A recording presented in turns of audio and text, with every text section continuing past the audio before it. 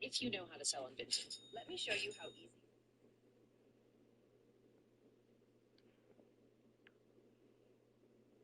Look how he uses his fourth option to get his first or third.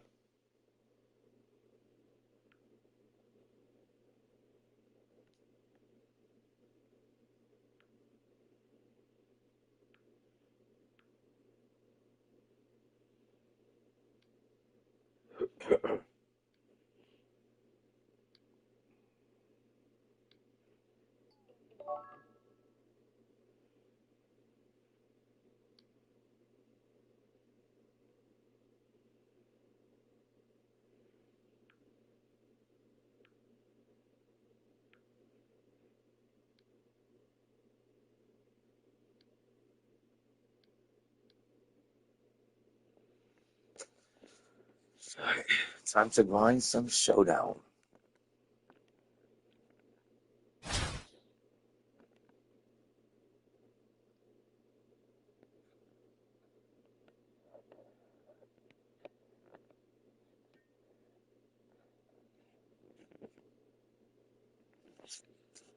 I don't know if 2K's like trying to find me the toughest opponent or there's just not many people left on the game. But we got one. Let's see what kind of team he's rocking with. We welcome you to our 2K Sports broadcast. Some great basketball in store for you. Good evening, everyone. This is Kevin Harlan, joined by Stan Van Gundy and Greg Anthony.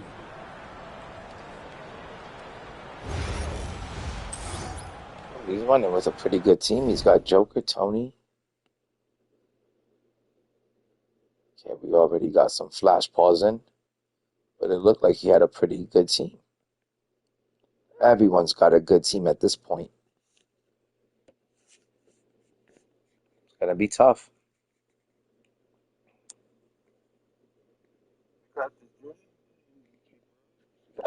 Thanks, man. I appreciate that. Now, you got a pretty good team. I mean, you got a bunch of goats. I'm not... Don't worry about it, man. I'm not that good. You got way more wins than I do. Look at you. It'll be the Knicks off the tip.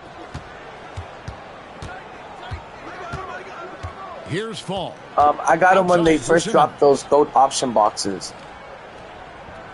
Yeah, I had to pay for it. He takes it in. Because even when they first came out into the auction house, they were pretty damn expensive. They're still kind of expensive. At his best. When this kid is attacking the rim, he is tough to contain. Wow, nice. Oh, wow. That one is a highlight reel. Stan, you know, you think about the release point on Jokic's outside shot. It is tough to get to. That sucks. It certainly is. And you know what sucks is that the Invincible Wemby, I used him the other day. He didn't feel that good. Jokic will just pull the ball down and beat you on the nice drive. defense. And you have to appreciate the reach of Meade. Superb at putting himself in a good position there to block the shot. Kukoc can't Oh my God, no way. Well, that wasn't a bad shot. Defense playing a little loose there. Sometimes it just doesn't go in. With the drive and the dunk by Ball. That's just too easy for Ball. Once he gets the right position, his focus there is on the finish. I just love his attitude on D. Oh, wow, look, that Yao has a pretty fast release. I wasn't expecting that. And that's exactly what he's looking for. Oh, you did change? What animation did you give him? Here's Simmons. Yeah, that release was pretty fast. Goodness, Ben Simmons. Yeah, I gotta get myself. I'm working on my first animation breaker. It's Garnett on the wing. I still haven't gotten one yet. Goes to the Knicks. Going inside. 1:49 left here in the opening quarter. Yeah, I'm trying to get I'm trying to trade in 10 gold cards for one of those diamond animation. Nice. I haven't gotten it to yet. I haven't gotten to level 40. That's to Yao. Here he goes. Check out Yao doing big man things. Yeah, I think the Gold Braun is still good though. I think he's still more than usable.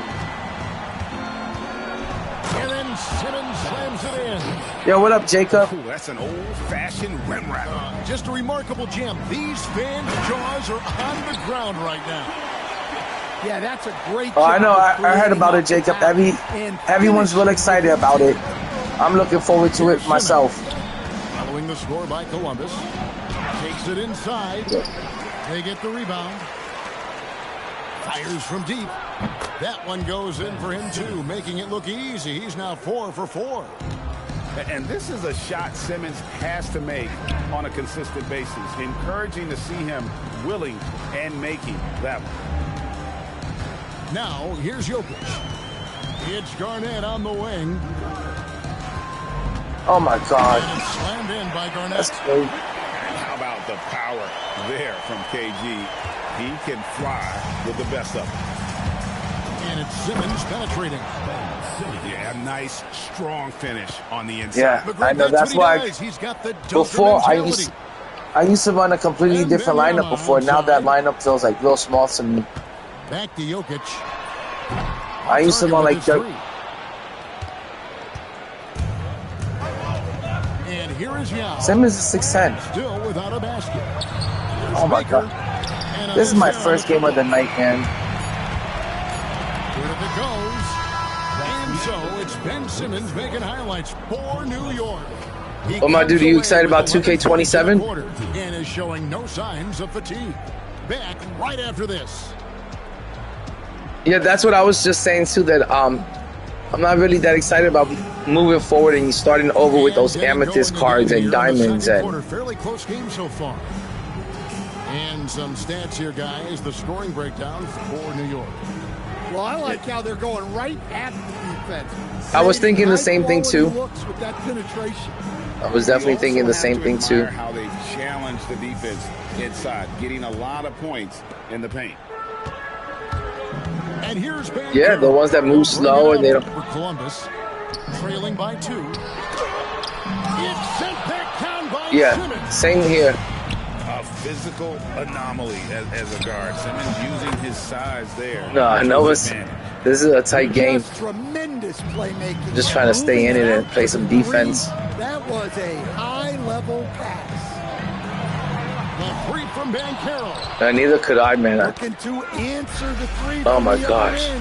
Maybe too eager. Right there, that was a good steal, man.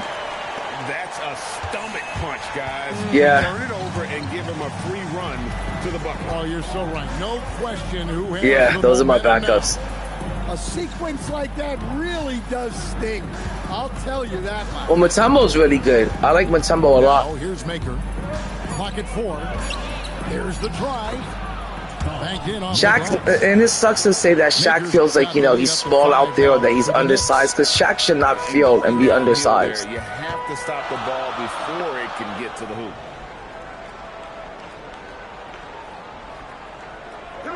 Yeah, no, that's for sure. I wanted to guard that shit, and I put my hands up and everything. It still says it was 90% contested. Yeah. To stand in terms Oh, of look at that. young stars, Banchero is very high on that list. Well, he sure is, Kevin, because he can create shots for himself and his teammates. And as we've already seen in his early years, this guy is at his best in the playoffs, and that's a trait you're always looking for. Whoa. Almost went out of it. Here's Maker. Why did he shoot so slow just now? And Columbus with possession. Maybe he's tired of some shit, but... Back to Bird. Lets it go from deep. Off the mark. His Okay, first miss of the game. 1 for 2. And Phil Jackson wants a timeout. He's going to take a few moments here to check in with his team and regroup. Let me tell you that KD isn't all nowadays compared to Tony Kukoc and Thon Maker. You should get Thon Maker instead of KD. I would go for Thon Maker. Yeah, but he's worth it. He's definitely he's the best card in the. And then I would go with KD.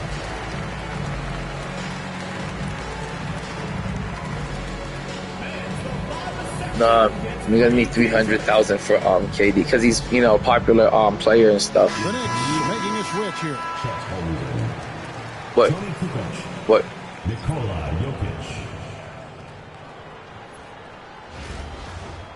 Yeah, his price is usually like 150. I'm surprised he's not worth more because he's 6'11" and he's a shooting guard. First half of basketball.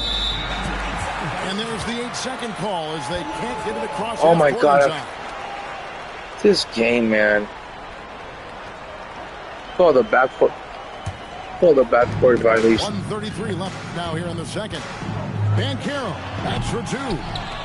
Columbus again can't hit. The drive by Holmgren. What's going on here, man? Like 2 out of bounds? What the This game sometimes, it fucking annoys me.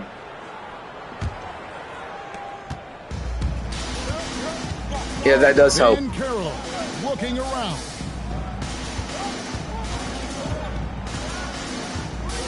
Three minutes of action so far in the second quarter.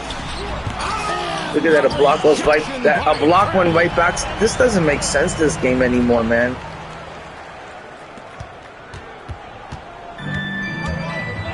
Now, here's Jokic. There's Jokic with range.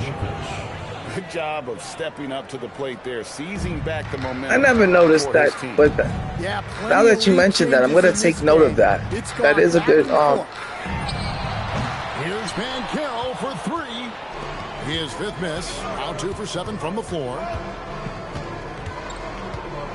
Driving inside. And it's out of bounds. The Knicks able to retain possession here. Yeah.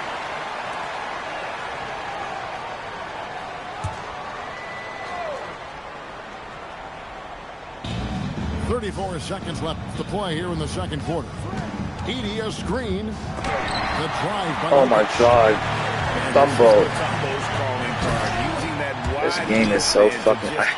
I feel like this year they want to keep every game close and shit, man. Shows us all what the breakaway rim was invented for. Can you believe he almost brought the whole thing down by hanging on? This is my that first ball. game of the night. I just got home from work. He's the kind of player that has you awake at 3 a.m. asking yourself, how do I stop that? Back to Banchero. Takes a 3. And that'll do it for the first half of competitive games. That was a good first half. Knicks lead by 3. And Close we'll game. be back right after halftime to get the third quarter underway. I felt like there was so many stupid things that happened. Like a good two. Like what I hate is that the computer always like does these stupid like turnover things where you could tell the computer's And if you're interfering. just joining us, we've played through the first half. I Of the game. can't. It's been fairly even so far. Yeah, I don't get that. What is the point of doing that?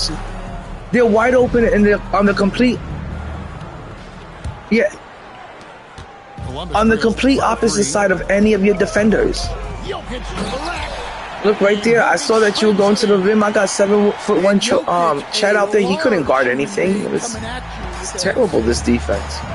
Right think we see a lot of change in the NBA, but Nikola Jokic always seems to stay in the MVP conversation. And not just in it, at the top of it. His ability to affect the game is basically unmatched. He dominates in just about every single aspect. I got a whole starting. I got a whole 13-man lineup of goats. The score by New York. Here's Yao. Back to Garnett. 6 on the shot clock. Yeah. Here's Jokic. Why foul? I don't understand. That's another thing. Like right now, that was like an out of control layup, right? And there was nothing going. The clock was ticking down, and then they bailed him out with everything to the rim is a foul.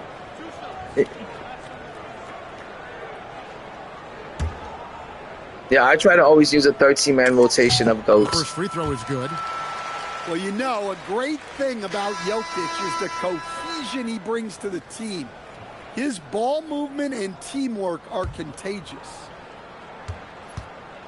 Oh, that doesn't work anymore nowadays, I don't feel like. And Jokic drops them both.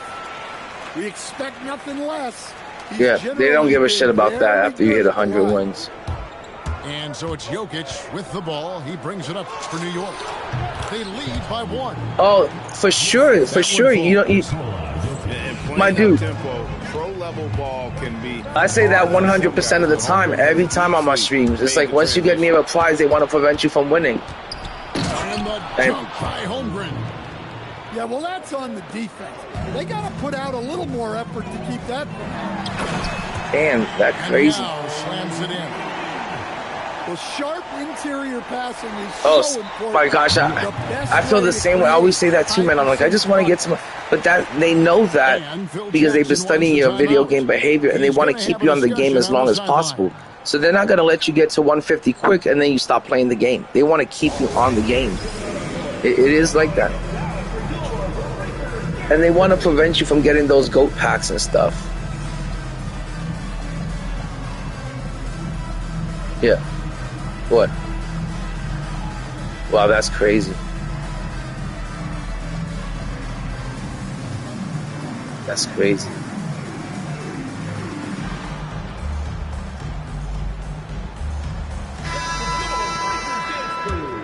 Yeah, I got 2 separate GOAT teams. One team that has a bunch of like Hall of Famers on it, like GOAT Braun and KD, and Wemby and Porzingis. And then this team is my cheesy lineup, the cheesy cards.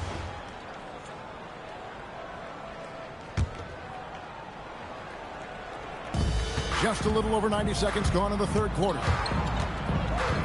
From deep, Jokic sinks the three-pointer. Jokic has got the lead up to 6 now for the Knicks. Well, defenders aren't expecting a 7-footer to pull up, but Jokic isn't the same as every other center. Here's Wembanyama. Off target at the rim. Here's Holmgren. Any chance you get, I don't know. I heard some people say that works when you put like weaker cards at the end of your bench, and I heard some people say it doesn't work. Well, converting on those transition opportunities is just so important. I might have to do that then. I might put some invincible cards at the end of my bench then. Whatever adjustments they made at halftime, they are working to perfection. Well, sometimes you just make shots.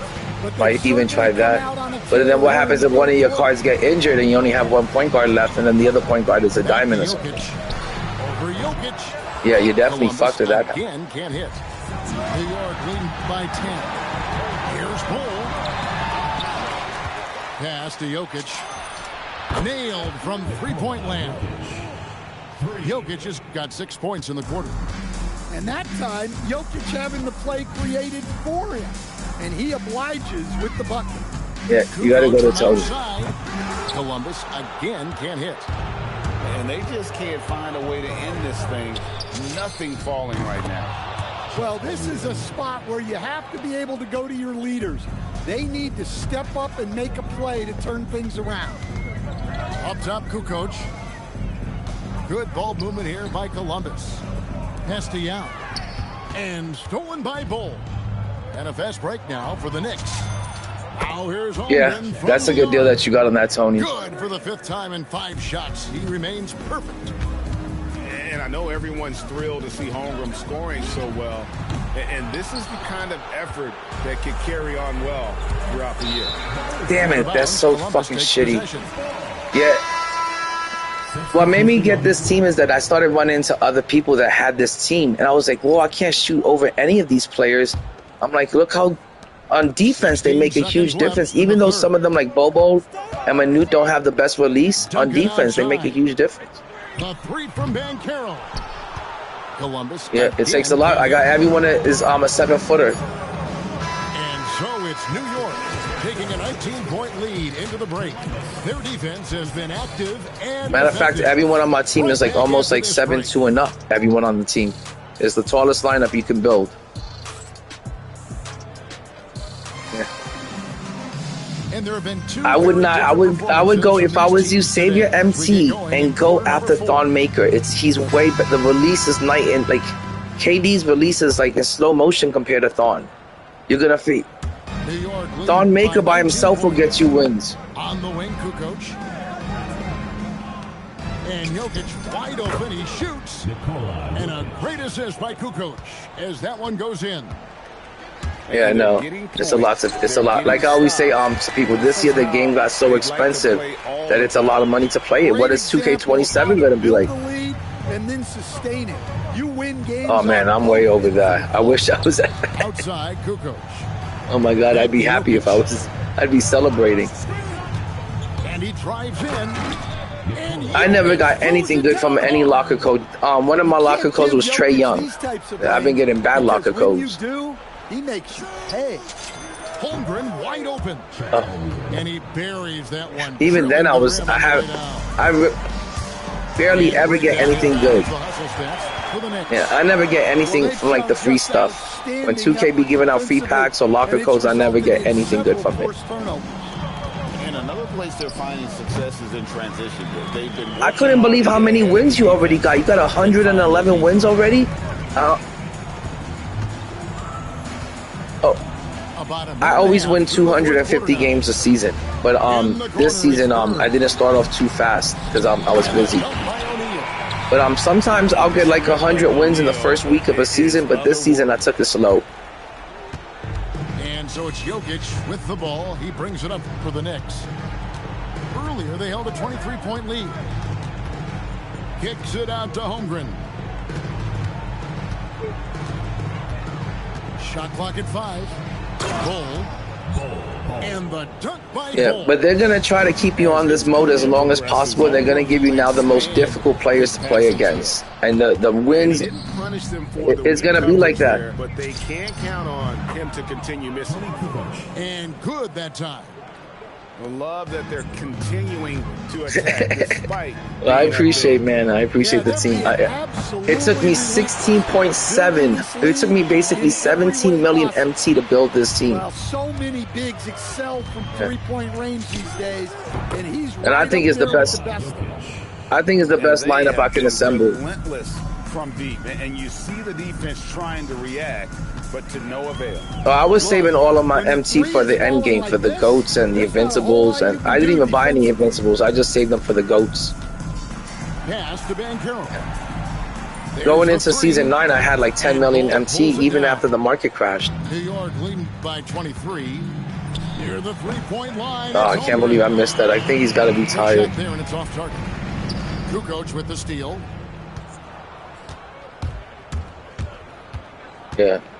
56 seconds left in the fourth. Back to Jokic. Now Kukoc. Nice defense. Stolen by Bird.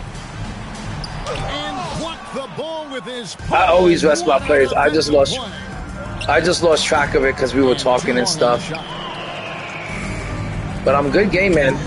You started off like really strong. It was a good first half, and then I don't know what happened to you in the second and the third. Here's Jokic. Yeah, they do that. They keep it close. Outside, Kukoc. And the rejection good defense. by Bird. Good ball movement here by Columbus. Pass to Shaq. Jokic. Oh my God, this is getting so sloppy now. From deep three-point hey, if you want to rewatch the game, you can go to YouTube and look me up on YouTube, NBA2K It's the same as my PlayStation name, and I was streaming the game and stuff. The drive by Jokic. And he banks in the layup. Man, just adding insult to injury. He just waltzes. Really? You're a professional sports bettor? Well, it's not going to get any easier. Wow. If they can't Well, definitely look me up and. they got to show some fight. So no problem. Well, listen to this. Add me on YouTube, and I'll keep in contact with you, and I'll add you. What are you on Instagram? Waiting for something to get excited about, Greg, but they never got it. They sure didn't. I mean, they just rolled to this win. They made it look really easy. What an efficient performance at both ends. And that's going to do it tonight, folks, for our broadcast. Okay, what's the name one more time? Because I'll look it up. Anthony and Stan Van Gundy. This is Kevin Harlan. Thanks for being with us. Mickey Mason, DraftKings. I'll look it up right now, man. We'll see you next time.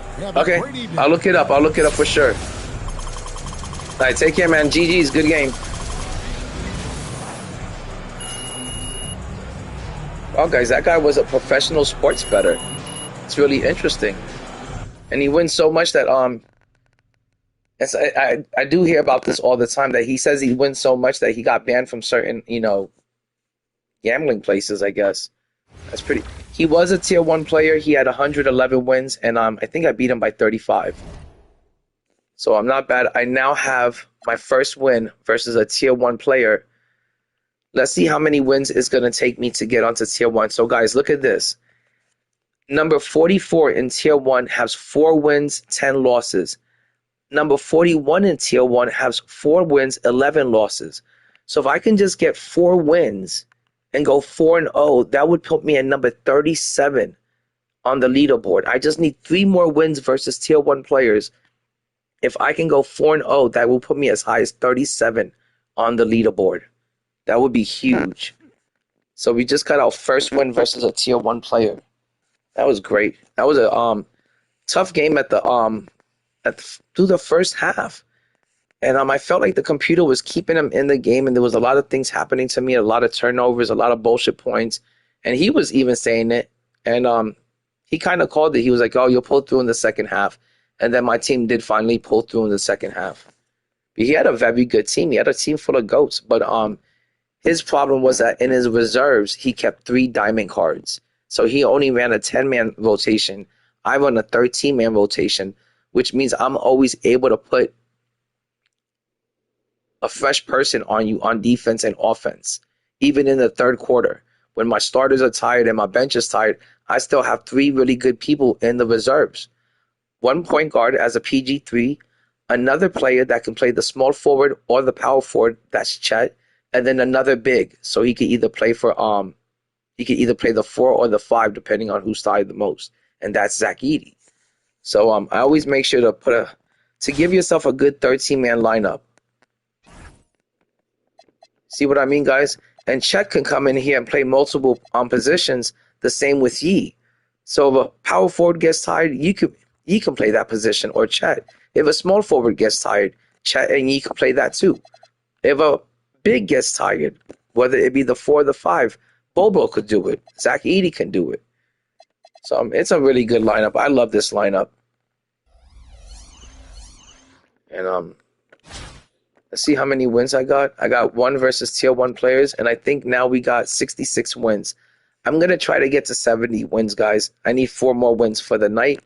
Hopefully, we can get another win against like a tier 1 opponent, like an easy one. Not a sweaty one. I hate the sweaty ones. I swear, some of these sweaty games have taken years off my life.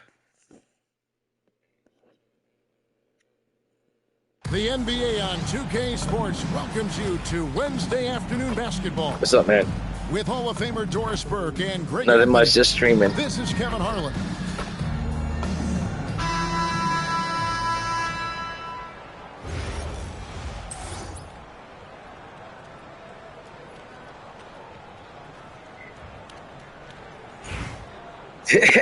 That's good, man. But you're probably better than I am. Here we go. It'll be Buffalo off the tip. Now Curry. From the wing. Oh, nice moves, man. I'll tell you, It's a good way to start the game. Beauty watching Steph Curry shoot jumpers in unbelievable feel and touch. So, GA, when you think about Steph Curry's legacy, he changed the way the NBA game is played. Man, it is hard to find a player who's had the impact of a Steph Curry, making us rethink what is possible. Curry's endless range has really inspired a generation. Now here is Yao, following the miss by Wilt Chamberlain. And it's good for 2. But giving them like a diamond breaker? He's basically unguardable. Oh man, I wouldn't waste it on any like 100 cards. I would get a GOAT card and then give it to a GOAT. Lets it go from deep. Good, and Curry gets the assist. Oh, okay, yeah. Oh, goodness, that is a confident Yao Ming really don't need it. No, his shot's really good. Now Bobo needs it and Manute needs it for sure. Their jump shots are terrible. Fires for 3. See, like Chamberlain his shot was so off just now. Buffalo with the ball. Curry outside. That's a miss. He's made one and missed one. There's Maker, and the dunk by Maker. Yeah, a nice, strong finish on the inside. I used to run that Wilt Chamberlain. I used to like that card for a while. Pass to Thompson. Oh, good on the triple. And he didn't punish them for the weak coverage there, but they can't count on him to continue. Oh! Goodness, Ben Simmons, unreal. Curry from deep three-point land. And once again off the mark by Buffalo. Takes it inside. Bowl, that's good. Just setting the tone with an aggressive move to the rack. And where's the help defensively? Besides Bobo having a bad release, he does everything else really good. Need to be talking to each other. Outside Curry. Shot clock at 6. Rebounded by Maker. Boy, defense has to feel fortunate there. That's one he normally knocks down. Oh, that should have been green. That's crazy, man. I felt like it was in the green. By 5. Pass to Durant. There's 48 seconds left. I was going to say, if he makes that, I was going to say, that's a really nice shot if he make that. And he makes no mistake on the slam dunk. Oh, good work by Yao, spotting the open man. That isn't usually a big part of what he does. Some people say the home court advantage makes a difference. I'm not sure if it does. Good shot, man. Cranes the three-pointer. Curry's got 5 points so far. And he's not going to miss that sort of an opportunity. Yeah, some people say it does. I think it maybe makes a slight difference having the home court. That finish look easy. Green the screen. Oh my gosh. Come on, Ben Simmons. Like, and I like to see this. All right, I'll have to fucking his number early, and he's delivering. They know that if this guy goes off, their have to guard that, I guess. rise exponentially. And he just dangles from the bucket after sending that one through. And you can see why I the jumped. swagger right now. And so both teams trading buckets as we end the first quarter. It's the Knicks. They're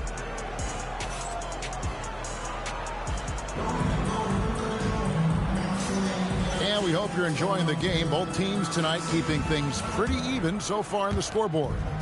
And guys, what's your take on the Knicks so far? Well, you come in thinking they're going to settle for perimeter jump shots. Think again. They've certainly made the commitment to pounding the basketball into the painted area, and boy, is it paying dividends. High post try. And killing it with the middies. I haven't seen anyone take this many middies in a while. Three-level scoring ability, that time working in the mid-range. Oh yeah, I always say take what the defense gives you. Alexander comes from a family of athletes. Yeah, I mean, his mother was a sprinter in the 400 meters representing Antigua and Bermuda in the 92 Summer Games in Barcelona. Impressive. A walking triple-double threat. Simmons needs to keep working on developing that jump shot to be truly unguardable. This is definitely not the guy to foul. He loves getting to the free throw line. I don't know what happened there on defense. I'm over here trying to switch off and like it just froze. It's a simple game in screen and roll. Outstanding movement. You've got to read what the defender is doing.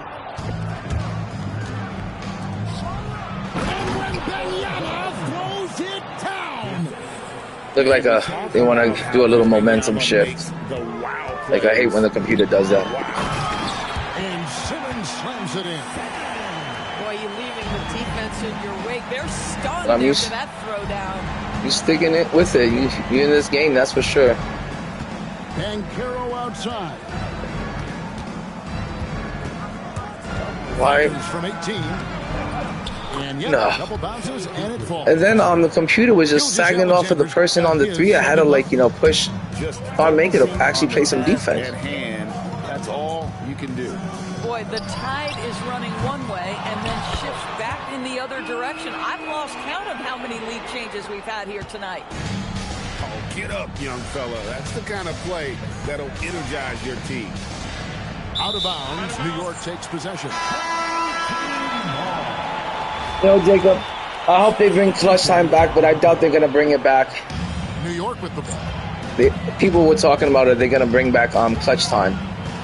And I don't think they're gonna bring it back. Everybody's always hoping that they bring it back each year, and they never bring it back. This is why defensively you've got to get it away. It's been gone for like 3 years now. It used to be a good mode. Over in the corner, Barnes. And the three off target. And the way he was able to reach out towards that. Oh, what a dunk! Look out below! What kind of card is he? Is he an invincible or a 100? Athleticism, folks. I don't know how Yeah. he pulled that one off. It's hard to run these 100s sometimes. Talk it over.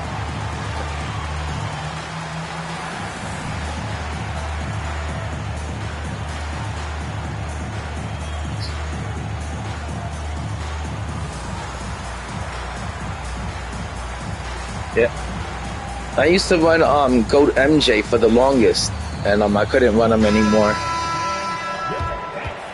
I miss running that card. I used to love running that card, but then his release started feeling slow. His size started feeling like maybe he was a bit undersized. Jordan outside. Lets the three fly. It's rebounded by New York. And the points coming for them now, Greg and Bunches. And we're seeing what a high-octane offense should look like. And with his height, Kukoc doesn't have a long way to go for the slam. He just You do any streaming? and puts that one down. Pass to Jordan. I was gonna say because I thought I recognized the name before. Shoots over Holmgren. No good off the front height. Yeah, and the height disadvantage there forced them into a really tough shot. Tried to fade away, but just couldn't pull it off. Good on the triple. Holmgren's got the lead up to 10 now for New York. And playing up-tempo, pro-level ball can be hard for some guys, but Holmgren has easily made the transition. Here's Thompson. And puts again off the mark by Buffalo. It's like I tell people, it's hard to shoot over this team because they're so damn tall at every position, at every spot. So it's hard for people, especially when you're used to making your jump shots and not stick like a person that's 7'1" in your face. And good shot, man. It was contested, but it's... Defensively, you have to live with Thompson making those, because if you get up too close at the arc, Almond will blow right by you. And an eye for an eye. Both teams working to stretch. Oh my God, look at that. A deflection went right back. Shot just gives you so much room to operate on the offensive. I was going to say, if that goes in, I said that's going to... I was like, this has got to be highly contested. But that's a good first half, man. See if they can keep up their tremendous shooting. They've been dialed in so far from the field. And don't go away. We'll be right back. And as we dive into the second half, we'll find out if the next two quarters are any different from the first two. Oh my gosh. It's been a runaway. I hate when the computer, when you can't like just dribble the ball into with the players, like it's a bump still every time, and the second half up on the board for Buffalo. And the call up against Jokic. That is his first foul of the game. Yeah, really good defensive play to cut him off there and square up. Buffalo trails by Yeah, a lot to fight through when it comes to the computer and shit nowadays, man. The stuff they be happening and shit. Look at that. Another contested shot going in. Curry knows Crazy what work. his team is doing to set him up. In that instance, just get him the ball in the catch-and-shoot game. Yeah, it isn't. from Jokic. See, right there, that shot was 6% contested, and I felt like it bothered me a lot. When they've got enough opening to go for the three. I didn't think it was a bad choice on that possession. They don't bother you? That's good. Outside, Kukoc. Here's Edie. And the dunk by Edie. There it is, guys. See, I use the meter, so it does bother me when I see, like, you know, that the meter, the green is shrunk and stuff. Yeah, eventually I'm going to have to, like, learn how to play without the meter on. Maybe for 2K27, I'll start with the meter off. Team is in complete command. Holmgren outside. Sinks the three-pointer. Holmgren's got 6 points. Well, the very definition of a stretch big. I just got so used to it being on and just guiding you through the shot and stuff like that. And Thompson outside. good, man. Thompson with the three. Yeah, capitalizing with that patented jumper. Good work on the offensive end. The drive by Come on, don't tell me. And the call up against How many of these are we going to get today? This is crazy.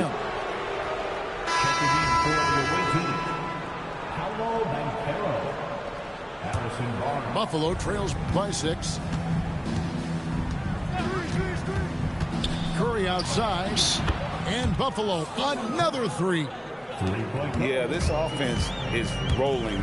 Yeah, some people, it bothers some people and stuff. And when Jokic drives, he's like a freight train with that great physical ability. I was going to say, if you make that, I'm going to be like, this guy's goated with 100 Kirby if he can make that. I was like, if this guy could do this with 100, We call that great. you need to get the fucking GOAT Kirby, man. You'd be dangerous with them. And the call is going to be yes.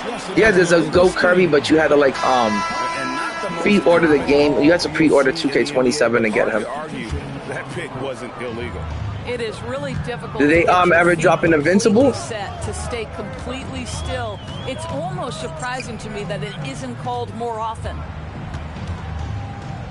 Out to Kukoc.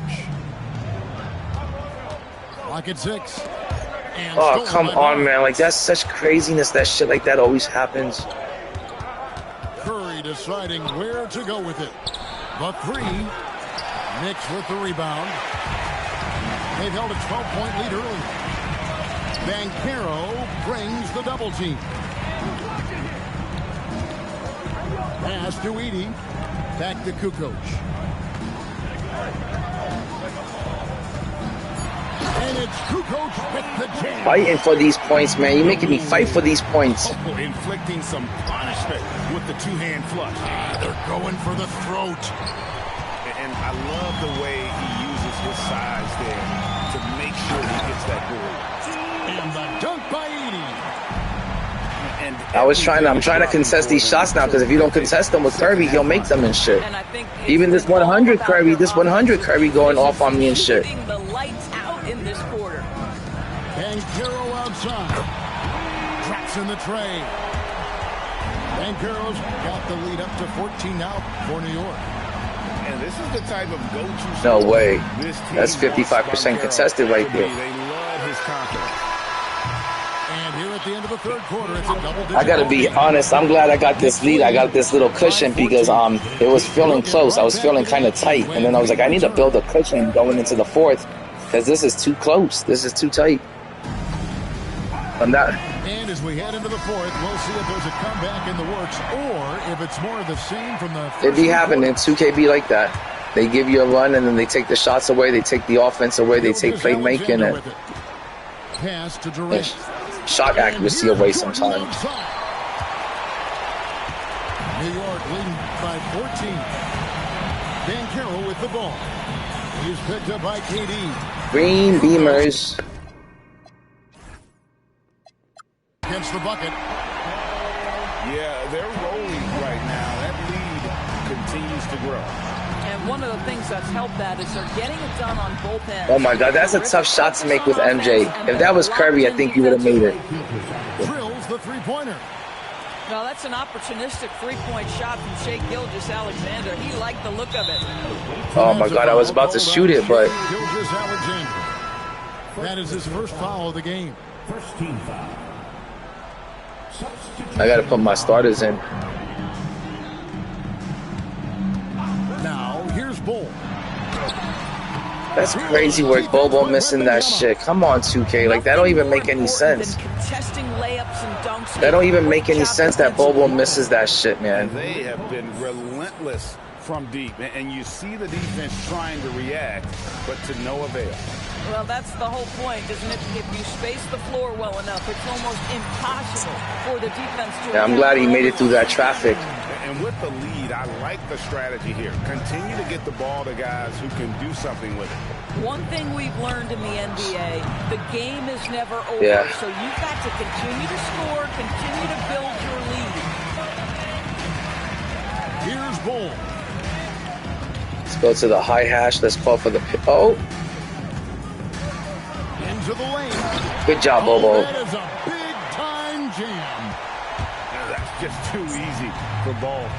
You know, sometimes I feel like, I wonder, like, is there a hard transition for, like, coming over from my career and then jumping on my team? Do you feel like this, you have to, like, you know, there's a learning curve and there's, like, a lot to get used to, like, the speed or the way, like, right now. Maybe there's some bad blood between those two. New York leading by 15. Bull outside.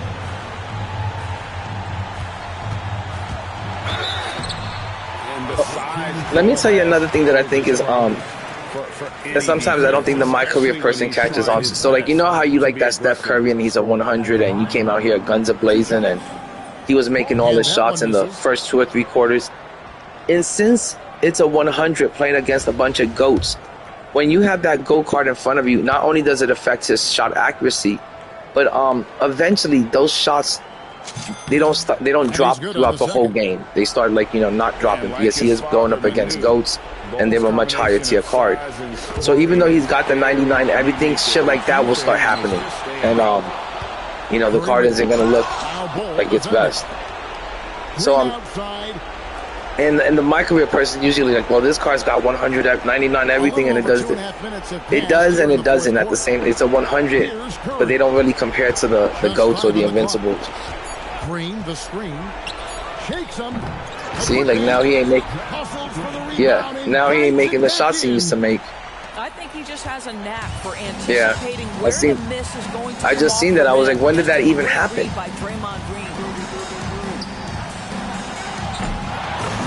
He was. But like, my team really, you know, you dominating the game really depends on the tier of the card and its height and all of that stuff. So you know, I always feel like my career people, it takes them a while for that to click with them. Like, hey, you really do need the best cards to compete. Because right now I would not be running no 100 Curry in my team. I would not be doing that. They've gotten hot at exactly the right time.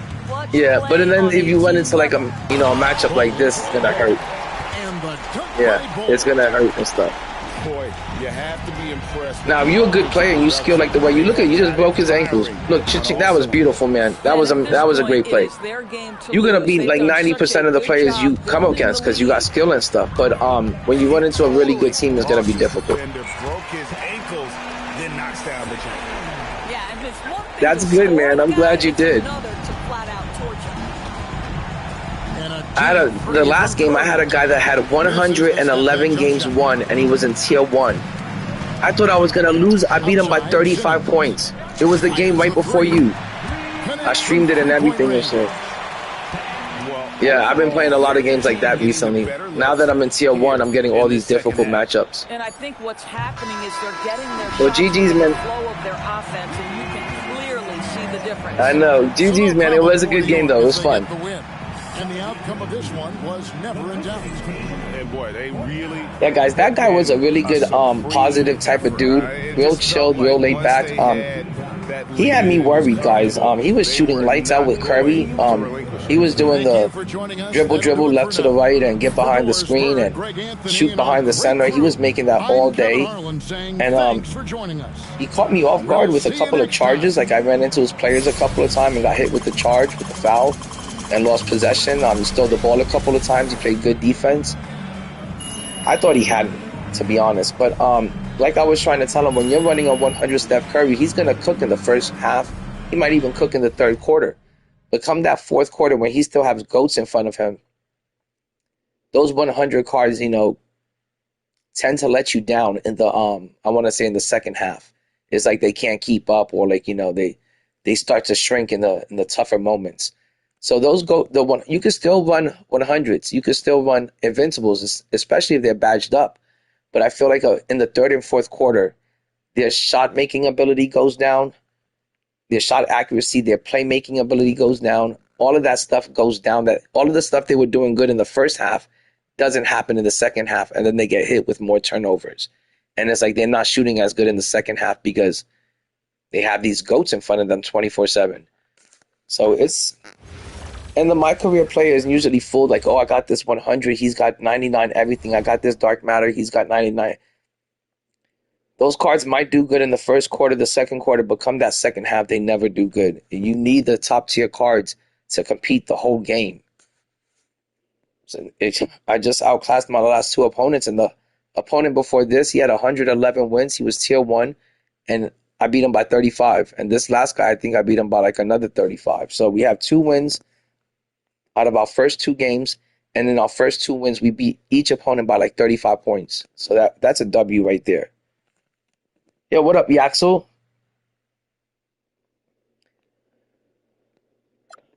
Oh, tonight I'm just fucking... Last night I drank way too much, and today I was feeling so hungover today for like the whole day. My stomach was killing me. I don't know. I was like feeling so lethargic today. I was like, oh, I don't want to drink anymore. Like now I know why. There's a reason why I only drink like once every 2 to 3 months now. It's because like it just makes you feel like dog shit the next day. And I'm feeling kind of tired today. But no, I'm just been smoking and taking it easy. I got 67 wins. I'm trying to get 3 more wins for the night. Trying to get to 70 wins. And then from there, I'm just going to try to get to 150 wins. I'm not sure there's really much reason to play after that, but I'm going to continue playing. Like I said, I've been loving the game. Been having a lot of fun with it. I'm just trying to get to 100 so I can get this GOAT Deluxe pack ASAP. But like I said, I just won the first 2 games of the night, and in the first 2 games of the night, I beat my opponent by 35 points each, 30 or 40. So it's been a pretty good night so far. Some of these people, they think they're going to come out here and just because they have a good team, they're going to beat me, or just because they have, I don't know, a decent team, they think they're going to beat me. And so, like, they start playing me, and then I hit them with, the tallest lineup ever, and it's a different story. So let's see if we can get win number 3 of the night. But so far, good start. It's a really good start, guys. We have some collegiate players stepping into the fray. I don't know what they're going to announce tomorrow, GG. I'm really wondering, like, what are they going to announce? I've heard a few things here and there about defense being improved, that the defense isn't going to fall for the jab step. The defense isn't going to fall for, like, that spamming, dribbling left to right over and over, standing behind the center with the screen. It's not going to fall for the circle offense, that the CPU is supposed to play tighter defense. Shooting percentages are going to come down, Mike Wang said. So let's see what they're going to announce. I'm really, I don't want them to mess with the shooting, that's for sure. I really don't want them to mess with the shooting.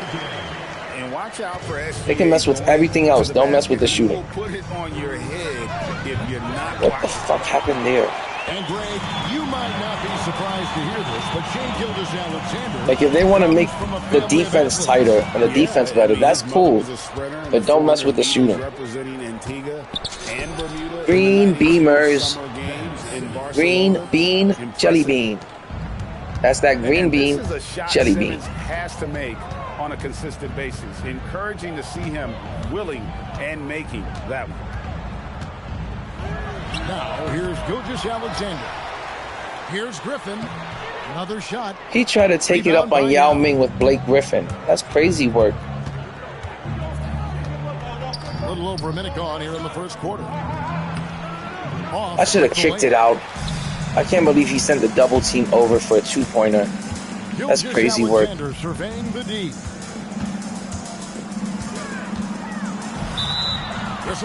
Get the fuck out of here with this garbage, man. Why would Yao Ming have to foul Candace Parker?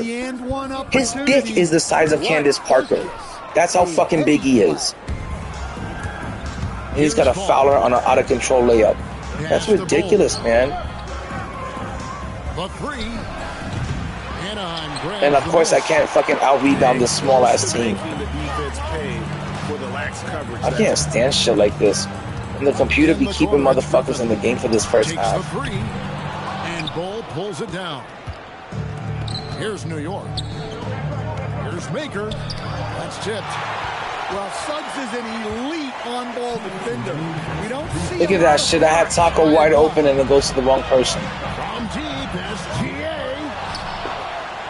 Pass to Jordan. Here's Gilgeous. Look at that. How many chances do they give I can't take this, guys. Like, man, it's going to be hard to move on to 2K27. That game is going to be really bad in the start when you got to use those lower tier cards, when you got to play with emeralds, sapphire, rubies, amethyst. That game is going to be god awful in the beginning. Like, I mean, some nice ball movement by Anaheim. Look at that fucking Bobo. Bobo let the three and Candace Parker shoot. Candace Parker killing this whole game. It's ridiculous. Really, can we get the fucking WNBA players out of here, man? It don't even fucking look right seeing these bitches on the court. It looks so stupid. It takes away from the immersion of the game. Like, WNBA players shouldn't be in the game and then you gotta soup them up so they can hang with the NBA players and they do stupid, out of character things. These bitches over here are dunking on Yao Ming and blocking him on the other end. It's ridiculous. It's so out of character, so unrealistic. That's why no one playing the game this year and shit. Got to deal with so many stupid things.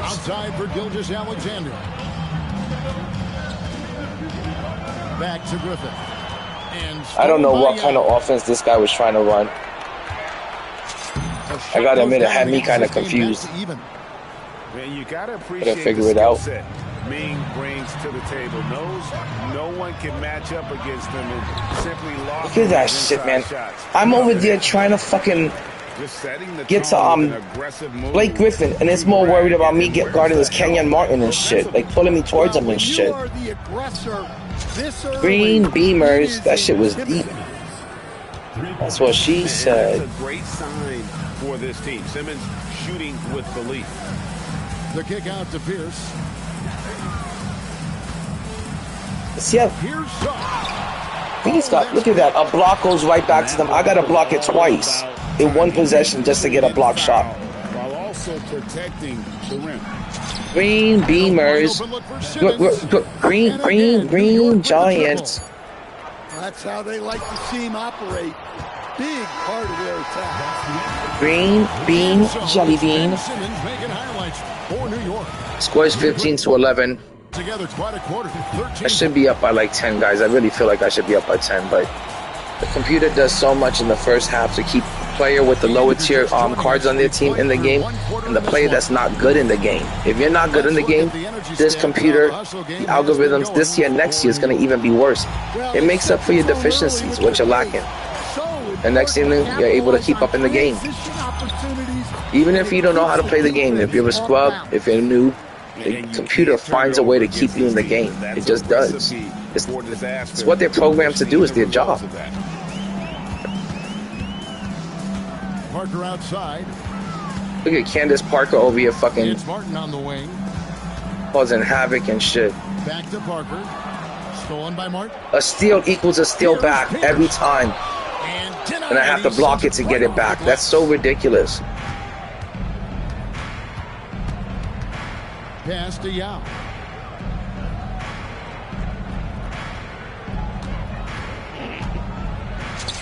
It's good for a Yao Ming. Made 2 of 3 so far.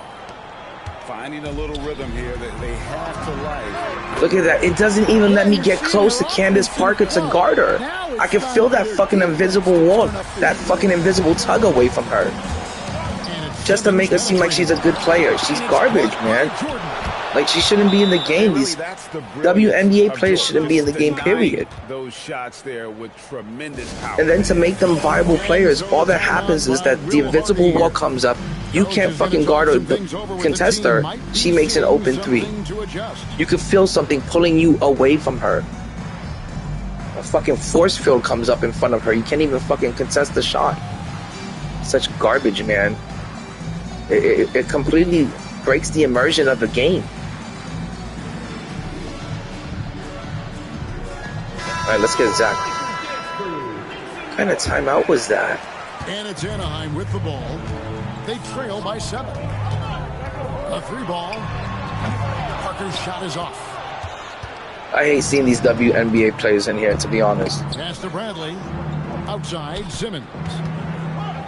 Kukoc from outside. Green Beamers. And it's good, assisting on the play with Simmons. Kukoc has got his first 3 points of the game. Love the assertiveness from Kukoc, a valuable offensive weapon for this team. Here's Simmons. Look at that. I couldn't even go around Candace Parker on defense.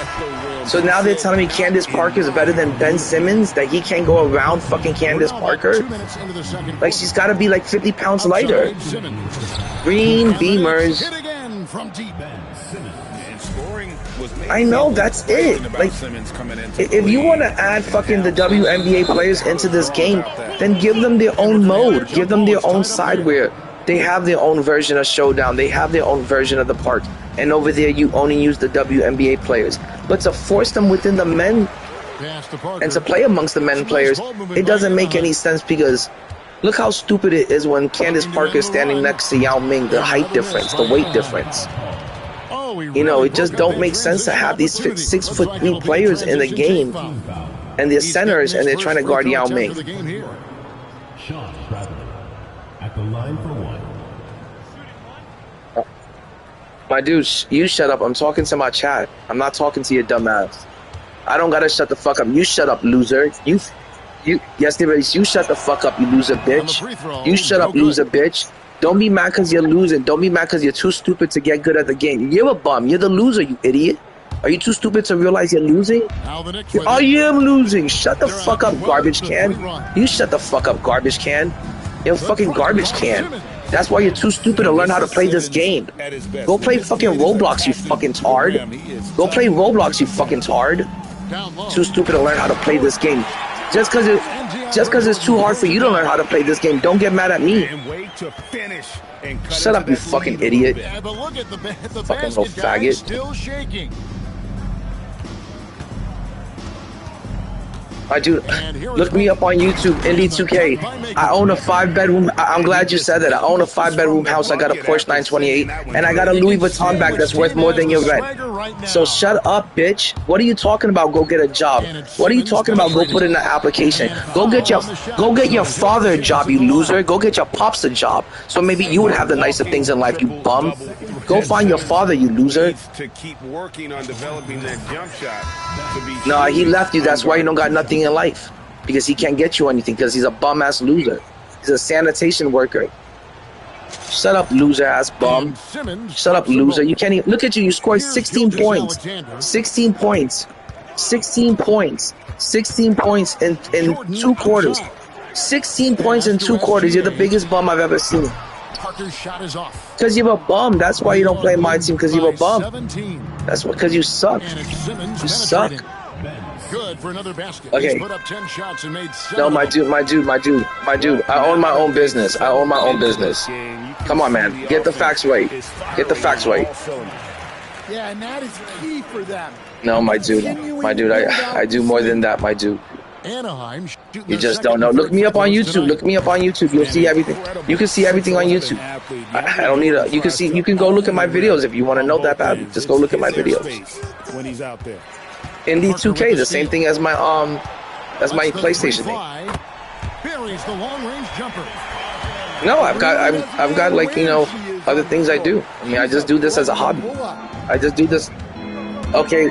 Well, if you want to know, first of all, I own my house, so I don't have any kind of mortgage or any kind of rent, and I invest in property. How about that? How about that? Do you own a house? Do you own a house? No. Do you? Okay, then shut the fuck up, loser. Go tell your dad to go get a better job then. Go tell your father to go get a real job. Tell him to go make some real money. Tell him to go own a house. Tell him to go get you a car. How come you 15 and you don't have a car? What are you doing 15 up and still up at this time? You ain't 15. Shut up, loser. No, it's not. Summer's over. Summer's over, kid. Everyone has gone back to school. And it probably has to happen quickly. Must be homeschooled or some shit. You sound like a homeschool. Okay, well now at least I understand your immaturity. At least now I understand your immaturity and your lack of ability to play this game. No, I'm not on Twitch. I'm not on Twitch. I'm on YouTube. I'm on YouTube. Yeah, yes. Huge difference, Twitch and YouTube. Huge difference, man. It is. There is a difference. YouTube's been around forever. Twitch is just something, you know, it's been around maybe the last 5-10 years. No, you're the loser. That's why you're losing. You're the loser. That's why you're losing. Accept it. Stop coping with it. Accept that you suck. Accept that you stink. I would also destroy you in my career. It doesn't matter what we play. I would destroy you. I don't want to play you in my career. I'm having fun with this. You shut the fuck up. You shut up before I come over there and I bang the shit out of your moms and give you a little sister. Yeah, I like how they're establishing their interior presence right away. That's going to collapse the defense and create. Because I'm going to bang your moms? No, I said I'm going to give you a little sister. I'm going to make you a new sibling. And Jordan has it in the corner. Yeah. Be kind of fun. Maybe then you would shut the fuck up. 6 to shoot. Then maybe you shut the fuck up. Maybe then you shut the fuck up. Yeah, you wonder what is he thinking no, right it wasn't now. weird. He's not shooting the it wasn't ball weird. well, and shots like that only hurt his team more. No, banging out your mom would not be weird. Banging out your mom would not be weird. It'd be great. Banging out your mom would be pleasurable. It would be great. Sometimes you just make shots. You wouldn't know anything about banging any chicks out. You're just a fucking my career nerd. Basket by Maker.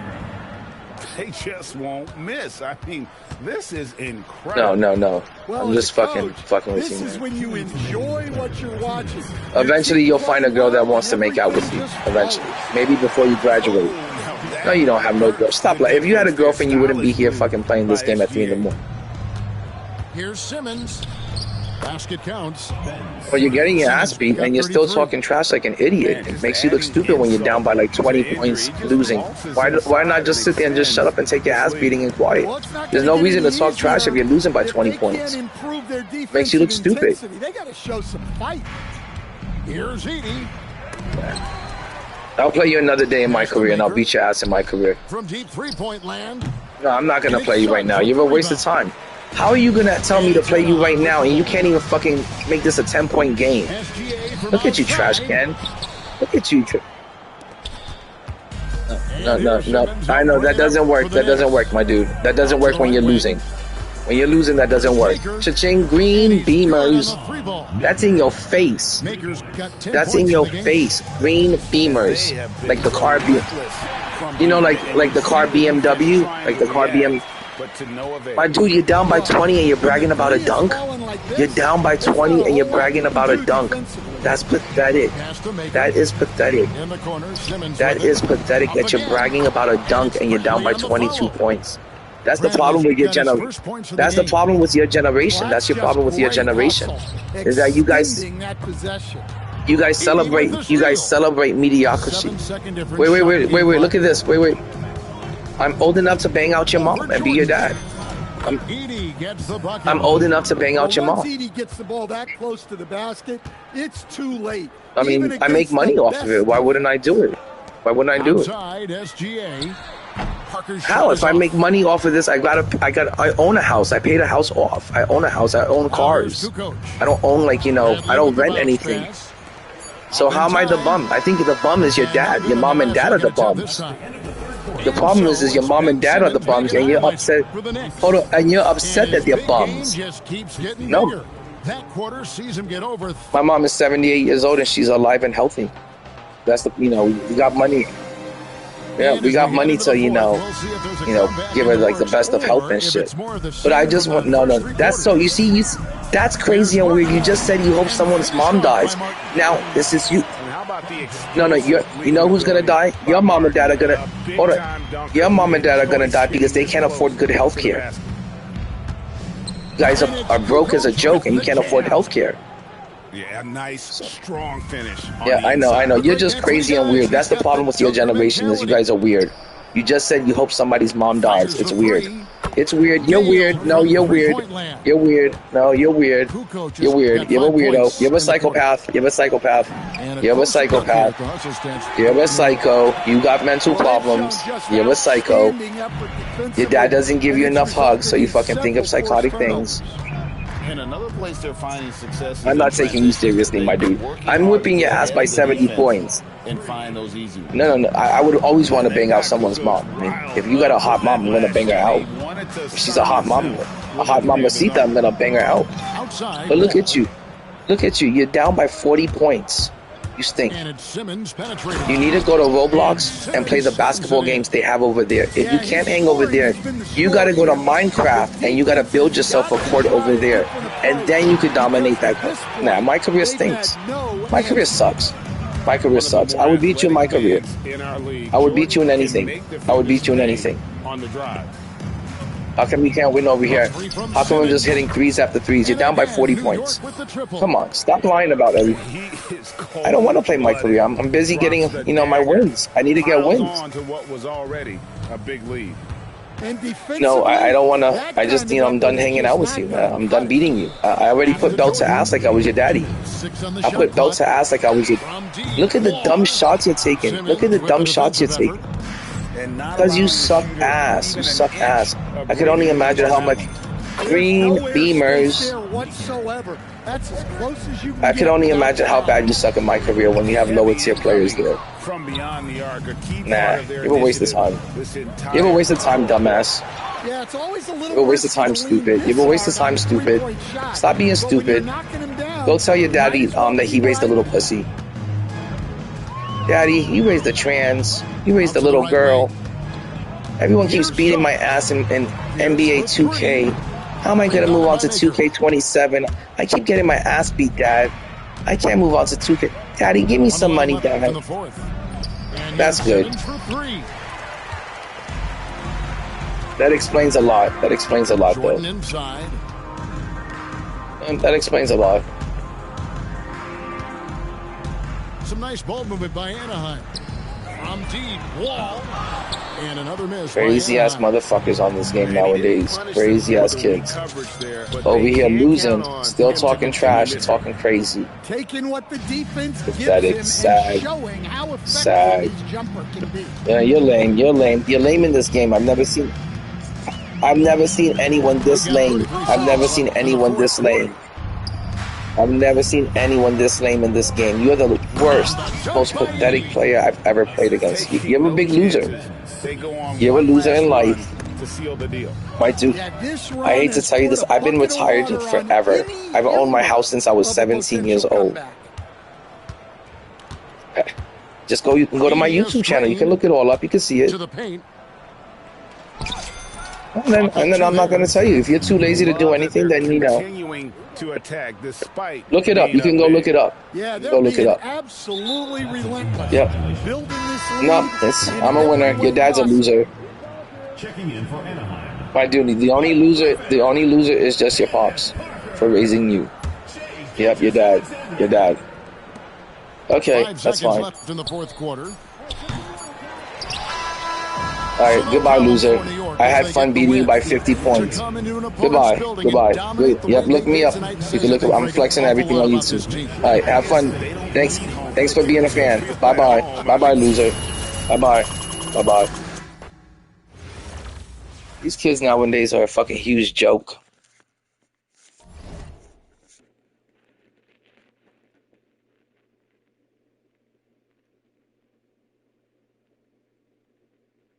Yeah. He was mad that I was attacking his team and that the best player he had was a WNBA player. He was saying something like, that's all he had or that's all he can get, and that's one of the best players in the game, and that he could win with that, and he was beating me somehow, or he was gonna beat me. He lost by 50 points, and he's talking about he's gonna beat me. He lost by 50 points, and he's talking about he wants and needs a rematch. He lost by 50 points. He's talking about let's go play my career. And then, of course, when you're beating somebody by 50 points, they want to start asking you, well, what do you do in real life? You must always be on this game. That's why you on it. Now I got to go into my financial situation. Now I got to tell them I own a house. I got to tell them I own a comic book business that I sell on eBay. I got to tell them that I sell like all sorts of collectibles, just not comics and stuff. Right now I'm looking at 2 tubs full of WWE VHS. Each tub has got to be worth about $400. I got 3 of them for $400 to $500, and I got 3 of them just sitting around. I got so much stuff that I've collected and invested in that I flip constantly. And besides that, I got a few side hustles. Uber's a side hustle. DoorDash is a side hustle. Lyft is one of my side hustles. Uber Eats is another side hustle. YouTubing is another side hustle. I mean, good Lord, you got to explain all of this to everyone just because you beating their ass by 50 points? They can't just take the ass beating no more. They got to cry. They got to ask you what kind of job you have. They got to ask you what you own, where you live, how much time you spending on the game. It's crazy work. I know, but I shouldn't have to floss it just because I'm winning a game by 50 points. The guy's got to ask, where do you work at? Oh, if you want to know, go watch my YouTube channel. I don't know how many times I've shown off, and mostly, guys, I am flipping comic books because I have over $40,000 worth of comics just in the house. And I spent a whole year or 2 making YouTube videos on that. That's how I still get so many views on older videos. And it's ridiculous that you even have to explain it. It's a basketball game. If I'm out here whipping your ass, then let's talk about the game. Let's talk about the ass whooping you get in. Let's not ask about, well, where do you work? How much do you spend on the game? All of that nonsense. It gets so stupid. It makes them look stupid because he just lost by 50 points. He want to talk about what's my job? Where you work at? What's your YouTube name? It's ridiculous. Man, just take your ass beating. You got to take your W's and your L's like a man. You can't sit there and cry and say, oh, well, now it's because you bought things on the game. Or now it's because you're on the game all the time. Well, which one is it? Is it is because I'm on the game all the time and I'm good at it? Or is it because I bought players off the game? And then it becomes, oh, you're off-balling and just utter nonsense. People just be crying on this game.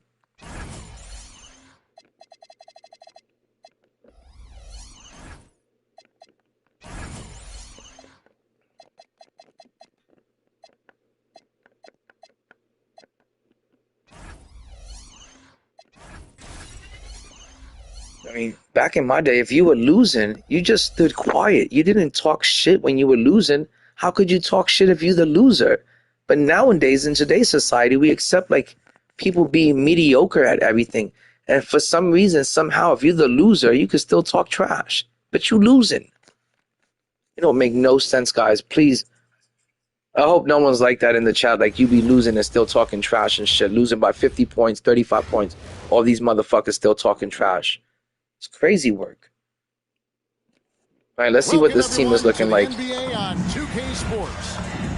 We'll watch the this guy's repping OKC, the champs. Well, last year's champs. Kevin Harlan, and with me at the table tonight, Greg Anthony. Let's see what kind of team he's got.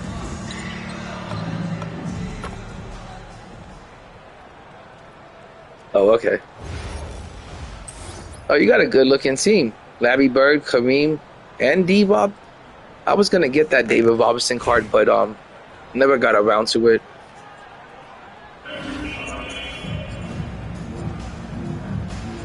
Yeah, I'm all out of MT, though. Got no more MT. And it's the Knicks. You ready for 2K27? Drives to the hoop. Oh, Kevin, not a Petty, not a Manny, but a facial. Oh, a bounce to the outs, Greg. Yeah, showing off the bunny. Here's Van Carroll for 3. Drains it from beyond the arc. And this is something Banchero continues to hone, wanting to become a dangerous threat. All right, guys, I need, I think, 2 more wins to get to 70. Then afterwards, I'm going to call it a night. I stream on YouTube.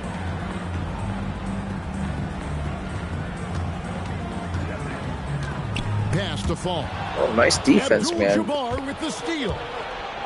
And that's one of those tough areas to feed the basketball at times. Now, here is Bird. Outside for KD. Clock is at 3. They grab their own miss. Gosh. Robinson for 3. Nice shooting, man. Nice shooting. And he likes to get in a rhythm early. Nice triple. Pass to Maker.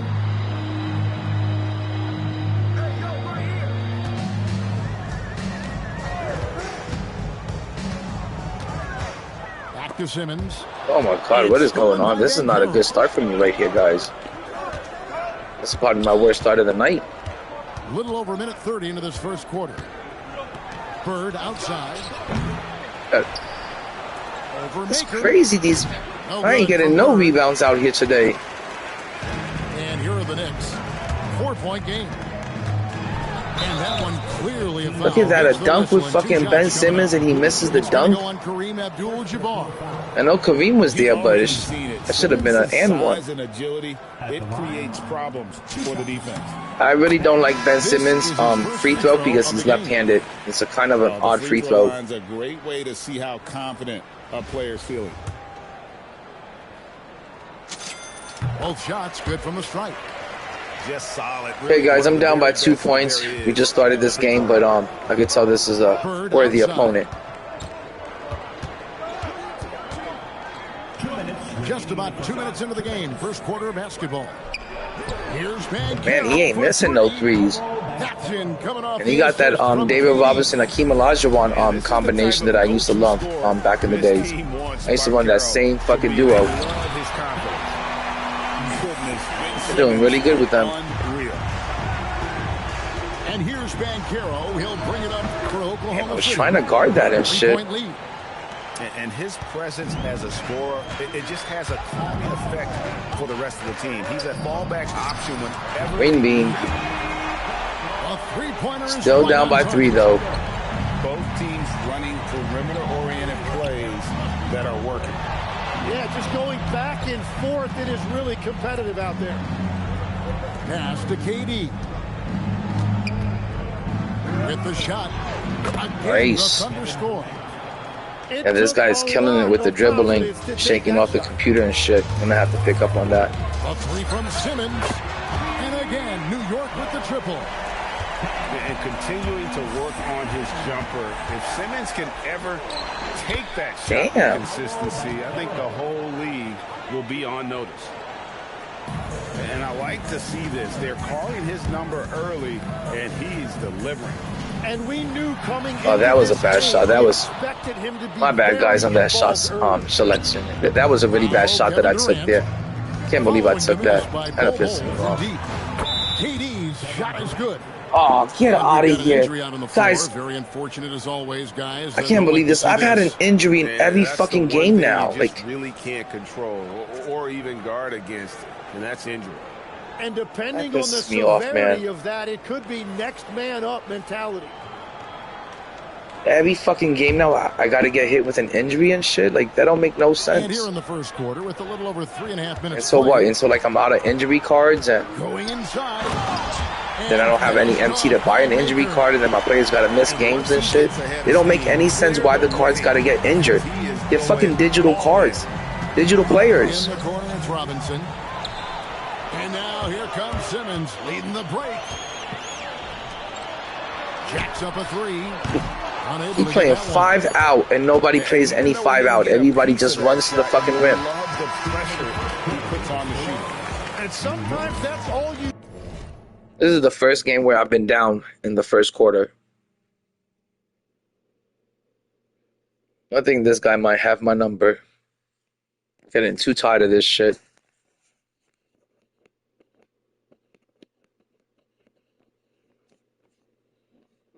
Ultimate Zay. He feels pretty ultimate right now, that's for sure. Flipping my ass with David Robinson and Akeem. That's a good fucking duo. People don't realize how good that Akeem card was, and 2K really did people a huge favor hooking them up with that card. Last year to go Akeem, you had to get him out of the exchange event. This year he was free. Tuning in. If you're just joining us, we've played through 1/4 of action so far. And when you consider how the Thunder are doing, guys, wow, really? Just stretching out the floor. Okay, I'm gonna have to look into that. I didn't know that about the hollow cards. It's what the league looks like these days. Because I'm always, I suffer like an injury every fucking game now with these goats. And it's not because they're tired or anything. Look at them, they're all in like 70-80% stamina right now. They shouldn't be getting injured. Once he gets the right position, his focus there is on the finish. Pass to Knueppel.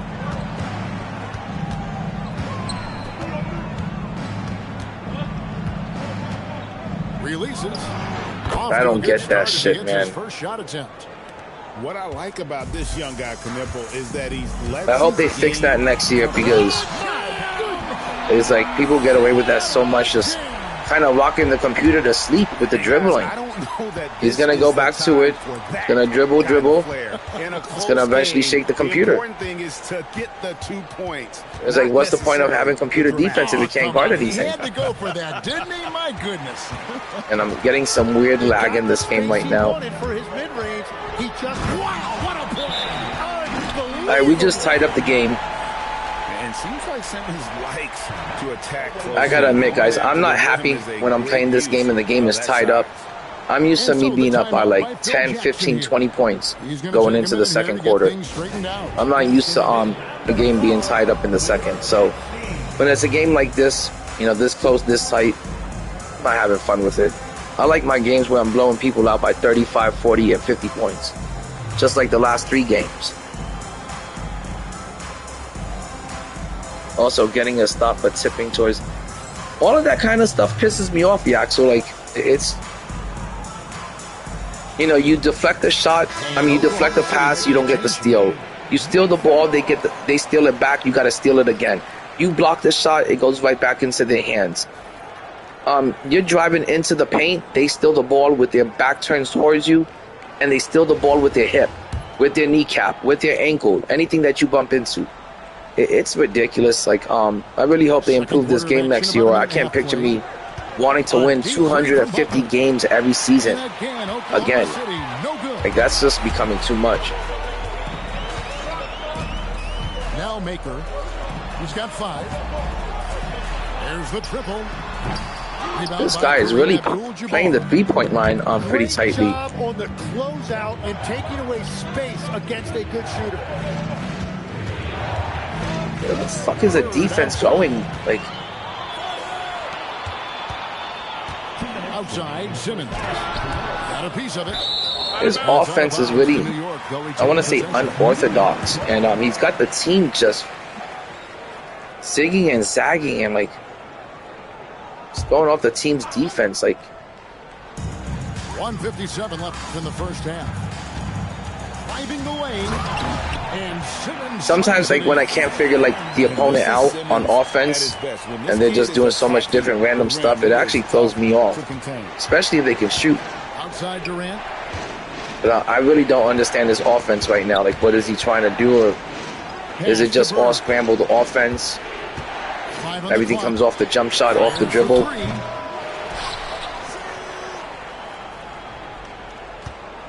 We've got 1:23 left to play here in the second quarter. And it goes out of bounds. I smoke zigzags. Yeah, I used to use rolling papers that were zigzags. Yeah, that'll give them something. I don't use zigzags anymore because they're like a really thick paper, so I don't use them anymore. But I used to use zigzags for joints or like paper blunts. But they're really thick. They're like, it's like using a rolling a newspaper to roll the joint with. They're super thick, super huge. A little bit old school. I couldn't see anything over there. Defense on the ball right there by Butler. The shot by E, no good.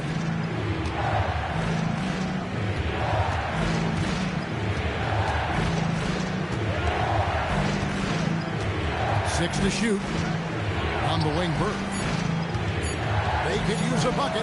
Ow, like this fucking... This is just what Bird does. He makes That's so stupid. Look easy.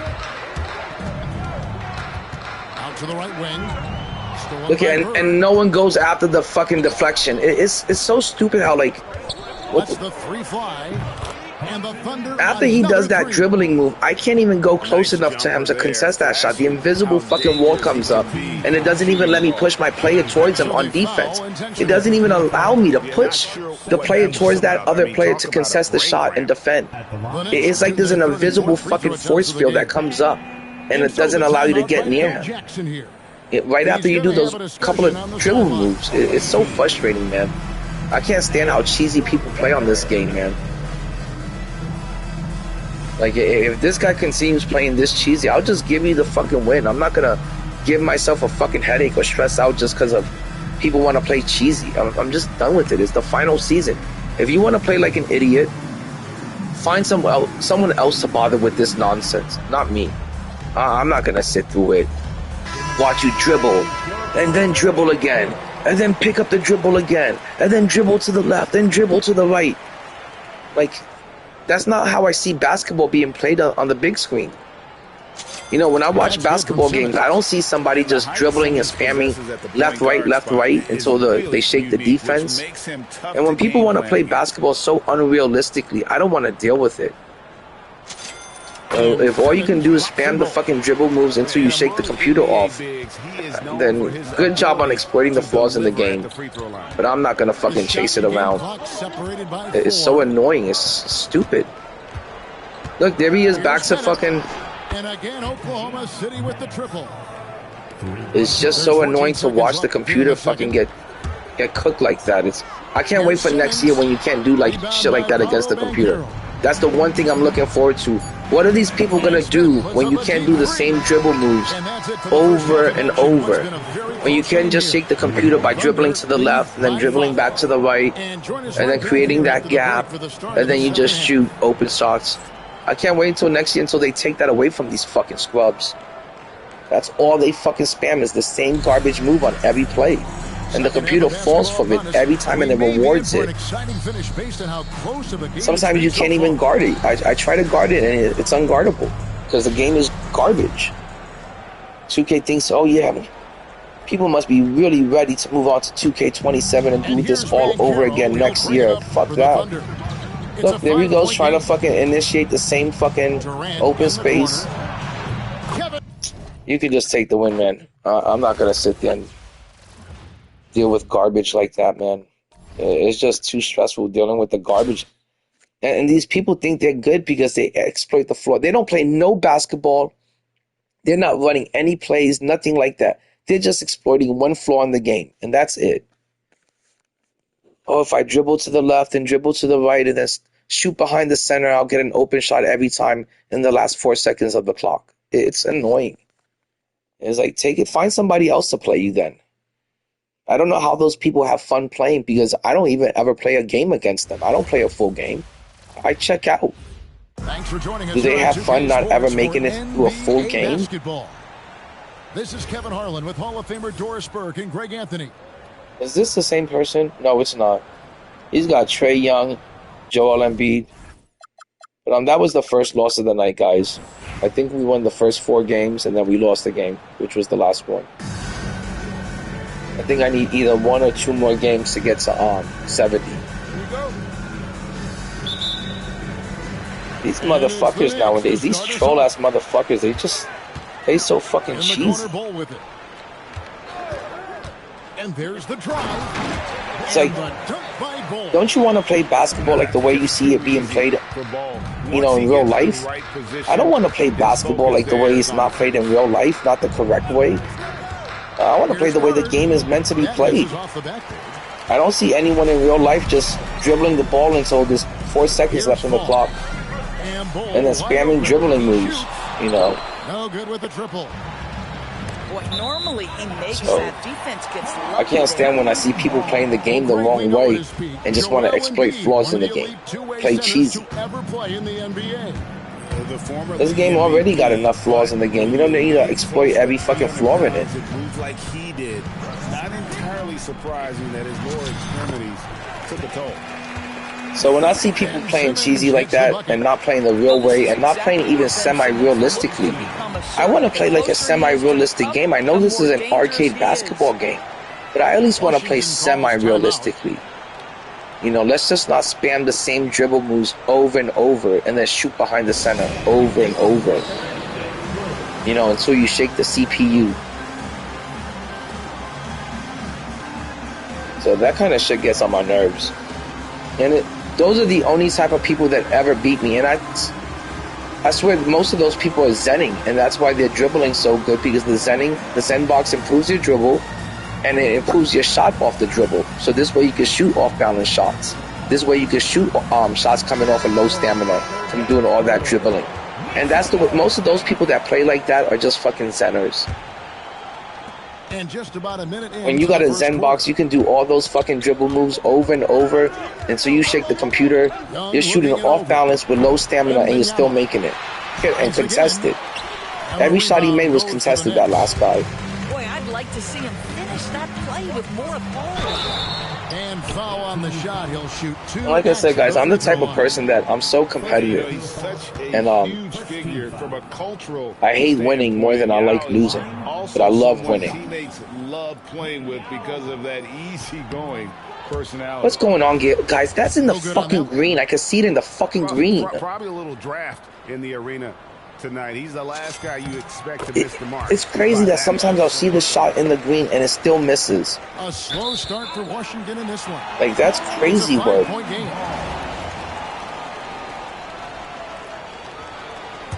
Free throw in the green and it's still not going to go in. First 1:30 gone here in the first quarter. And it's Simmons penetrating.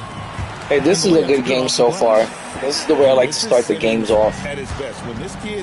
It's crazy that when you'll have such a great game with your players for like 5 games in a row, and then out of nowhere, the same team that you've been dominating the game with, suddenly they're not making their shots, suddenly they ain't making any plays, suddenly they ain't running plays, suddenly they're getting blocked like this and losing the ball. It's garbage, like when the computer decides to turn shit on and off for you. Look at that. Larry Bird. I saw him coming into the paint with Larry Bird. I clicked over to Yao Ming and I still couldn't guard it. Fuck out of here, man. Fucking damn computer garbage, man. Look at that shit. Now the guy that was just down 7-zip, somehow he's back in the game. Somehow he's fucking good now. Somehow now Trae Young is better than Ben Simmons and can guard him. It's all such computer algorithm shit that I don't want to deal with it next year. Suck a dick, 2K. The game is fucking trash, then they expect you to pay an arm and a leg to play it, so you can be frustrated dealing with bad gameplay all year. Fuck that shit. Go suck a dick. Someone that couldn't even score fucking 1 point in the first 3 minutes of this quarter now suddenly just makes a huge comeback. They're back in the game. Get out of here, man. It's so trash, man. So decided by the computer. Look at that, another free throw that I missed. There's days where I don't even miss a free throw. Suddenly, I'm missing free throws. Close to making the defense pay for the lax coverage that time. Green Beamers. Alright, let's try to get a 10-point lead going into this fucking halftime or into the second. Look at that. Look at that defense. Look at that. 2 block shots. And what do they do after you block 2 shots? They give them a 3rd attempt at the shot. How many shots do I have to fucking block before I can get it back? How many shots do I have to block before it's like, hey, this is a bad shot, the ball is going to go back to the fucking defense? But instead, you could block 2 shots in 1 possession and they'll just go back to them twice in a row. They'll just go back to them 2 times in a row. That's what you get in this game for good defense.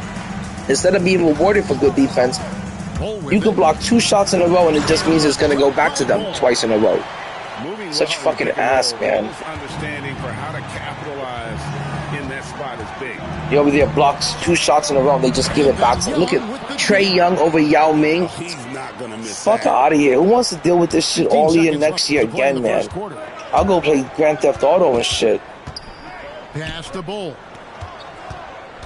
I play this fucking stupid basketball game that doesn't make any fucking logical sense with anything. He's going to put that one in his scrapbook. Insane dunk. And now they're starting to I was hitting the shoot button with Ben Simmons and he passed the ball. But it's the end of the first and I'm pretty much up by 10. But I can feel the computer just trying to help this guy out, keep him in the game. And I don't want to deal with that shit next year. Next year, 2K can suck a dick. I'll play the game no money spent. Instead of spending money to be fucking frustrated by the game every night. At least then I can blame it that I'm on, that I'm no money spent. That's why I'm losing.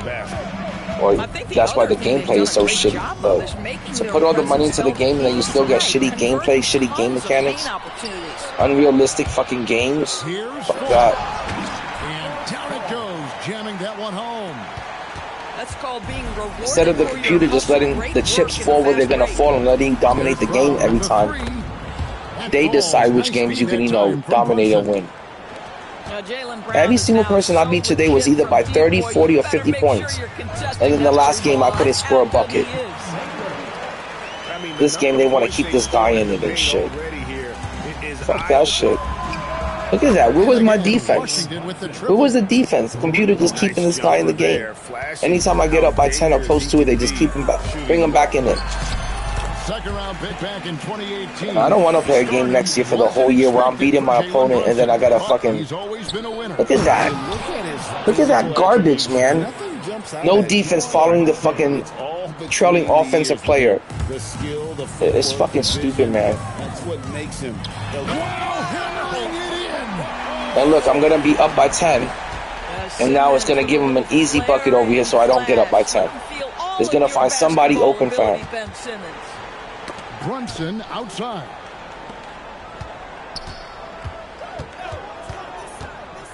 Six to shoot. Brown inside the line. Garbage can. Ball with the rebound. New York leading by 8. Right side Simmons. How did he fucking run all the way across the court? Still without a basket. There's Maker. Look at that garbage, man. No fucking playmaking right there. Here in the second. Johnson misses. Just because I'm almost up by 10, no fucking playmaking on that last play. And 2 free throws coming up, unable to get that one to go. Dirk Nowitzki blocking Manute Bol. Get out of here with the trash, man. Just too much contact. In the green, you can see it in the green and it just missed. In the green, that's the second time that's happened tonight. Where a free throw's in the green and it misses for me. Good on the second free throw. Just so I won't get up by 10. That's the only reason why he's doing that. Look at that, nobody near him on defense. I couldn't even push anyone near him on defense. They just gave him, they spoon-fed him the open shot just now. Here's Simmons. Slammed home and he draws the foul. A chance for another point at the free like the last guy I was just playing, it's so unfair that on offense sometimes they'll put somebody completely wide open for the corner 3 on the complete opposite side of all of your defense, and you can't even push your defense towards them to contest that shot. Look at that, more missed free throws. Yeah. Say what you want about Ben Simmons, and sometimes the challenges. Look at that. I missed a free throw and it sets him up with the 3-pointer. I never miss any free throws. I have plenty of nights where I shoot 100%. And now today I'm missing free throws? Come on. It's such garbage, man. By Bol. To the middle. Back to Maker. Takes a 3. Green Beamers. 3-point shot. But you'll see, I'm up by 9. It's going to make sure he gets an easy bucket. Look, I can't even get anyone on defense to the correct spot. There's so much work over there to get everyone to their defensive positions or defensive spots. The Knicks leading by 9. And it's Simmons penetrating. Green Beamers. But watch over here again. It's going to be so hard to get people to match up to their defensive matchup. Look. Manute Bol, I tried locking in Manute Bol to that center, and he just ran right around him. I could have even locked Manute in to guard that. A power finish. There's no such thing as gentle for the big man. They get it back. Gets it to go. That one good. It's crazy how much the computer wants to keep the opponent in the game and how many opportunities they're going to give them to get back into the game. Multiple efforts on that bucket. That's really well done. It's too much of it. It's too much of it, Yaxel. I can't take it anymore. I can't. I win 250 games every season. I can tell when someone's on my level. I can tell when someone's better than me. I can tell when someone is getting helped by the computer. And when they're able to just stay in the game because the computer is constantly helping them every possession. Before decimating the defense with that jumper. And Simmons slams it in. Kevin, he is tough. Look at that. I had 3 people over there jumping. It says fucking open shot. Get out of here. 3 fucking bigs over there jumping towards them. The game doesn't want you to go up by 10 points going into the half. Because if you go up by 10 points going into the third quarter, your opponent is very likely to want to quit the game. He's not going to be motivated to play the game if he goes into the third down by 10. So to ensure that, they'll find any way, I say it all the time, that by the end of the third quarter, it never wants you going up by 10. And then in the third quarter, it wants to make sure you don't go up by 10 into the fourth. And it definitely makes the game a lot tighter. It's so annoying. It's to the point where, like, I'm like, who likes playing this game anymore? If winning isn't even fun sometimes, who likes playing it like this? I don't know how many free throws I missed today. And wants to facilitate. Greg, we see a lot of change in the NBA, but Nikola Jokic always seems to stay in the MVP. I don't know if I want to deal with this kind of shit for a whole nother year starting from season 1. His ability to affect the game is basically unmatched. He dominates in just about every. Look at that shit. Trae Young just running around, getting open. Fuck out of here, man. This is fucking retarded. Gotta fight over it as a defender. You know exactly what that takes. It takes energy. But it takes meanwhile, activity, Joker can't get a clean look over Trae. Get the fuck out of here, man. This is such trash. I can't fucking take it no more. Holmgren outside. Now Kukoc. And it's Kukoc with the jam. And it's every time that I get up by 10, it's just ready to help out. Have a long way to go for the slam. He just pops up there. Look at it. He jacked up a shot over fucking a 7-footer. Pass to Jokic. You think the computer's gonna fucking penalize fucking bad offense? No, it rewards the bad offense. It rewards you for shooting a jump shot with somebody in your face. It lets you do it the next time around. Look at that. 10% contested just goes in. Well, there is nothing better than catching a rhythm. You just keep shooting them until it gets back in. It gets you back into the game eventually. Pass the Bol. Get out of here. That's Bobo. That's Manute Bol. NBA boy, you hunt down mismatches. That's a size disadvantage, and he takes advantage. Young from outside. Look at that, shooting more shots with people in his face, and eventually he'll make a few of them to get right back in the game. And the ball travels out of his hands. How does that fucking travel out of his hands? They don't even fucking hide things anymore. They just, it traveled out of the ball traveled out of his hands now. Just to give him another possession. It's ridiculous, man. Look at Trae Young run into the rim running with Trae Young, and it works. We got the Joker 6'11", but Trae Young is fucking rim running on him. And it's hard picking him up outside. Green Beamers. It don't matter. Almost up by 10 again. They'll just help him again get back into it, like it's been doing. He just keeps shooting those kind of shots, and eventually, now he's only down by 6 or 8 or. They've held a 12-point lead earlier. And here's Bradley from 3. Look at that. Zach Edey don't even get there on time for the defense, for the rebound. Three-pointer, Bird. Look at that shit, man. God damn, man, this game. I can't take it no more. I really can't. And guys, boy, when you're hitting, it's Green beamers. It don't matter how many threes I shoot. Once I'm up by like 9 points, it just gives them a fucking bucket to get back in the game. Up by 11 now. Let's see how long it lasts. And this is partly what the game has become, right? A matter of dueling three-point. Nobody picks up 1B. Nobody. Chet right there doesn't even react. No reaction from Chet. Here's Young from the arc. What a dick fucker this guy is. Stealing the inbound play. I'll let it happen one time and then I'll learn from it. Once I see you're a dick fucker that you're gonna do that, I'll fucking make sure that I'm more cautious about the inbound play. Holmgren looking around. Dick fucker. I hate playing fucking idiotic fucking people. Simple play. The game will just continue giving you simple plays. Look, I was up by 9. Like I said, I was gonna let him back in the game. He seizes it. And so it's New York. Chet is 7'1" and Larry Bird is 6'9", and I couldn't even I couldn't even bring the ball up to shoot it over him. It's so fucking scripted. Well, what a terrific game it's been To make sure that you're not up by 10 points going in the fourth. It's so scripted. It's the same script every fucking time with this game. They don't even hide it. 2K can care less that they put out a garbage ass game. It's so obvious to see the script in the game. That's why there's so many scripts for this game, because there's a bunch of garbage ass scripts already programmed in it. 6-point game. 6-point game. I couldn't fucking finish a layup. Brunson right side. You deflect the ball, it goes right back to them. Shoots the 3. Brown, no good. Stupid trash. And the great shooters know when they've got enough opening to go for the 3. I had to press the ball, the pass button twice to get it to Yao Ming that time. Check out Yao doing big man things. Let's get this fucking lead up to 10. To 12. Look at that. He bounced off of me and still made the 3-point shot. How? Brunson is 6'3". Fucking Ben Simmons is 6'10". What a great sequence for this group. Maker misses the shot.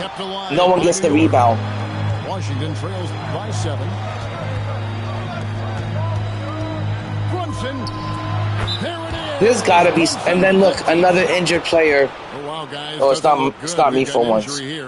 But that don't make no sense. Let's see what he's shooting for fucking 3-point land, because it's fucking ridiculous. He shot 12 for 23. I can't even get him to miss. He's making every other 3-pointer. I should start taking more. I'm not shooting enough threes. It's my fault. It's my fault that every time I'm up by 10, they let him back in the fucking game. Look at that. Out of bounds, Washington takes possession. Look at that, guys. I can't fight against this fucking shit every time. Oh, Ben Simmons, point guard, he can't dribble it into the paint. Well, that's really realistic, too. But it's more realistic that he makes every other shot over 6 for 10. Ben Simmons. Fourth quarter now. We're about a minute and a half in. Oh, that is He's just fucking paint sitting too. This paint sitting bitch. Look at the fucking center. Just no one guarding him. There's been a bit of a flurry here late, and this game may come down to which side gets a stop or two. That's what I'm talking about, Bobo. Let's push this lead back up to 10. Does a great job just making subtle. Good job, defense. Good job, guys. Good job on defense. Good job, Yao Ming. Now we're clicking, guys. Now we're clicking at the right time. Now we're clicking with oil. Now we're doing good. Let's get it back up to 10, guys. That is not possible. What we just... Is that possible? I think it is, Greg. Not probable, but like possible, like you said. Simmons. That should be fucking in. And no rebound. Look at that shit.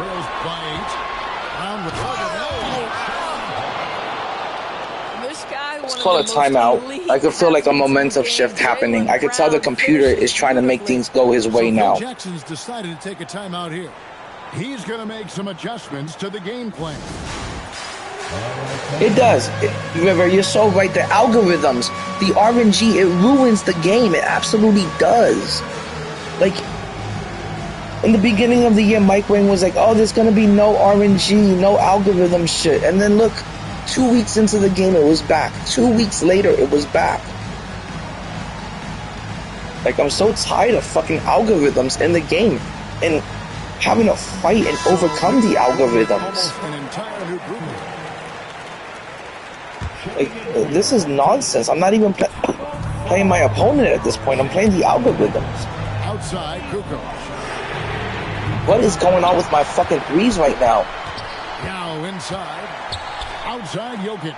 I don't know what happened there. I tried shooting it with Yao Ming. He ran in a circle. He ran in some circles. And I'm over here hitting the square button for him to shoot. He ran in some circles. Guard the paint first. Pocket 2. Wrestler's a 3. Look at that garbage, man. That fucking play with Yao Ming. Look, and I can't even... I couldn't even push my fucking defender towards him. God damn this game, man. Then on the other end, I can't push my defender towards George fucking idiotic Mikan. Look how close it wants to be the game. How close it has to force the game to be. A disappointing trip to the line there. Even though it was just one miss, now is not the time to be missing those. Oh my god, Yao Ming fucking missing a shot because of George Mikan. And look at this shit, man. Look at this shit that I fucking contested. It says wide open. I know this guy's doing something. I can feel a constant tug everywhere. And here's Jokic. Okay, let's call for a high pick and roll. 30 seconds left in the fourth quarter. What's with all this fucking lag that's going on? Now Holmgren from deep. Green beamers. That's what we needed. A big time three from Chet. That's why we got Chet in right now. Get that shit out of here. Good rebound. Good defense. Get out of here, trash can. Another big win for the night. Get the fuck out of here, you trash cans. I know you hear me, you bitch ass trash can. Garbage can doing the same shit over and over, just jacking up threes, hoping that the computer's gonna let them fall and keep you in the game. And that's what happens.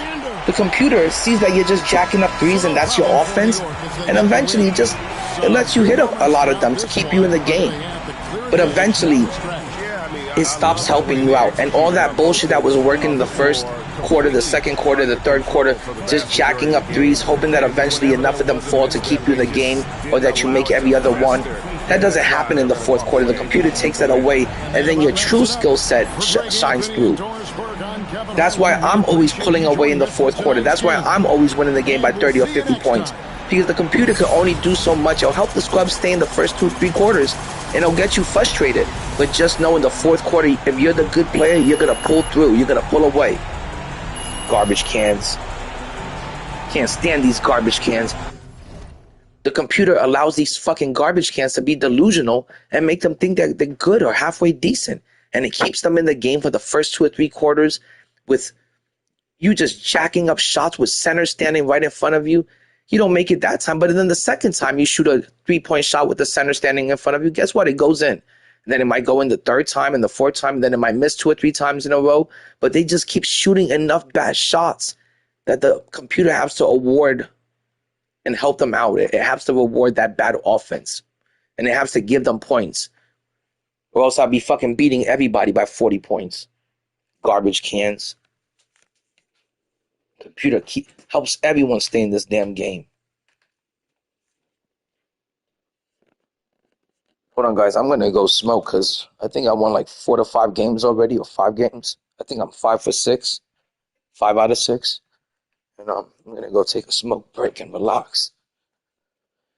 Get some munchies or something, because that should be getting so frustrating to watch how much the computer can just help. And I love how these people just sit there and wait for the clock to run out and get the bailout shot. I love how these people want to fucking exploit the flaws in the game to try to get wins. If you got to exploit flaws in the games and you still losing, you shouldn't play the game.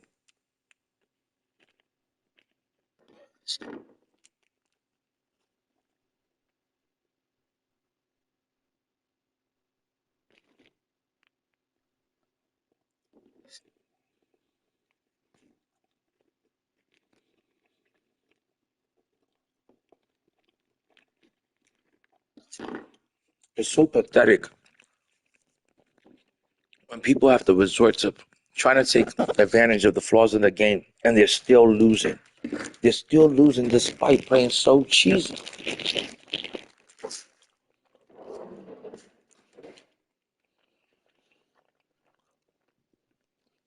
But we got another big win for the night.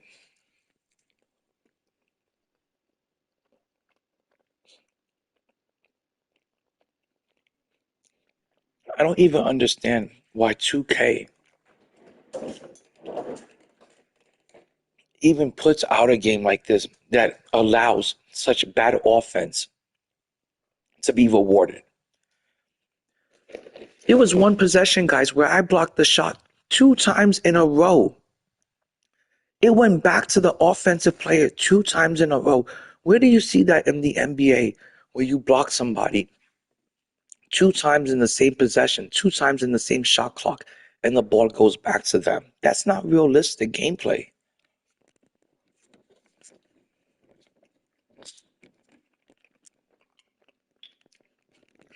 And then after I blocked the shot 2 times in a row, it went to Larry Bird, and he made a fucking jump shot over 2 bigs.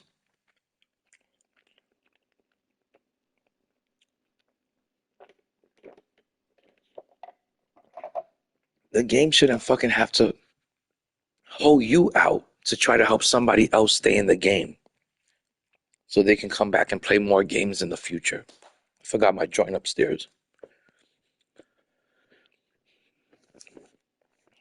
So I be getting so pissed off with this game at times, man. Even when I win, because that game, I should have not won that game by 10 points. I should have won that game by 20, 30 points, 20 points at least.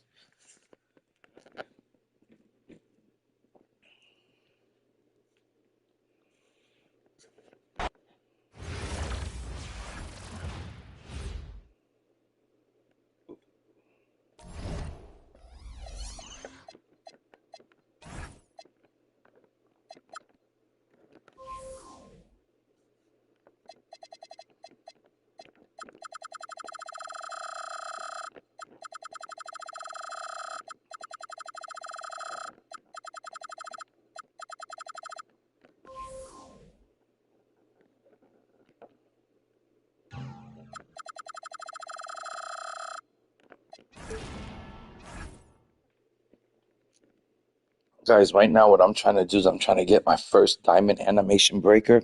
I need 5 more cards. I've already got 5 in the exchange. But I'm trying to get my first one so I can use it on Bobo. And once I give that card to Bobo, I gotta say I'm probably gonna have one of the best starting 5s ever, because that would make Bobo one of the best players, if not the best player in the game. 7'3", 8'2" wingspan, plays the 3. He's gonna be amazing once I get that fucking animation breaker on him.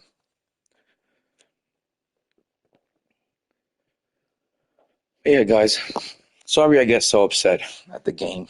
I just can't stand losing, and like I said, I hate losing more than I like winning. I love winning, but I hate losing even more. Sometimes I could win 10 games in the night, and that one loss, especially if I get it at the end of the night, like right before I'm about to go to bed and crash out, even though I won 10 games before that, just the fact that I lost one game, or it was the last game of the night and I lost it and I didn't go out with a win, that shit will piss me the fuck off. And especially if it's to somebody that I know from like the chat. If I lose a game to Mozzarella Sticks or to Arago or to Mafia, oh my God, that pisses me, that haunts me for days. Like for like the next 2 to 3 days, I ain't sleeping good. So I really hate losing more than anything. I almost hate losing more than I enjoy winning. Sometimes when I'm winning the game, I'm still not enjoying the game. The only time I'm really enjoying the game is when I'm up by like 20, 30, 40, 50 points. Then I'm just out there having fun, shooting threes, lighting the place up.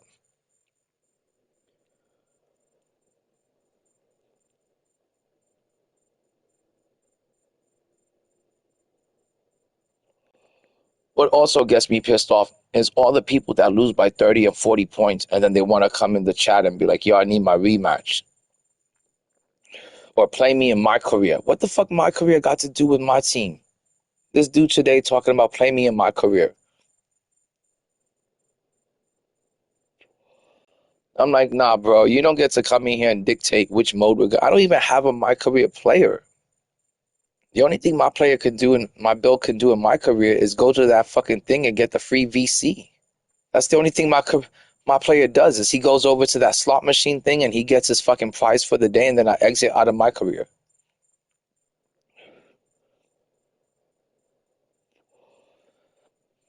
My career player has never touched a court at all in my career. I don't ever play no my career.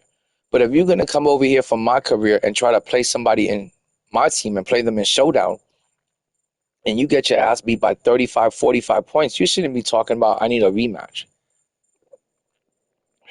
It sounds so stupid when people say that shit.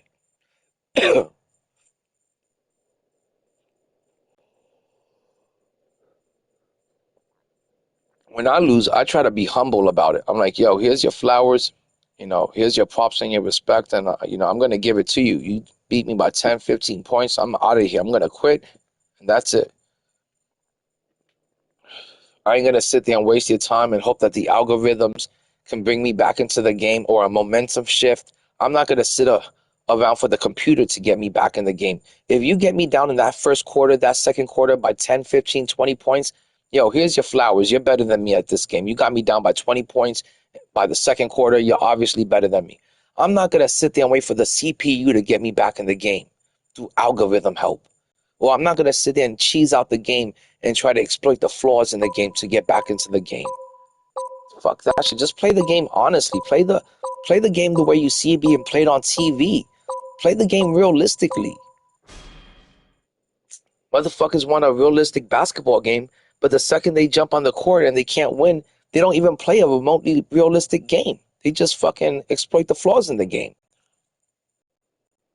So nobody should be asking for a realistic game if they don't ever want to play realistically. They just want to do whatever it takes, cheese out to win. You won't ever catch me spamming out fucking dribbling moves and shooting behind the screen every time. Hey, I'm not very good at it. So maybe that's the main reason. But I just don't want to play that style.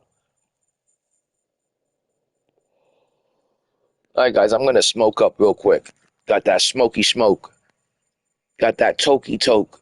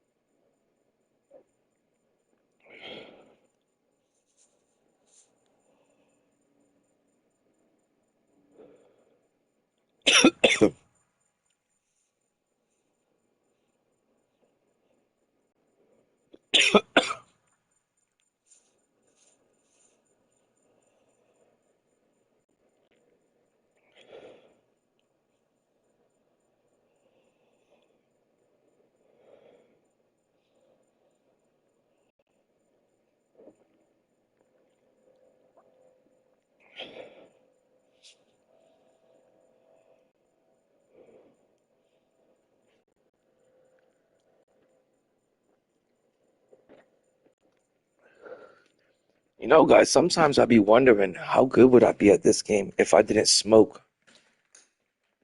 If I didn't smoke up every time before I played this game. Or if I didn't drink every time before I played this game or something like that. Most of the time I'm just smoking, but how much better could I be at the game if I was sober? Now, I'm not saying that smoking weed hinders me or anything like that. It's obviously not, because I'm winning all of these games. Most people couldn't even beat me last night when I was intoxicated. I was definitely lit up last night. I must have had like 9, 11 shots of Crown. And I think I won the first 8 games in a row, or the first 7. And then For the night, I think I went 10 out of 11. And I went from 160 to something like that. I know I won 10 games. I can't remember the exact, but, you know, I remember me saying, like, damn, what do I got to be on? The fucking dirty Sprite for people to beat me? I got to be on the scissor, the promethazine and lean. But I just don't be losing out here even when I'm high. But I could imagine if I played sober a little bit more often, I'd probably have a much better tier 1 record. You know, instead of winning 80, 85% of the time versus tier 1 players, I'd probably be winning like 90% of the time. Right now, my tier 1 record is, let me see, have I played any other tier 1 players today? I'm 1-0 versus tier 1 players so far. If I can just go, look at this guy over here, number 42. He's 4-11 versus tier 1 players, and he's on the leaderboard. I could easily get on this leaderboard. That'd be a great way. If I can just go 4-0 versus tier 1 players, or 4-4. Like this guy's 4-3. He's number 41. I could easily get on this leaderboard, and that'd be a great way to end the year. Me being on this leaderboard, that'd be amazing. All right, let's see how many wins I got. I got 69. So, guys, I'm going to get one more win for the day, and then I'm done. I'm not in any rush to get to 100 wins. I got the best goats. I do want this 50,000 MT at 125. That's huge because, like I said, I need to buy more goats so I can get more diamond animation breakers. I need that. I definitely need this 50,000. And then at 150, you get another goat pack. If you can exchange that for a diamond animation card breaker, I'll be real happy about getting these 2 packs if I could trade them in, you know, for a diamond animation breaker card. Hold on, guys. I got to drink some water. Ugh.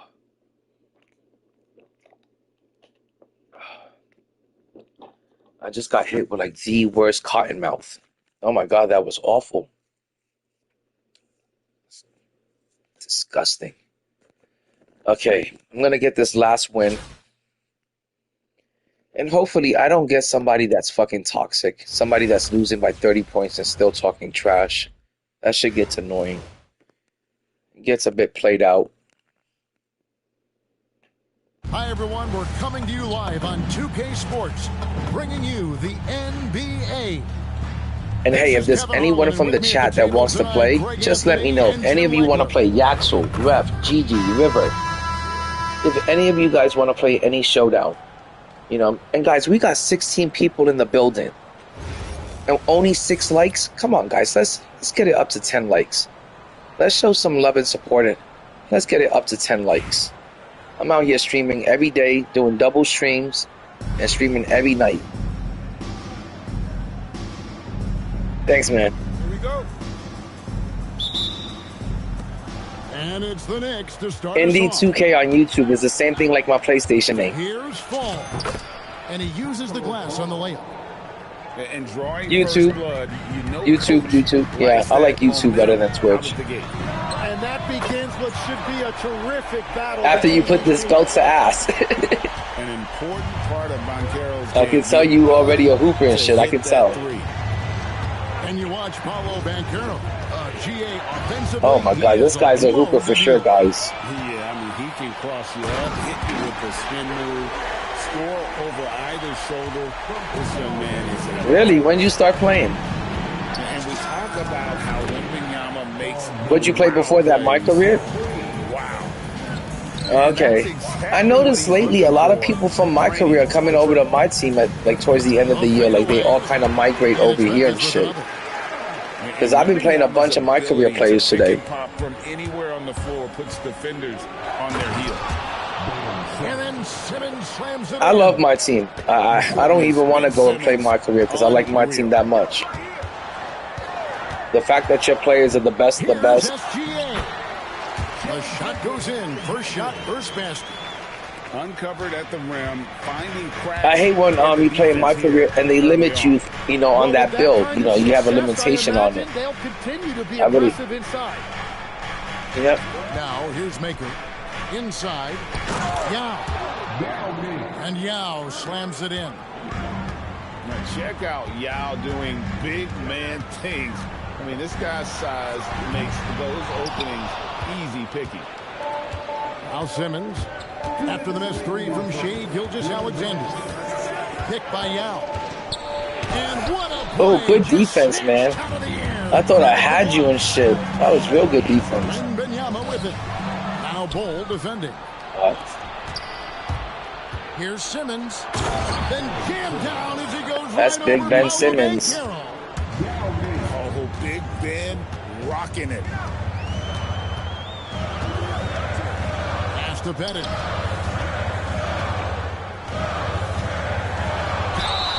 Oh, why'd he foul? But he gets the call and will shoot two. That's on Sometimes the computer does the dumbest shit, And man. I like the fact that the defense is looking to protect the rim at all costs. It's his first trip to the line. That's also good. So he hits both free throws. And it's been a really good day for him at the line. Some other bigs have well-documented. Nice. Yeah, he's hard to stop because he's 6'10". Authoritative You got a crazy build. by Simmons, throwing it down on the defense. Here's McGrady. Buries it from three-point range. How about the ball? It's crazy. I had like 3 of the biggest players and I can't get no rebounds. Decision there to send it out. That bucket in no time at all. Simmons got 9 points. For real. Continuing to work on his jumper. That's preseason Ben Simmons. Take that shot. You know, he want to get back to the NBA, and he's trying to get back to the 76ers, he says. He wants to play for the Sixers again. It seems like Shea Gilgeous-Alexander, Tim, has the ball handling and finishing package of a player. I'm so glad you said that you're a Bron fan, because I got a question for you. Now, I'm a Michael Jordan fan, and I'm a Kobe fan. And while I do believe that LeBron could definitely make an argument for like third best player of all time, while there's some other people I also believe can make that argument, like Steph Curry or Kareem, or even like maybe a Shaq. Where do you rank LeBron? So do you think he was the most skilled basketball player of all time? Bob and Carroll, I like seeing the aggressive side of this young man. I understand that, but some of those categories he's top 10 because of longevity. Wouldn't you say longevity? Everybody in the building to feel that ferocity, and we did. Yeah, but he got hit with that injury at the end, and it ruined the last 3.5 years of his career. He's got 7. Well, he is. I mean, it ain't really no one's fault, you know. Injuries, you know. And now they are just going to keep riding that momentum with the hot hand. And so it's now with that said, now hold on. Now with that said, he comes away with 11 points in the quarter and is showing no signs of fatigue. And what would you say is the closest thing to Michael Jordan? Don't we all say that Kobe's the closest? So, to me, some good action already in this one, but a fairly even matchup after the first quarter of play. And guys, yeah, but then remember, he made sure to get rid of Shaq, and he got rid of Shaq, and he still won championships. He still won back-to-back championships, and he's the only player in NBA history to win championships and back-to-back championships without a top 75 player by his side. See, I still got Kobe. Now here's Rhodes, and finished off by Banchero. Love that. Banchero moves so well with and without. I still, for me, I got Michael and Kobe, and then I got Bron somewhere maybe on like top 3 to top. It's rebounded by Memphis. McGrady outside. What, Michael? Wait, say that again? Embiid punches it down. Well, the defense has to push Embiid farther away. See, I don't got Kobe over Jordan because just because Jordan got that 6th ring, and then it's more than that. It's the 6 rings, the 10 scoring titles, all defensive team. Kicks it out to Paul. Bill Russell. To be honest, I got Bill Russell in my top 3 because that's how much I respect the rings. Good. He makes his first shot of the game. Yeah, 11 rings. That's why I got him top 3. You know, even though he never played in the modern era, I still got him top 3. one falls. This is why they will go to him off. And then he only won 2 rings. He only had, I understand that, but in the game of basketball, if you're that one special... What a burst! How about the heart on display here tonight? From yeah, but Michael Jordan wasted how many... His attack at the rim. Boy, it's tough to match his quickness. And he still managed to get 2 3-peats and get 6 championships. Even with the... All up top. And Paul slams it in. At this point, let me tell you, as somebody that grew up watching the Chicago Bulls, and you know, Scottie Pippen was nice, but Scottie Pippen, when he wasn't nobody in college, and then he wasn't a high draft. Hold on. Oh, Jokic with attitude there. Love it. Right, we see a lot of change in the NBA, but Nikola Jokic always seems to stay in the I feel like that MVP Michael Jordan kind of molded Scottie Pippen into what he became. That, and then not only that, but the game is basically unmatched. He dominates. by the time they get Scottie Pippen, they also get... Yeah, so do I. So I wear my MJs every day. And then once they get Scottie Pippen, remember they got Phil Jackson. So did they really win because of Scottie Pippen, or did they win because of Phil Jackson's coaching? You know, and yeah, he did it all and shit. To me, I got MJ.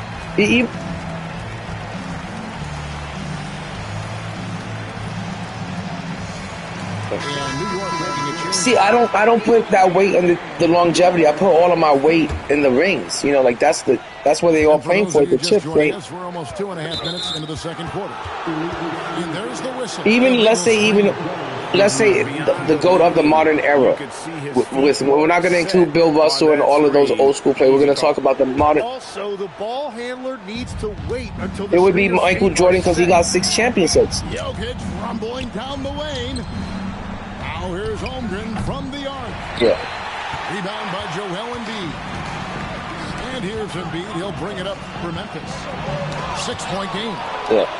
And that block was all about timing, making sure he didn't foul while also protecting the rim. Pass to Holmgren. That's a lot. My dude, when he joined... Yeah, that's what I was going to say. Also, okay, let's move on from that. When he joined the Heat, he joined a prime D Wade, a prime Chris Bosh, and he had Ray Allen make. Alexander on the bounce. Stifling the offense in close. Okay, then what about when he moved on to back to the Cavaliers? He had a prime Kyrie Irving. He had a prime Kyrie Irving when he went back to the Cavs, and he had J.R. Smith and he had Kevin Love. There are few players in this league who attack with that kind of skill and tenacity that SGA possesses. Oh yeah. No, that is true. Edie gets the bucket. High percentage if you can find a window. Great job.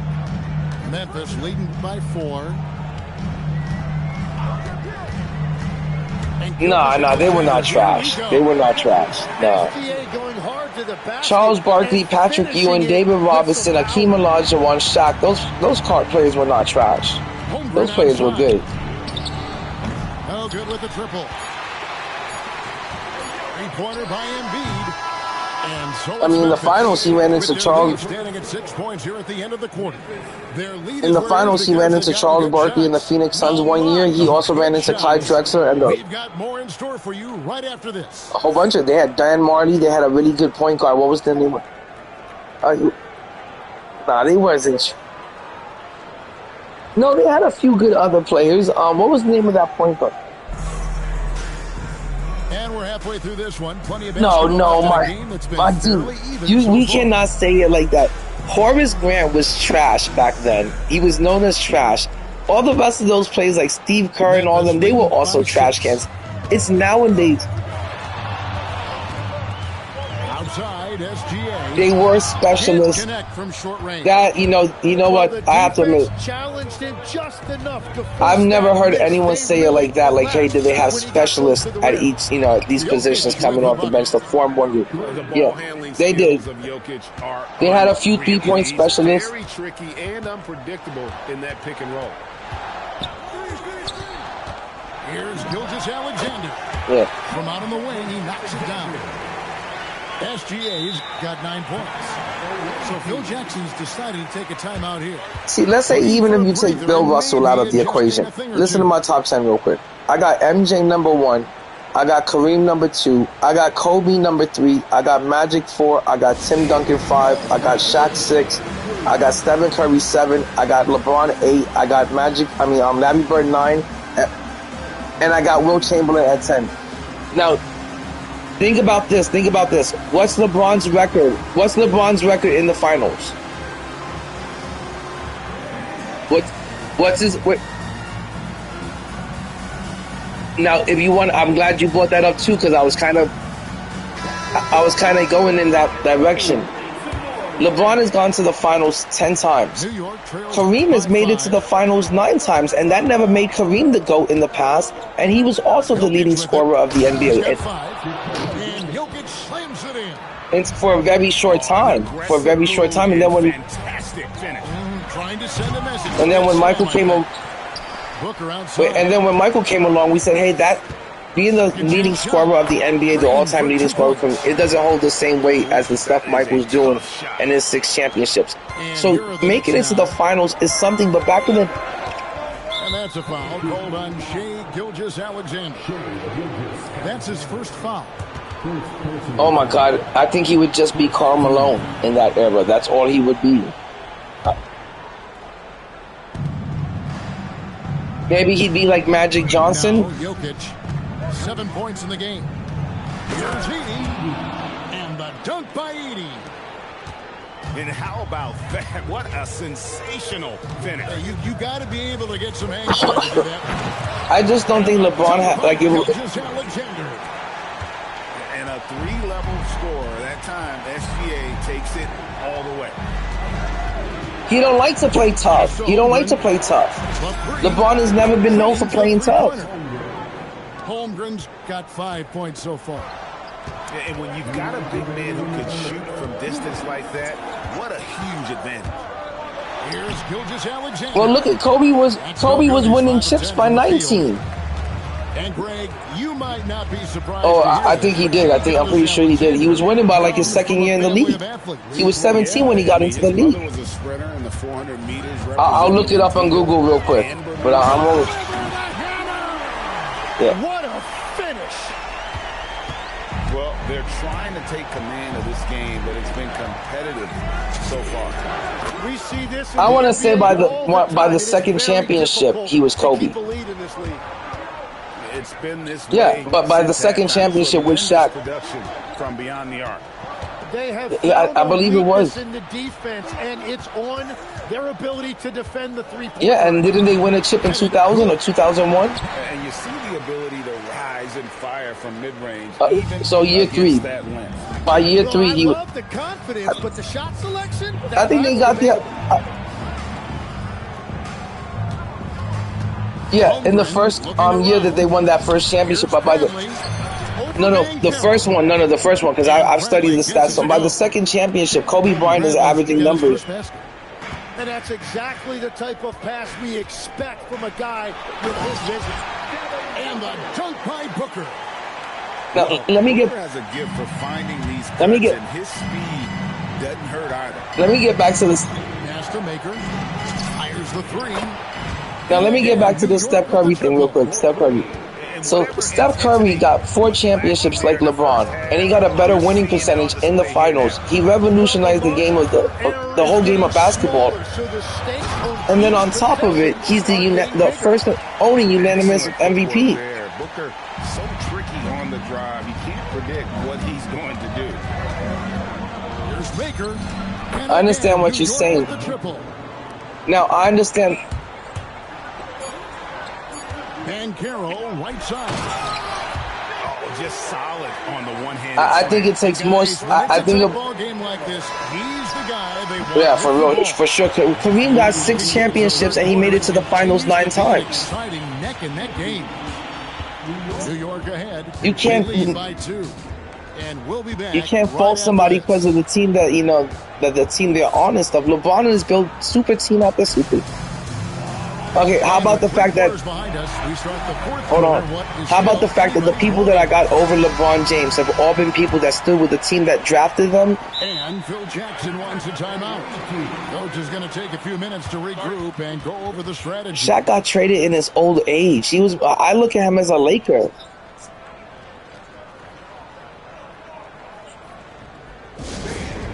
No, he ain't went away from Jordan. The Magic didn't want to give him his money.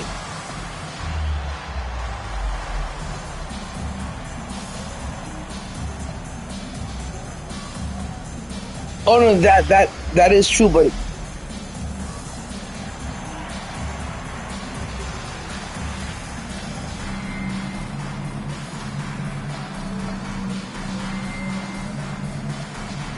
no, that part is true. I'll give you that much, but he really also left because, you know, the Magic didn't want to give him his money and the Lakers were willing to pay him top dollar.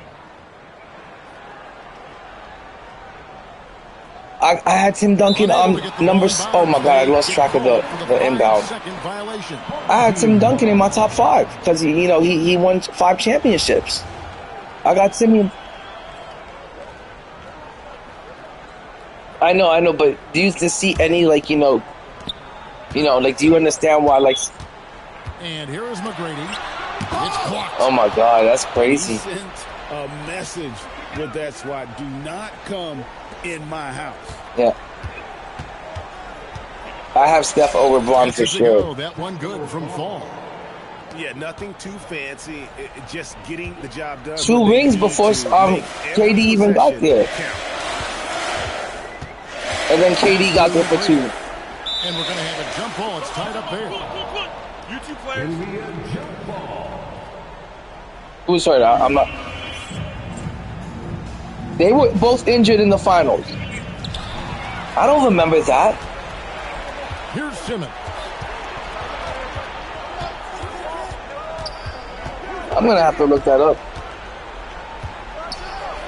And the rejection by Embiid. They beat them. And Memphis making a change here. I don't know. Also, the bubble ring, I don't give much, I put like an asterisk next to it. Wouldn't you say that the bubble ring wasn't like a real championship ring? And that kind of sums up how this Nah. game is going. Come on, man. There was no one in the stands. There was no one in the audience. You have someone running point who's also a factor at the rim like that. It's a huge advantage. Here's Van Carroll. Shot clock at 5. I don't know. I feel like it wasn't. There was just no home court advantage. There was no, traveling. There was none of the typical. But there was no more of the typical traditional. There was nothing. Ball handling skills and length to do damage. There's the pick. Nah, I don't think it was. I don't think it was a difficult. It felt like a tournament game. It felt like a high school game. There was no one in the audience. There was none of that pressure. All of that pressure was gone. And the finals are about that. But completely under control. In this league, you run whenever you can. It's so much easier to score in transition. Launches it. Down it goes for 3. I still think that Curry, his career was, to me, a little bit more impressive. He's still with the team that drafted him. He bought that team 4 championship rings. They built the team organically. They didn't have to build super teams. This now will give him a chance to discuss some potential changes. I mean, LeBron was a hometown kid. I think they were going to build a good... They were trying to build it. We can't say that Dan Gilbert... Yeah, but we can't say that Dan Gilbert wasn't trying to build a team around LeBron. He was.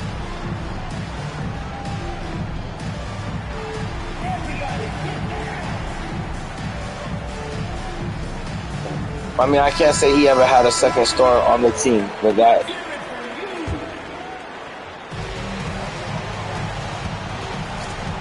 And I still... Okay, another thing. Do you feel like LeBron James, as skilled as Kevin Durant, that he can score from... Are we talking about skill? Like the way KD can score from any place on the floor, the way Steph Curry can score from anything, and Michael... We can't say that LeBron had those skills. Maybe he was a physical dominant force like Shaq, but he... Now SGA defending. I don't think he can score like the way KD can score from any. Looking to finish it. But I think the key here one is to be time they did a careful chart about that playing it showed. too safely. Hold Just on, keep listen to this. doing One time they what did a you're doing. chart. Now a timeout called by Memphis. They're trailing. Hold on. It is. A 2 is better.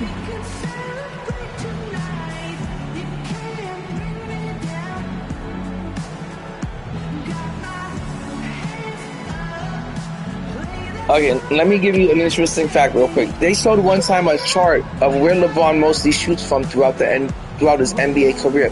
Do you know that most of LeBron James's shot came from 2 to 3 feet within the rim? That was like 80% of his shots in his career were 2 to 3 shots, 2 to 3 feet. Memphis trails by 16.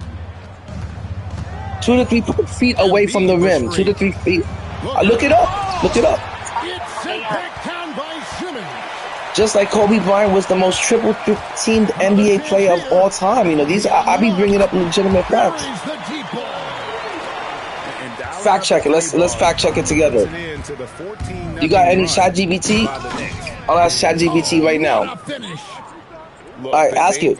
Where did most of LeBron James' shots come from? What was it? I'm gonna see. I'm gonna ask it too.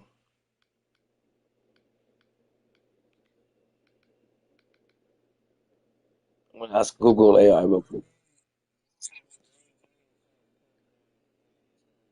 What percentage of shots of LeBron James's career came 2 to 3 feet away from the rim? What was the percentage of shots that came from that area?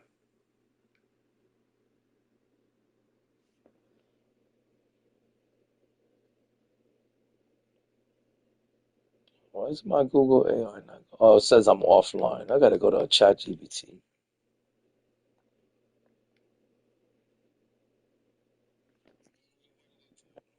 All right, I'm gonna go to it real quick. Hold on.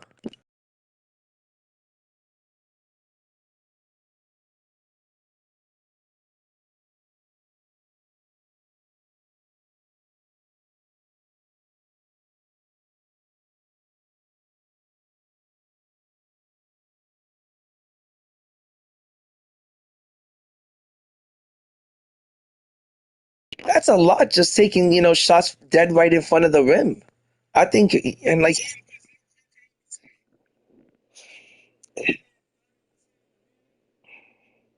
I don't know. I just have for me personally, Tough to dominate I got the way they Michael did. Kobe. So let me ask you this. If you were to build a team right now, would LeBron James be your first draft pick? Would you pick him first over Michael, Kobe, and Steph?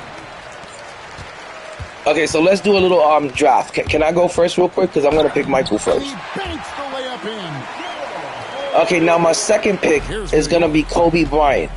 Now, how are you going to make a team that beats Michael and Kobe together? There ain't no team that can be. So Steph Curry going to... Jacks up a 3. Doesn't get that one.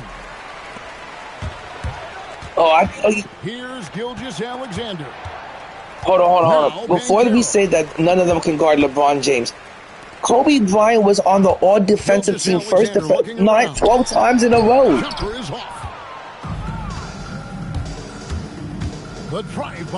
Okay, let me tell you about that because I've done my research on that too. The only question about Simmons coming into the league and now proving the doubters wrong about Hold on, let me finish real quick. So on Kobe Bryant's team-to-team matchup with the Cavs versus the Lakers, LeBron James has won the team matchups.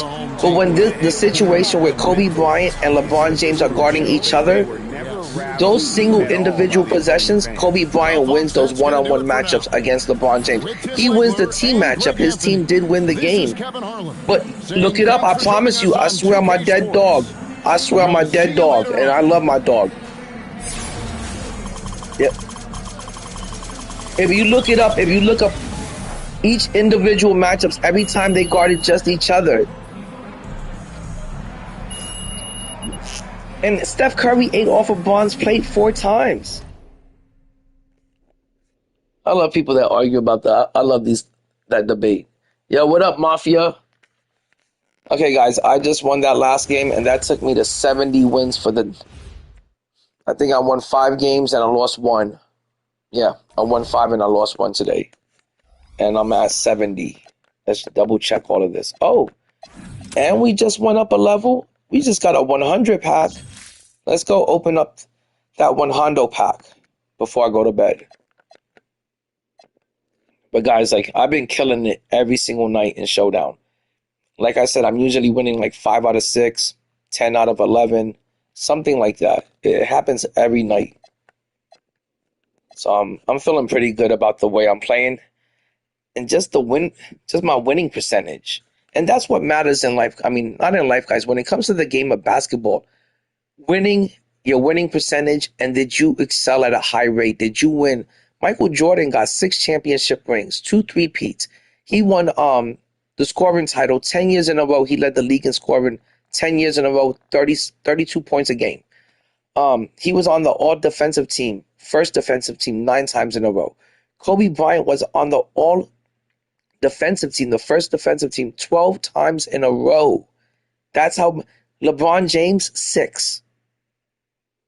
That's half the amount of Kobe. And the rings matter a lot, guys. Kobe Bryant got a 3-peat and a 2-peat. LeBron James has 4 rings, and I don't think he got any 2-peat. He definitely don't got a 3-peat. So to me, I would say that Michael Jordan, if you want to make an argument that LeBron is the 3rd best player of all time, and he's better than Kareem, he's better than I would take him over Magic. He's better than Steph Curry. He's better than Shaq. He's better than Timmy D and his 5 rings. If you want to say that he's better than those players, you can make an argument and say, I could see you putting any of those players in number 3. But some people think that Larry Bird was a better small forward than LeBron. People think Larry Bird was a better player. So for me, the best argument you can make for King James is 3rd place. Is 3rd best of all time. I would say I got Michael like number 1. I got Kobe number 2. And then maybe, like I said, LeBron. But you can make an argument for Steph Curry being the 3rd best player. You can make an argument for Kareem, Shaq. I think that's about it. Maybe even Larry Bird.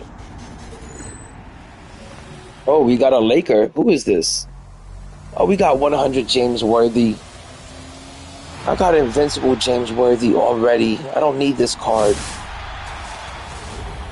I'm going to hold on to him either way. Look at this. They're giving us a bronze option pack. So that's my that's how I do my top 5 list. That's how I do how I came up with my top 10 list. Is that those championship rings mean a lot. It's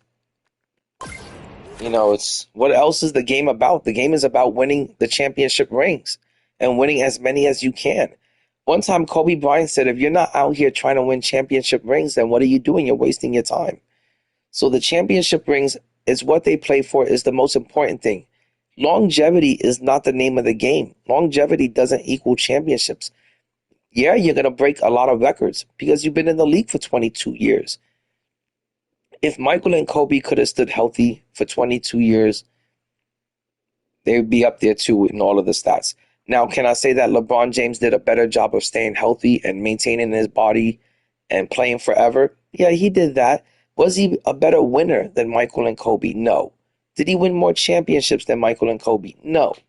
Was he as skilled as Michael and Kobe? Did he have the footwork like Michael and Kobe? Could he shoot like Michael and Kobe? No. Was he a unique specimen for his time, where he was big and fast and strong and dominating? Yeah, because LeBron James, with his size and strength, all he got to do is put his head down, run to the rim, and just barrel his way to the rim like a freight train. And just like Shaq was a freak of nature, and all he had to do is turn around and dunk, and nobody could stop him. They dominated with their physiques, with their physical skills, with their physical God-given abilities. But Shaq and LeBron didn't dominate the game through skill like Hakeem Olajuwon did, or Kareem, or the way Michael and Kobe did, or Kevin Durant, or Steph Curry. LeBron isn't the best three-point shooter. That's Steph Curry. He ain't the best mid-range shooter. That's Michael and Kobe. He don't got the turnaround fade away like Michael and Kobe, the footwork like Michael and Kobe. So what is he the best at? He's the best at longevity. And I want to say sometimes he's been padding his stats. And when all said is done, if you got to go to 5 different teams and build 5 different super teams, then who's really winning you the championship rings?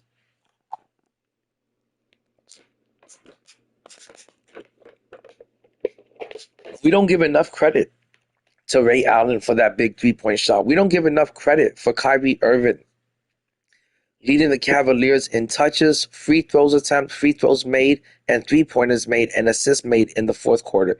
We don't give Kyrie Irving no credit for that championship. That's a Kyrie Irving championship ring. We don't give no credit to Anthony Davis for carrying LeBron all the way through those Laker playoffs. When you got to go to so many teams and find so many people to carry the championship rings to the finals, and when people want to brag about, well, he made it to the finals 10 times, he made it to the finals out of the East, which was weak by the time he got into the league. Kobe Bryant was winning championships coming out of the West, which was the dominating coast. The West is where all the good teams were, the Spurs, the Kings, so many other good teams, the Suns.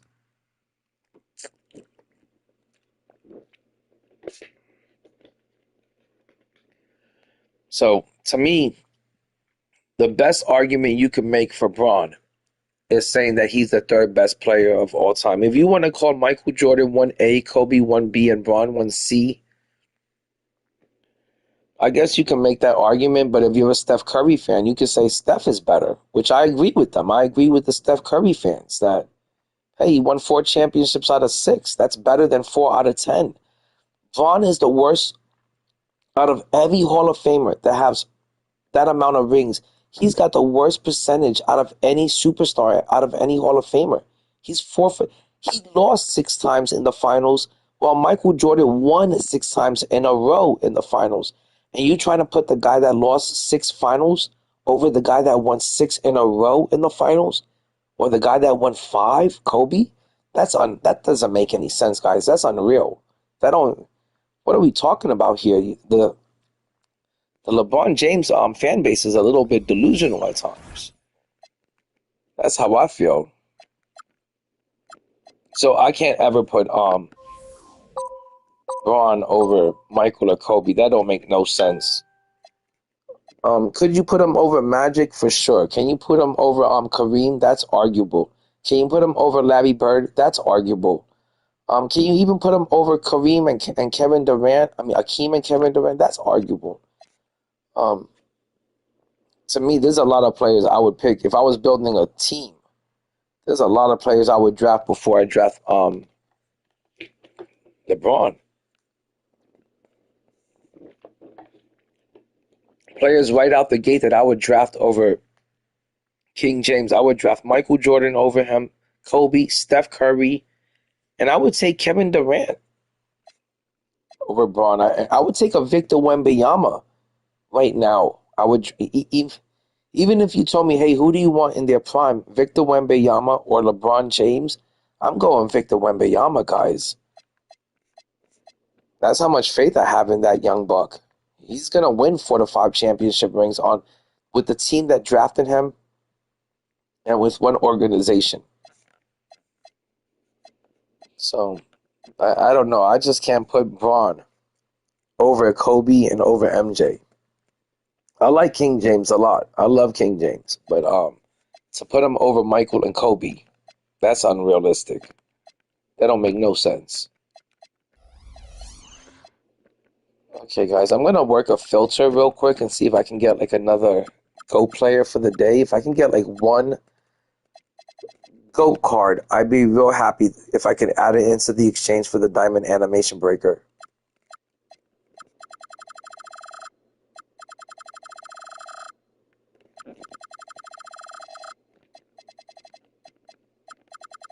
But let me know, guys, what you think. Do you guys have Michael and Kobe over the King?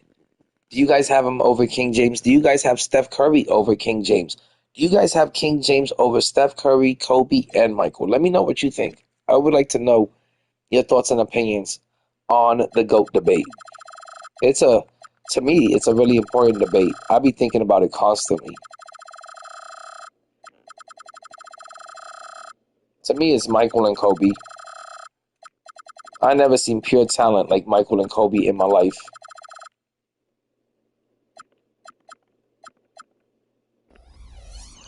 Why'd I do that?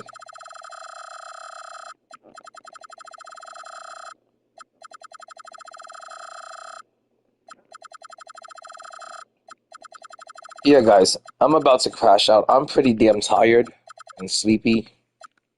And I've got the worst itchy throat. And I kind of been sick all day. Like I said, my little boy came home from school with COVID. And then my wife, I think, has it. And I'm hoping I don't have it. But I feel pretty sick right now. So I'm hoping I don't have any kind of I'm not coming down with anything. Okay, this is going to end in 4 minutes. I'm going to try to get this.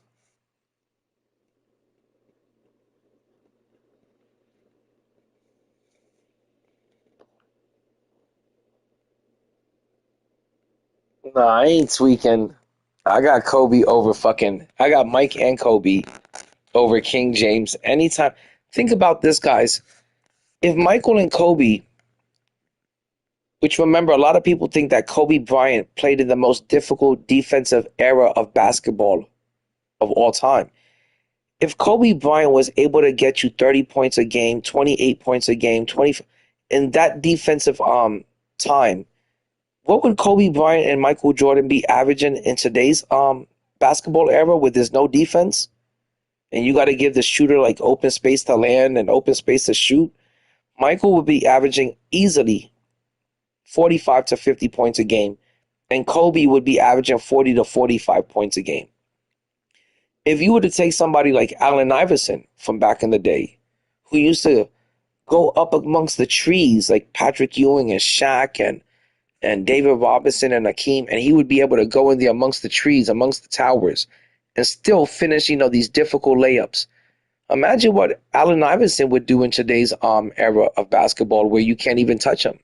He'd get to the hoop and finish with ease. Same thing with Michael, same thing with Kobe. And I just think those guys would dominate in today's times.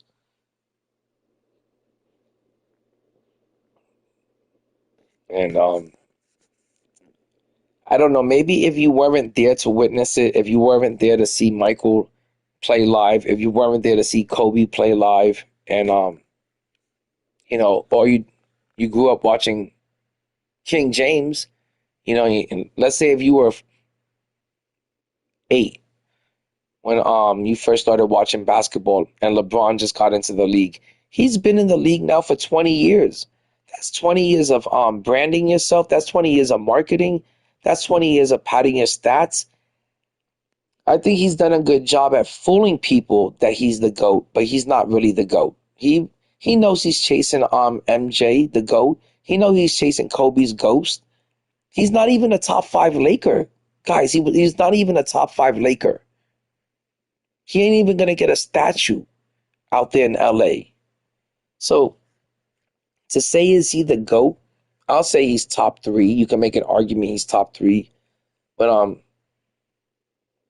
I want to say there's a few players that you can make an argument at who's number 3 as best ever. You can make an argument that LeBron is the 3rd best ever. Kareem, Larry Bird, Curry, Shaq. A lot of those people could say they're the 3rd best ever. Magic, Wilt Chamberlain. So I think that's the best any argument a King James fan can make that he's top 3. Is he is he the 1st best or 2nd best? No. I got Michael and Kobe. 2 best players ever, especially with the fact that Kobe Bryant is the closest thing to Michael Jordan ever. So if Michael Jordan is the GOAT, then the closest thing to Michael is the 2nd GOAT. He's the Billy GOAT. He's the baby GOAT. That'd be like saying, hey guys, Ferrari makes the fastest cars ever, but Lamborghini is right behind them, and they're the 2nd fastest car ever. then there'd be no way to say, hey, Porsche is better than Lamborghini or Ferrari. You know what I mean? Like, if he's the closest thing to Michael ever, that automatically makes him like the second greatest player. If he's got 5 rings and if Michael's got 6 rings and Kobe got 5, but Bron only got 4, and the 4th ring is the COVID chip, then, you gotta, say, hey, these guys have more championship rings. That's how I fucking feel about it. I place a lot of importance on the rings, not longevity.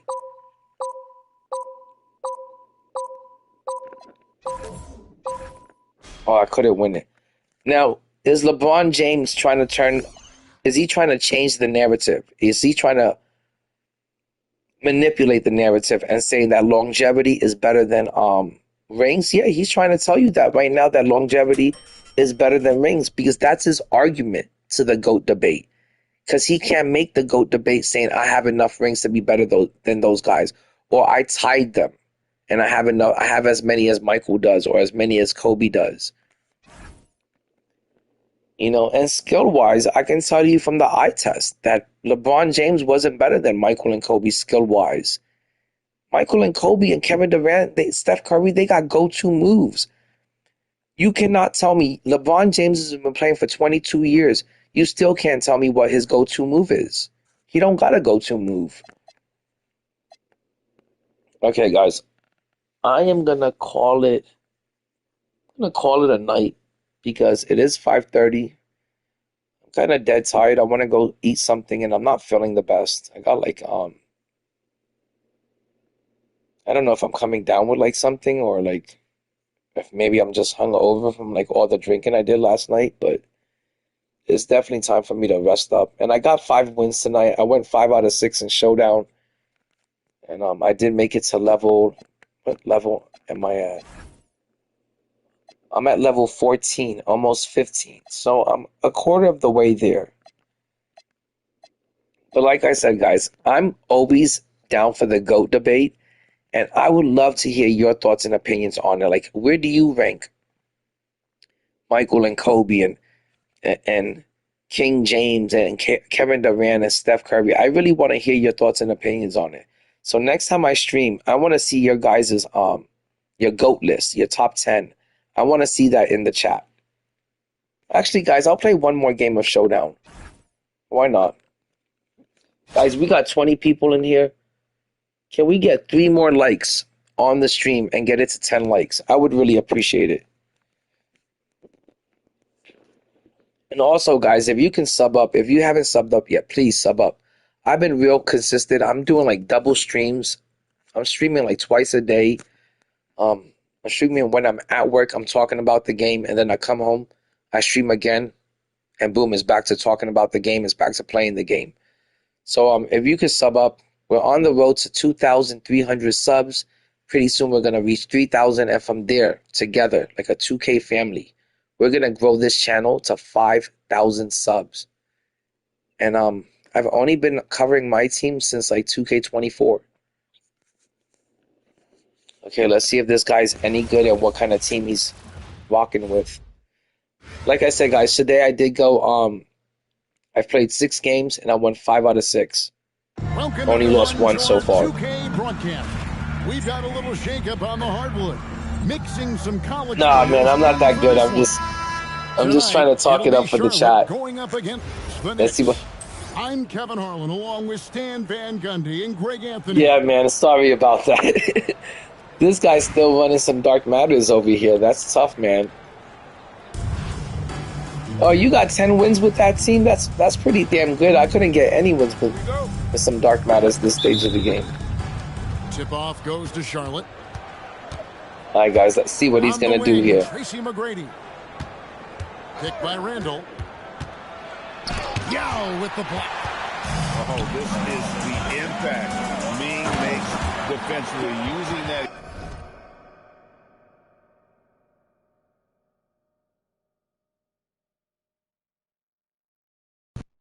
Huge reach. I plug in my controller. Dunks aren't always for the big fellas. A serious power move from the point. Well, in this league, you can see powerful plays from any. Guys, let me tell you, at this stage of the game, I could not be running any Dark Matters or 100s. I would be out here getting cooked if I was running some Dark Matters. To get that close is a recipe for disaster. And guys, that's not as easy as he made it look. Got to have some skill to pull that off. Well, he's got plenty of those, that's for sure. And Yao, here we go. Here's Ball. Oh, I should have had that. I don't know why I didn't fucking green that. And here is McGrady. Charlotte calls timeout. You know, Stan, you look at Wembanyama's frame. Does he need to get any stronger? Put on more muscle, more bulk? Well, Kevin, of course he could use to improve on his strength. All right, guys, let's try to get this last win for the night. This guy's got be one of the best players in the league. He's running like a few Dark Matters, a few 100s. He's got a GOAT Derrick Rose in the lineup. It should be an easy game, an easy matchup, but it looks like he's a pretty competent player, and he's doing pretty good with the cards that he has. So let's see if this is going to be a tough game or an easy game. So far, it doesn't look like an easy game. Handle with the ball. Wow. That's crazy. Taco over here can't keep up with Randall. What a move, Julius Randle. Here's Simmons. Here's the three. Bull can't hit. I hate Bobo's release, man. And here's Wembanyama. He'll bring it up for Charlotte. Pass to McGrady. Look, nobody even near him. Drops. Nice feed that time from Wembanyama. And how about getting a hand up on McGrady, especially when he's looking Green Beamers. Matching baskets from the perimeter, an earmark of today's game. Yeah, sometimes you get in a shootout like this, but you just look at that. Derrick Rose just going around Ben Simmons. Ben Simmons, 6'10". Come on now. Let's play some defense, Ben. Decided to do it himself, and it was a good decision. And they'll keep possession. And the ball travels out of bounds. It was what? touched by Rose. Okay. To the lineup for Charlotte. Number 24, Richard Jefferson. 1:36 left to play in the first quarter. High effort play inside, winning that trip to the line. This is his first free throw of the game. We got ourselves another close game, it looks like. Both good from the line that time. And he's shown a great touch at the line. They've tested the big guy, but he's come through. Barnes the screen. And it's Rose penetrating. Off the mark. I was going to say, how is that not a block, though? Now with the ball. Started now by Barnes. What are we talking about here? That's my best shooter, and that shot was so ridiculous. But not able to connect that time. Here's Wembanyama. It's crazy work, man. Wembanyama with the jam. Wembanyama is a specimen going at the rim there. Come on, this is... You gotta finish. I'm getting a little frustrated here now. You hate seeing those opportunities go to waste. Pass to Rose.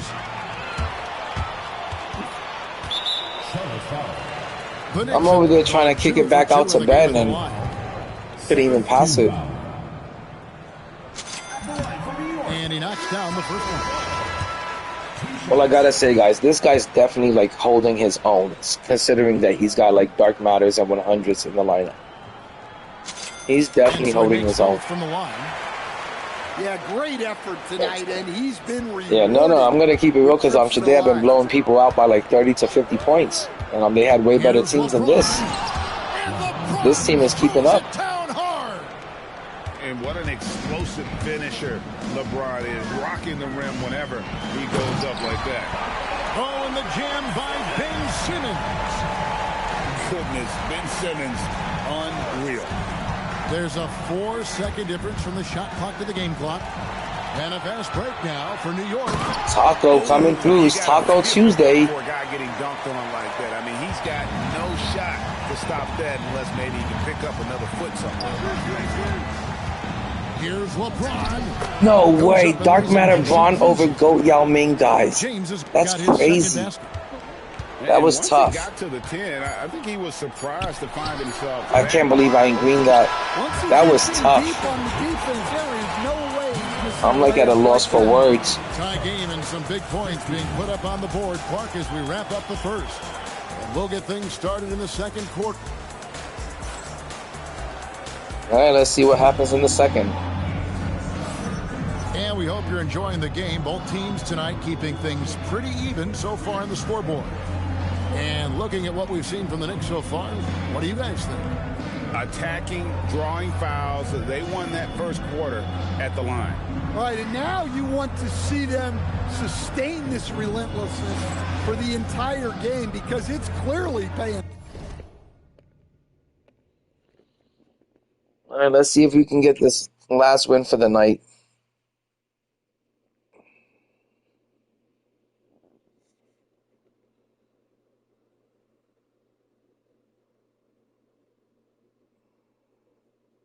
This guy's pausing the game. Hopefully, he forgets about me. Hopefully, I just get the easy win. Nope. Not lucky enough. Now, here's Jokic. Oh, he's playing great defense. Oh, tremendous defense there from Barnes. That 7'2" wingspan coming in handy. For New York, they have been all 7'2" wingspan on Scotty Barnes? I ain't know that shit. And you think about the release point on Jokic's outside shot. Let's try to lock in and get this win. I hate ending the night with on an L. I would hate to do that. Look at that. Standing right there with Zach Edey.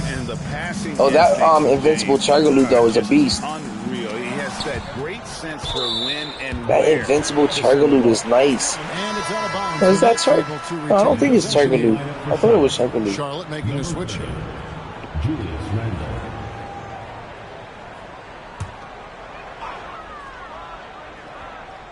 Here's Kukoc. Tony Kukoc. With the jam. And with his height, Kukoc doesn't have a long way to go for the slam. He just pops up there and puts that one down. James, the bounce pass. I saw that coming and I even switched to him and I couldn't stop it. Nice. So fucking there, shitty. Getting the reverse. Love that. And the fans got a little bit of a show there. Guys, that one Green bean. a little something extra on it. And playing up tempo, pro level ball can be hard for some guys, but Holmgren has easily made the transition. He just get into the rim over and over with his dark matter LeBron and shit, man. I can't stop it. Yeah, the man can fly. What a show. Man, I wish I could do that just one time. And the foul on Jason Terry. I was going to say, I saw him reaching. Second team foul. Checking in for Charlotte. Just about a minute and a half has gone by here in the second. To the inside. Sean Bradley. And a beautiful feed leads to a monster. People be sleeping on Sean Bradley. It really does make the game easy. They see that lanky ass white boy over there and they be sleeping on Bradley. Look at that. This guy would be dangerous if he had GOAT King James. If he had GOAT King James, this guy would be super dangerous. Holmgren outside. I don't know why he make that. Jokic on the follow. He's fucking tearing it up with this dark matter Braun and shit. Yeah, Jokic, one of the league leaders in offensive rebounding throughout his career. Pass to James. Look at that, can't stop him. But you got an animation break on this dark matter King James? It's crazy. He ain't ever getting tired and shit. I'm like sitting here waiting for that dark matter King James to get taken out the game. Attacking the rim. Holmgren, yeah, like super stamina. Of that height inside. There he goes again with LeBron. Can't stop the rim run. Good passer. The D expects that. He tricked him there and kept it for a bucket. Randle with the block. Well, you got to love the energy Randle showed on defense there. He deserved Green bean. with the block. Jokic with the bucket. Yeah, so skilled offensively. Getting the ball in his hands is generally a good idea. Down low. Jokic with the steal. And they're moving it up. Boom, Tony. Now let's try to build up a lead over here. He turns them over. Look at that shit, man. Starts the break. I'm over here throwing 7'6" bodies at him. He's still making layups. It's crazy work. So it's Jokic with it. He brings it up for New York. 4-point game. Here's Heaney. I should have kicked it out for the three. Oh, he just punches that one down with a fury. He rubs it in a little deeper with the hanging finish. Just 2 seconds between shot clock and game clock. Here's Randall. Good defense, guys. Good defense. Good defense. Now let's build it. Let's get this to 10 points. Let's build this to a 10-point lead. But you love to see Jokic throw it down. Terry, that's a no way. 48% contested. Okay, guys. Hopefully we keep playing like this. We're up by 8 going into the half. That's a good way to start the game. That's a good start to the game. Let's just keep it up. Let's get the bench in. Let's get, no, this is my bench. Joker's looking kind of tired already. The second half of this game still to play. I have to go to Ben Simmons for now.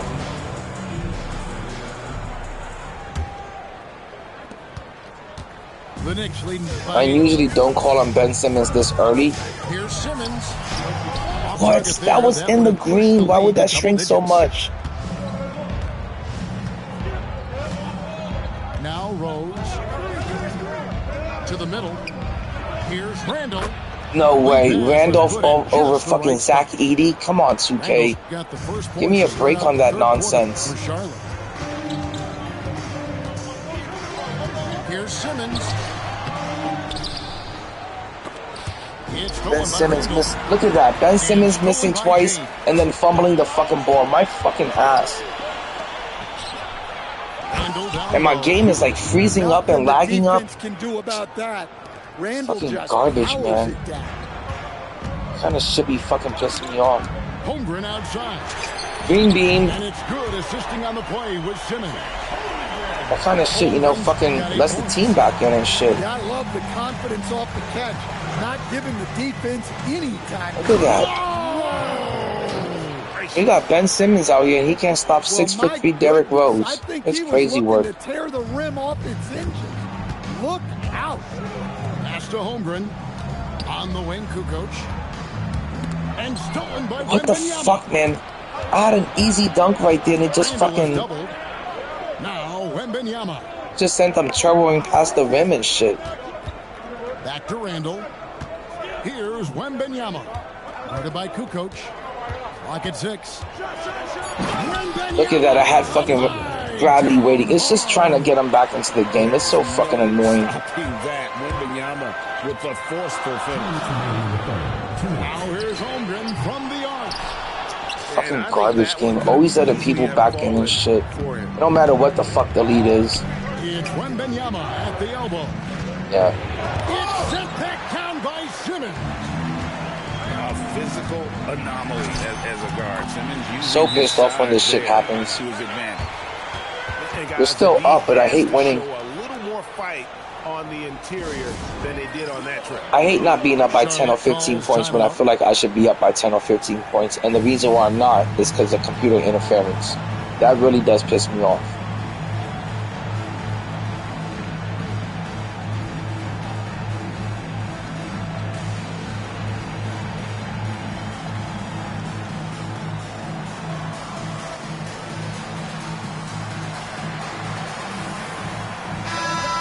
All right, let's try to finish out this quarter, you know, on top. Charlotte calls timeout. Well, it's a player's league. And it's like the second the computers, and I say this all the time, the second the computer sees you up by like 10 points, they do everything they can in that third quarter to make sure your opponent's not going down 10 points into the fourth.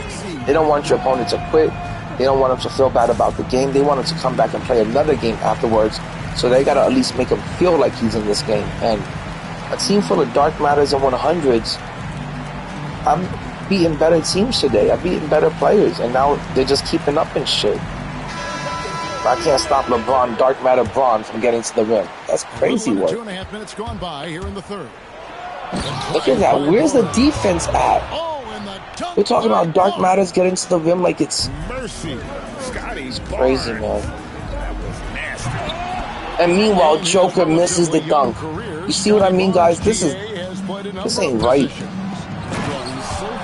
Pink Diamond just ran right through me. I could feel the invisible wall like preventing me from getting to him. Come on, man. It's just a game trying to keep this shit close. I can't stand when the game is set up like that.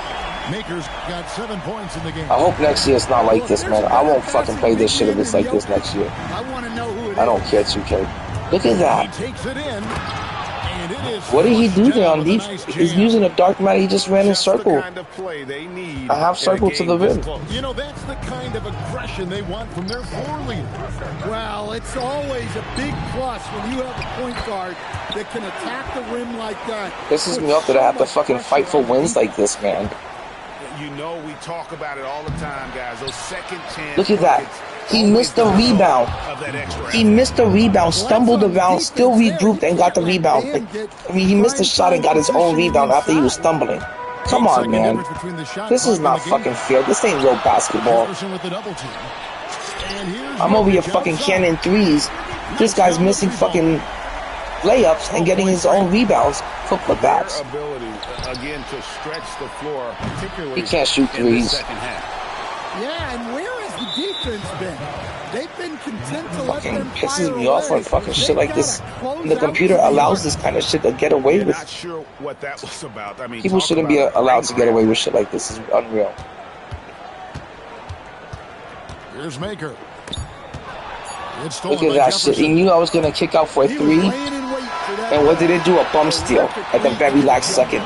That wasn't him. That wasn't even the computer. It was just a body steal, a bum steal. Like, get the fuck out of here. Like, you're telling me now that the point guard can't fucking handle the ball?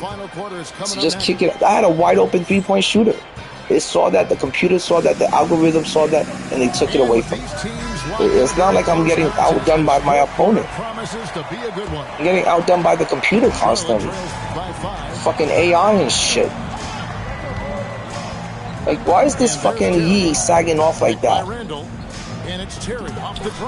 Jason Terry, Dark Matter Jason Terry taking it to fucking Joker. Got his first points in this one. And you give Terry this is ridiculous, man. And Jason is attacking, looking for the basket. Another bump steal. It's stolen by Jefferson. Pass to Miller. Randall outside. This is ridiculous, man. Just to make every game close. I can't stand that when it comes to 2K. I really can't take it anymore. All the way. Strong defense at the rim.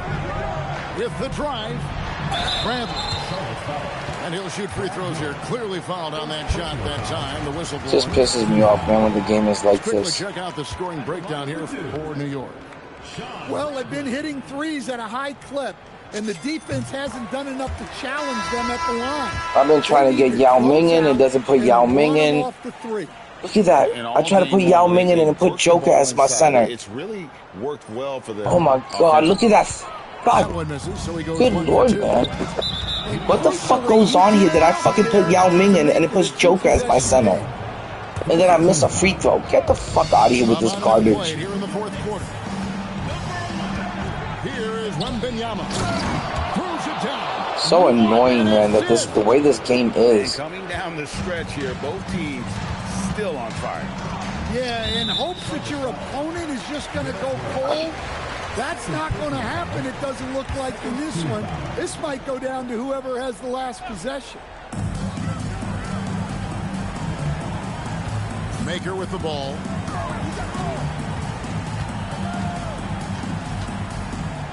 Six on the shot clock. Launches it. That's in the green. And he recovers it. Out of bounds. Out of bounds, of course it is. So stupid, man, this game. Out of bounds. Charlotte trailing. 2K thinks that this is the kind of shit that's going to keep me on the game. They bugging. Look. To take the lead Of course, the one time I leave off the 3. Just take the lead. The guy that hasn't led the whole fucking game now is in the lead. It's so annoying, man. That every game has got to be forced to be close. When this kid is attacking the rim, he is tough to contain. James outside. A deflection goes right back to them. A fucking steal goes right back to them. 49 left in the game. A rebound over fucking Yao Ming, LeBron James. Another chance here. Another rebound and a putback. How much of this garbage do I have to overcome? A rebound Yao Ming over fucking LeBron James? I mean, LeBron over Yao Ming? Come on, man. This shit don't... They're so stupid. Like, it's so fucking stupid to play that the computer's just gonna hand the game away from you. You up the whole game, and then the fourth quarter is forced to be close. I don't want to play this shit next year. Fuck you, 2K. Because that tells you who's affecting the game. Fuck you, 2K. Go shove a fucking banana up your fucking butt. Yao is a great option. He just goes on the attack. Look at that. Derrick Rose over and over, and LeBron James over and over to the rim.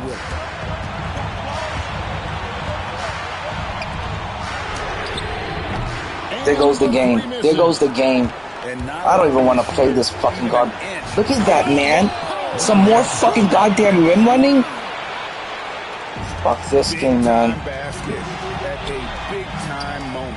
Yeah, don't you just love to see a player embrace everything got to be close to the last second to make this fucking company happy.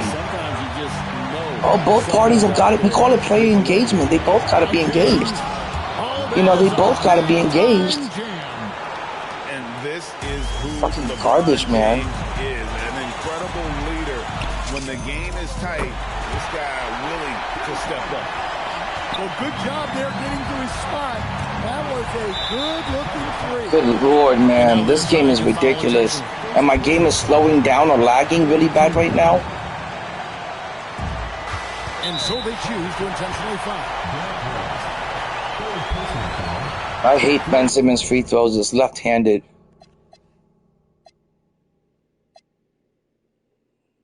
This guy really wants to win this game.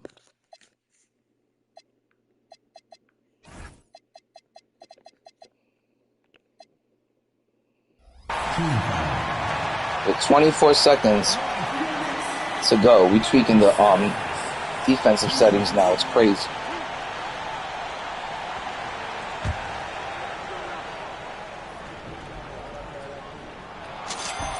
First free throw is good. 2K just trying to get me to miss these free throws. These free throws feel so off right now. These are the same people I shoot free throws every day. I go 100% with them. They feel off today. To be truly unguardable. So he gets them both, and it's a three-point game. Yeah, at this point, they're going to have to go for the three and try to force OT. Screen by James. If you want to take a two, I'll let him take a two. Derrick Rose accustomed to carrying a team offensively, taking and making big shots down the stretch. Nothing new to him.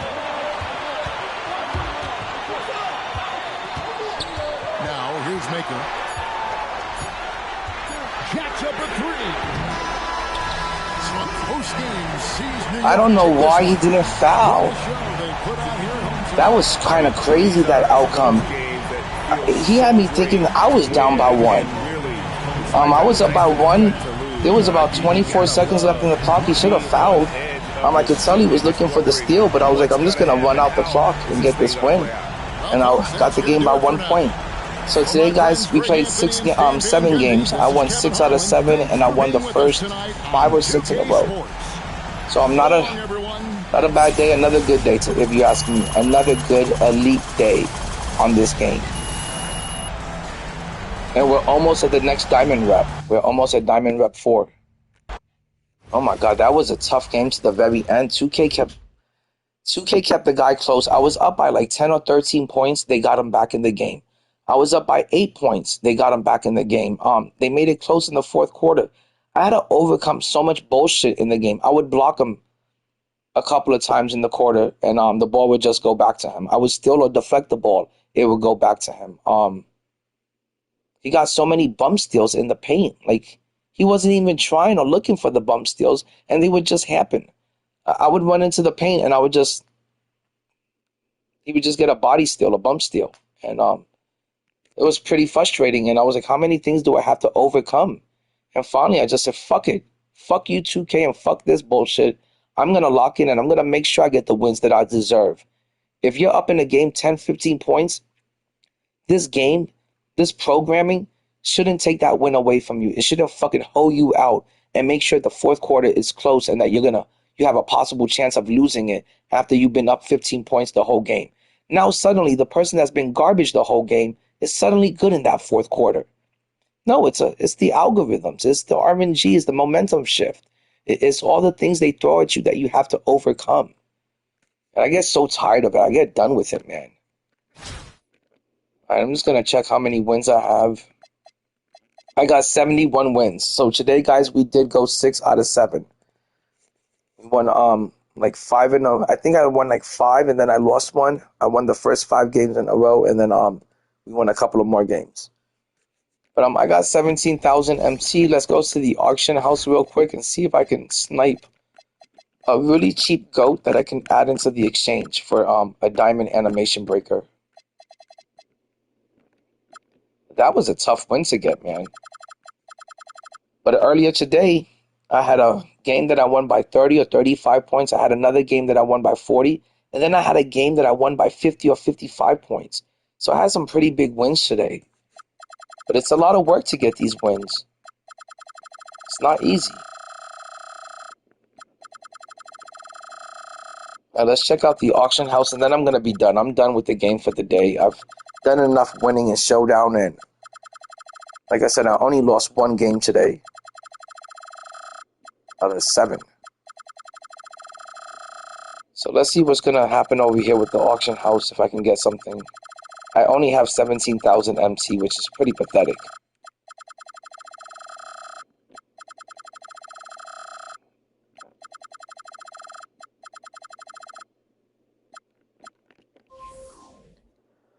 Ooh, this ends in 2 minutes. Let's see if I can get this. I'll be so damn happy.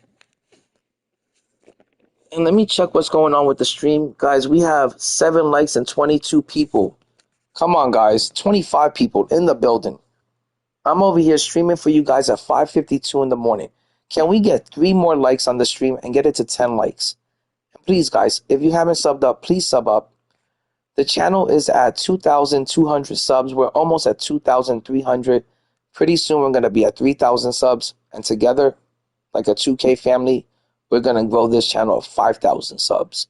So it all starts with you, with you guys being a part of the 2K family, being a part of my community, showing some love, and liking up the stream and subbing up. Appreciate it, fam. Now let's see if we can get this George Gervin.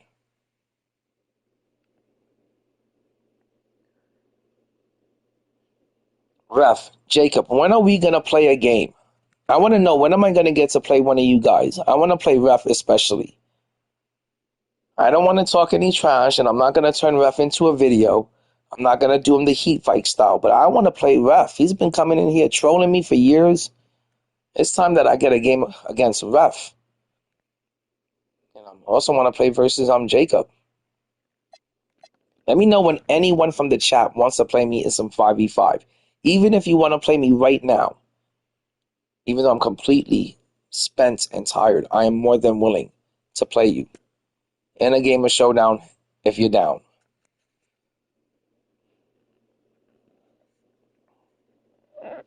But I really do appreciate all of you guys, for real, on the seriousness. I really appreciate all of you little night owls, and I really appreciate you guys hanging out while I play this game, especially while I'm really frustrated and raging out about the game. I feel like I need somebody to vent out to, and you guys allow me to vent out about shit. I get really pissed off at this game when I'm getting pissed off at the gameplay and the game mechanics. Oh my God, I can feel my blood pressure rising. It really does bother me. It really does piss me off. Okay, we got 15 seconds. gonna see if I can win this. Please let me win this, please.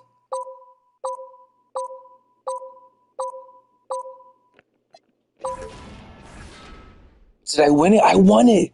I think I won George Gervin, guys. Yes. I got him for only 11,000 MT. Oh my God, that's huge. That's gonna leave me with 5,000 MT, and it's gonna give me a chance tomorrow to get another GOAT card. I'm only 4 GOATs away. I think I'm only, how many do I need? Hold up. Okay, this is gonna be my 6th one. I'm gonna need 4 more. I'm only 4 GOAT cards away from getting this diamond animation breaker, and I'm gonna give it to Bobo. And like I said earlier, Bobo is 7'3" with an 8'2" wingspan. If I give him that animation breaker, it's gonna make him the best card in the game, especially at the 3 spot. I cannot wait. I'm only 4 players away. I hate saying this. I may even do another pack opening. I may buy some VC in hopes of just picking up 4 cheap GOATs, or being able to farm some MC where I can buy 4 cheap GOATs. But I definitely want that animation breaker for Bobo. That would make him one of the best cards, the best card in the game, in my opinion. The second card I want to give it to is Manute Bol. And then the other cards really don't need it. As bad as some people want to act like King James doesn't have a good release. Some people want to act like Joker or Wemby don't have a good release, or Bradley doesn't have a good release. Trust me, it's more than good enough. Way more than good enough. The people that have really bad releases in this game is Bobo and Manute. And I think maybe your third worst would, I don't know. KD doesn't have the best jumper. Wemby doesn't have the best jumper. And neither does Go King James. So there's a lot of people who you can give the third diamond animation breaker to. But I would recommend, if you have Bobo and you have Manute, those are the first 2 people in the whole entire game that need it the most. Bobo, and once you give it to Bobo and Manute, game over. It turns Manute into as good as Yao Ming. You know, it turns him into as good as Zach Edey. So I can't wait to fucking get this. I just need 4 more cards. But guys, I'm going to call it a night. It is 6 a.m. And I did get like a bunch of wins in Showdown. I don't know what else is there left for me to do. There's not many challenges. I don't think there's any, to be honest. There's nothing really to do. I mean, it's endgame. I did all of this with you guys. I'm not really into collecting like the coach points. I don't give a fuck about this shit. I never really even understood all of this nonsense. And then the grind for greatness, I got that done. And then this is like your lifetime achievements. I got most of this done too. So the only thing I could do is just grind out and play Showdown every night, which I've been doing. And we've been winning anywhere from 5 games a night, 5 in a row, to 10 games a night and 10 in a row. So we've been having a lot of fun with the game because winning equals fun. And I'm already up to level 15. Maybe tomorrow I'll buy some level skips. That would get me to level 25. But there's really no reason for me to be in a rush to get to level 40 because I already have the best GOATs in the game. I have so many good GOATs. I have 2 GOAT squads. So there's really no reason for me to be in a rush to get to level 40. And it doesn't give you much MC or much VC. And then I'm almost at Diamond Rep 4. I'm almost done with this, and I'll be on to Pink Diamond Rep. At Pink Diamond Rep 4, you get 500,000 MT. Can you imagine if I'm able to get to Pink Diamond Rep 4? I'm going to live like a king with 500,000 MT. I'll be able to buy all the players. I'll be able to get animation breakers on all my players. I can't wait till I get to Pink Diamond Rep 4. That's going to be huge. But I did pretty much everything.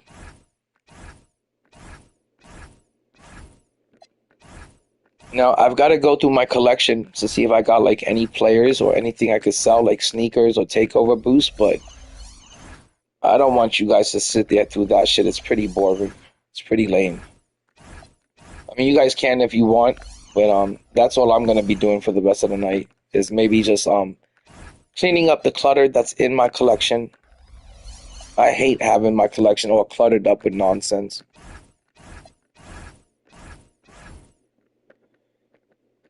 Okay, I really don't think there's anything else for me to do.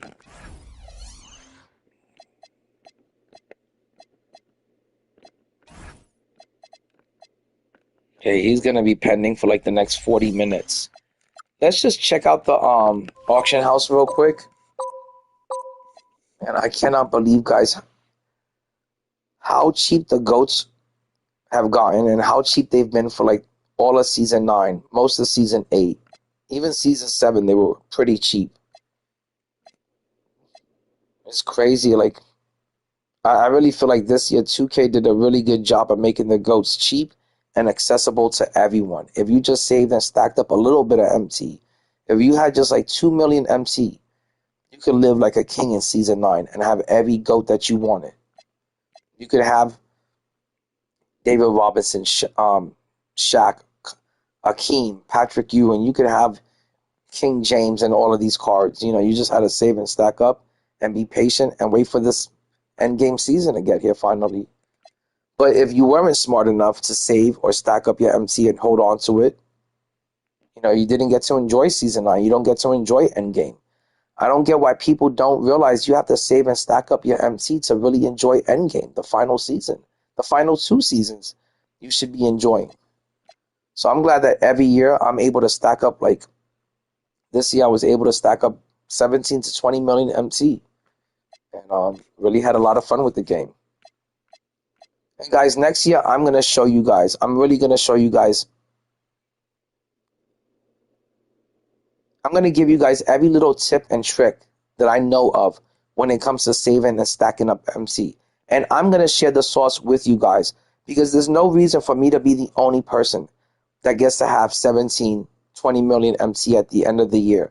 I'm going to really show you guys how you guys can also save and stack up 17 to 20 million MC alongside of me. And we'll do it together.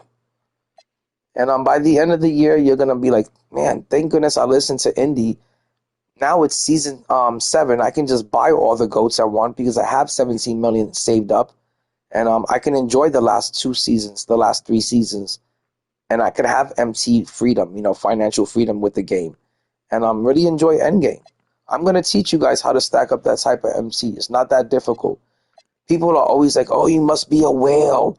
You had 20 million MT. Nah, it's pretty easy to save that up. It's pretty easy to grind it out and just save it and stack it.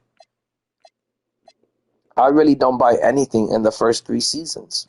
That's me being honest. That's a little bit of the sauce right there. Don't buy any cards the first 3 seasons. Just save and stack up your MT until that season 4, until they drop the 100s around the All-Star event. Yeah, this market is crashed. And guys, I got every good card in the market. Eventually I want to get every single GOAT. I want to complete the GOAT collection. And I'm going to have cards like Zion and D-Wade and Patrick Ewing. But right now, when I get them, I'm just trading them in for the animation breaker. So I can put it on Bobo. Become the best card in the game.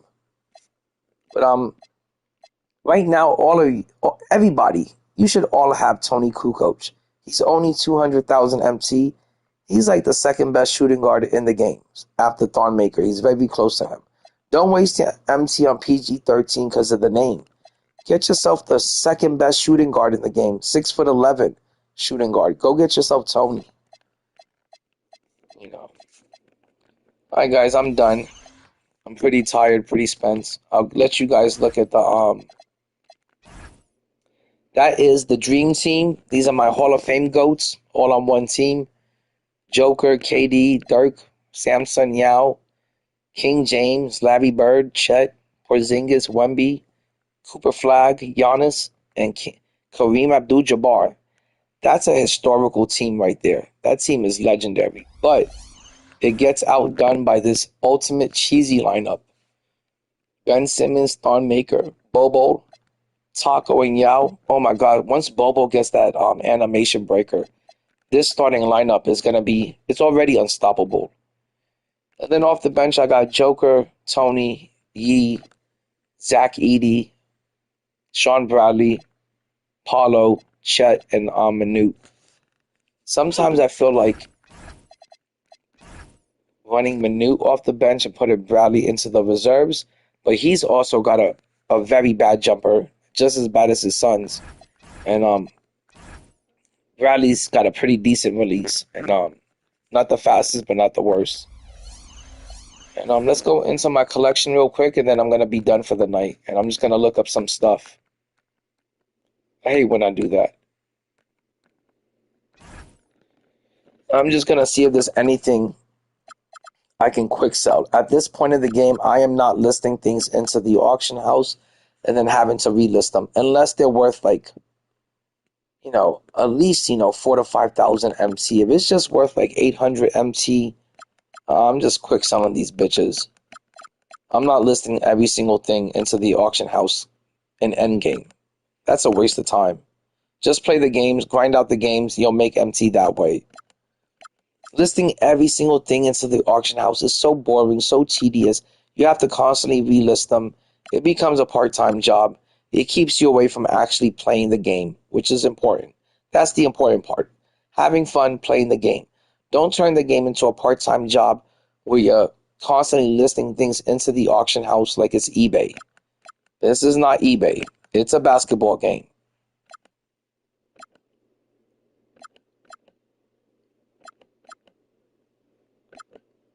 But guys, I really do appreciate all of you guys, just to let you know.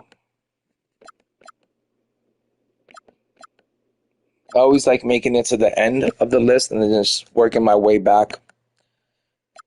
But usually you can't ever make it to the end of your list because the cards glitch out. PlayStation is really bad with that. I heard JC2K complaining about the same thing. That every time he tries to, look at the stuff that's in his collection, the cards are just glitching out and you can't see what's in your damn collection. So hopefully I can make it to the end without the cards glitching out.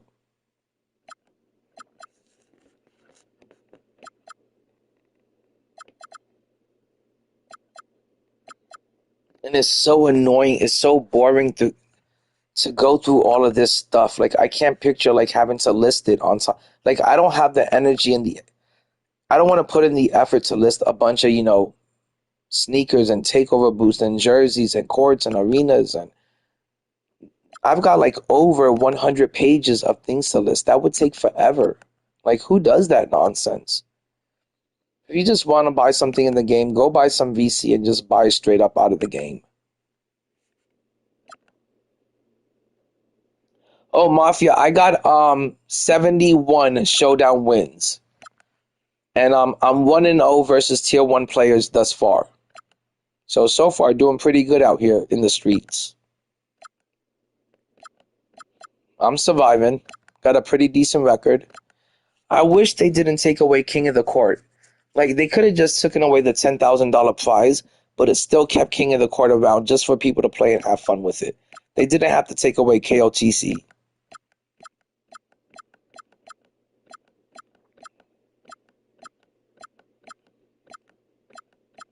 Oh my God, guys. I've got so many, countless amounts of pages.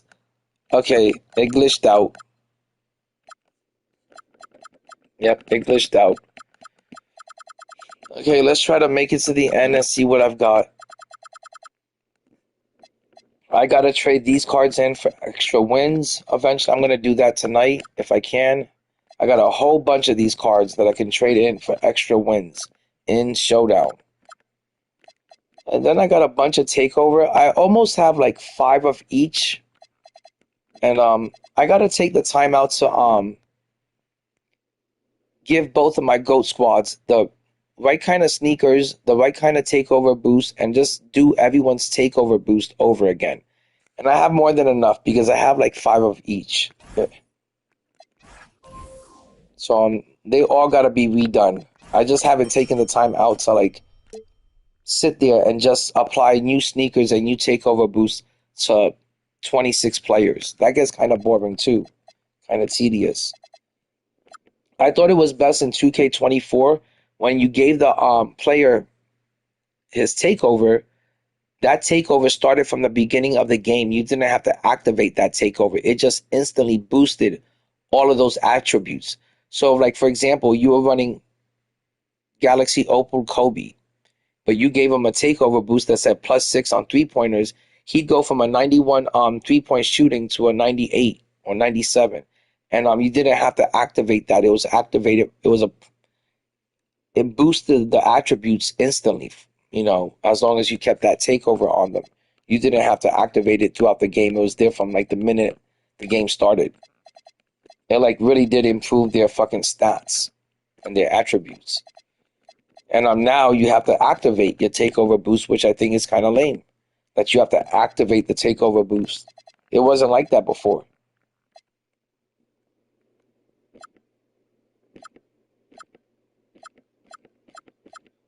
All of these pages fucking glitched out.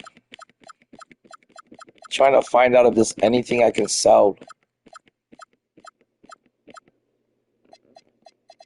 Nope. And I don't think I opened up any packs today, so I don't think I got like any new players. Well, see, like right here. Why list this in the auction house if it's only 450 MT and no one even needs a bronze badge anymore? Don't waste your time doing that. It don't make any sense. Just quick sell that shit and move on. Collect the 200 MT and move on. You don't have to sit there and constantly relist things into the auction house. That gets so repetitive. See, like this one is only worth, this person right here is selling it for 250. After you pay the 10% sales tax of 2K, you're going to get 225 for that card. Why go through all that trouble when you can just quick sell it for 200? It's only 25 MT less. So it don't make no sense to list it for 250.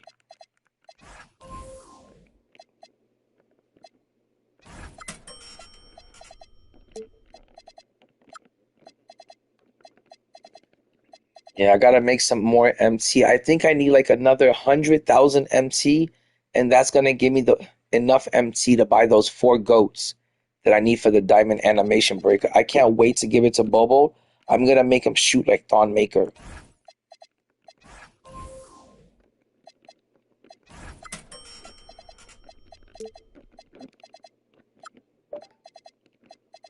Okay, I guess I got a few badges that I'm able to sell. Not many, but a few.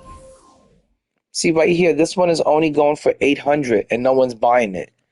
I'm not going to waste my time just listing that over and over when I can just collect 225 for it, quickly on the quick sell.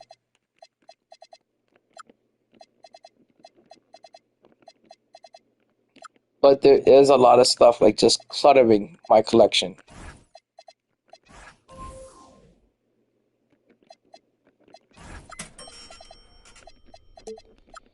I used to cringe when people used to quick sell things. Now I cringe when people sit there and just relist it constantly, and they have you watching them relist these items into the auction house over and over, like it's a fun part of the game or something to watch people list things into the auction house over and over. I'd rather just quick sell this shit, move on, and play the game and get some wins in the game.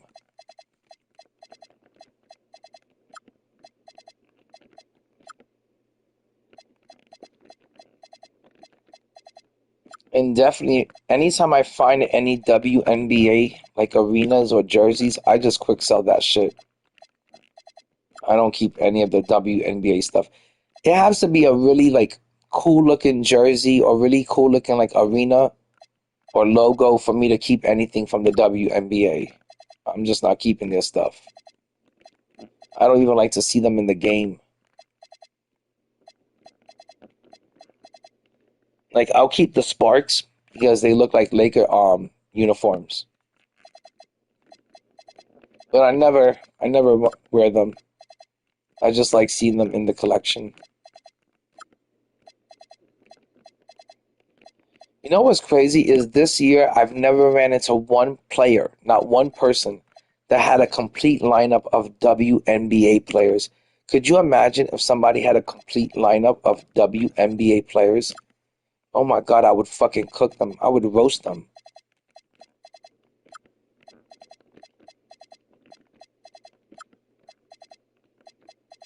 Yep. I ain't find much. I thought I was gonna find a few items I could sell, but there wasn't much in here. There's not much left. I could sell like a lot of this stuff. I just don't want to go through the trouble of listing it or even quick selling it. I like seeing this stuff in my collection. I like seeing most of this, like all the different jerseys, all the different Jordan sneakers, all the different arenas. I like seeing that stuff in my collection. I think it's pretty cool to see this stuff. See the throwback jerseys. I think it's pretty cool to see that stuff.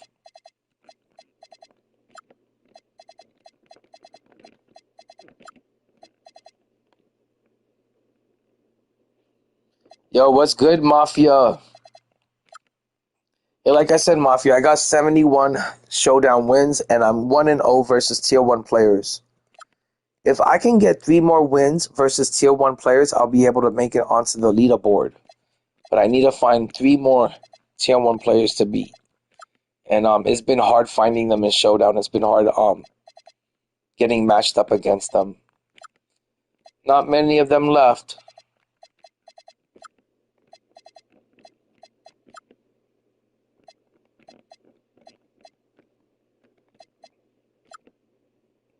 Okay, now I got to go through the players, and then I'm going to be done for the night, guys. Like I said, I'm not going to play no more Showdown. I am done with Showdown for the night. I won like 6 games out of 7. I'm good to go. I'm still pissed off about the one game that I lost, where I was up 13 points going into the fourth, and 10 or 13 points going into the fourth, and I end up losing the game. Get the fuck out of here, 2K. Gotta hold me out like that to give other people a chance to win. Fuck out of here with that nonsense.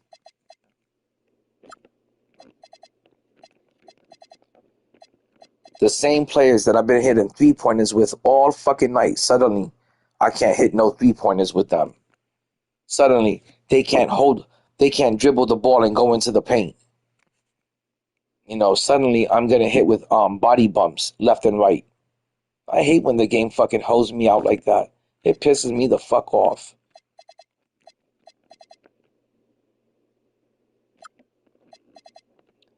But again, guys, I really do appreciate you guys hanging out with me.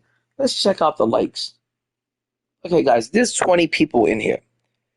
It is 6 a.m. This is my second stream of the day. I've been doing double streams. I'm trying to think, how long have I been doing that for? At least a couple of weeks now. I've been doing double streams for you guys. Don't make me beg for the likes like it's a big deal, or is that hard for you guys to hit the like button? Come on, show some love. Show your boy Indy some love. I mean, I'm out here doing this for you guys because I love you guys.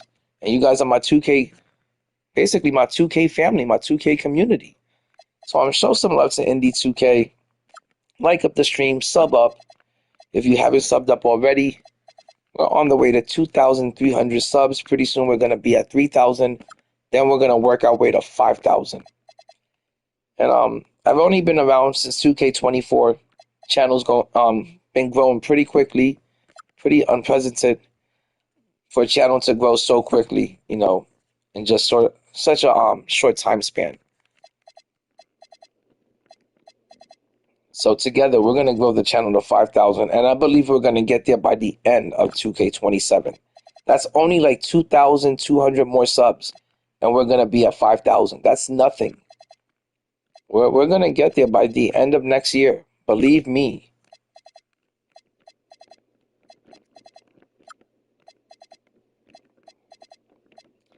And for some reason, next year I want to cover more than just my team. I want to talk about the other things I'm into. Like, I'm into like a lot of things in life, just the way we all are. And even though 2K is my favorite video game, and basketball is my favorite sport, and I do think about it all day, every day, and I could talk about it all day, every day.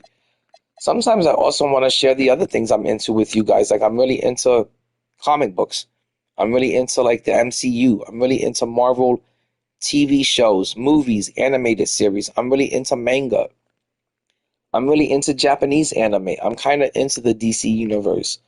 I like a bunch of sci-fi and like horror shows and movies. I'm really big into conspiracy theories and stuff like that. So I wouldn't mind, you know, sometimes on these live streams, we don't always have to talk about basketball and just the GOAT debate or my team constantly. We could switch it up and talk about other things, or even other things that you guys are into. Let me know what you guys are into. I'm really into boxing too. So I'm really into collecting action figures and basketball cards and comics and stuff like that. So, if you guys have any other things you're into or hobbies or just things you want to talk about, let me know. I'm always down for it. Yo, what up, Angelo? Doing good, man. Just been over here grinding out the game. Getting a lot of W's, a lot of dubs. And let me tell you, Angelo, it's nothing like the way it was last year for 2K25 where I couldn't shoot in the game.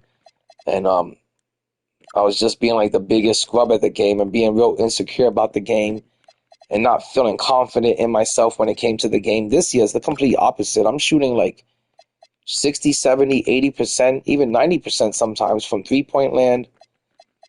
I'm winning 250 games every season in Showdown. I'm winning 85% of my games versus Tier 1 players. I've been in King of the Court, Tier 2 every single week. And so this year has been a complete turnaround and like a complete change in like the way I play the game, the way I approach the game, and the confidence that I have in my skill set when it comes to the game. Complete night and day from what it was last year, where like I was kind of struggling, to get those showdown wins in front of the live stream. I was struggling to shoot at the park, where this year shooting is like the easiest thing for me. Now this year, the only tough thing for me is just defense. Is trying to contest these jump shots.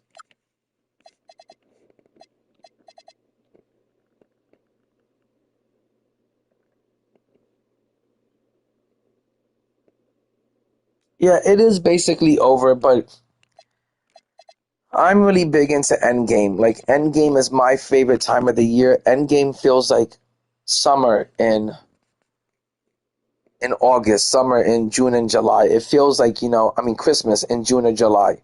So I really like having these Endgame cards. It's my favorite time of the year. It's what I've been waiting for. Like, every year when I play this game and we start all over, that's all we talk about as a community.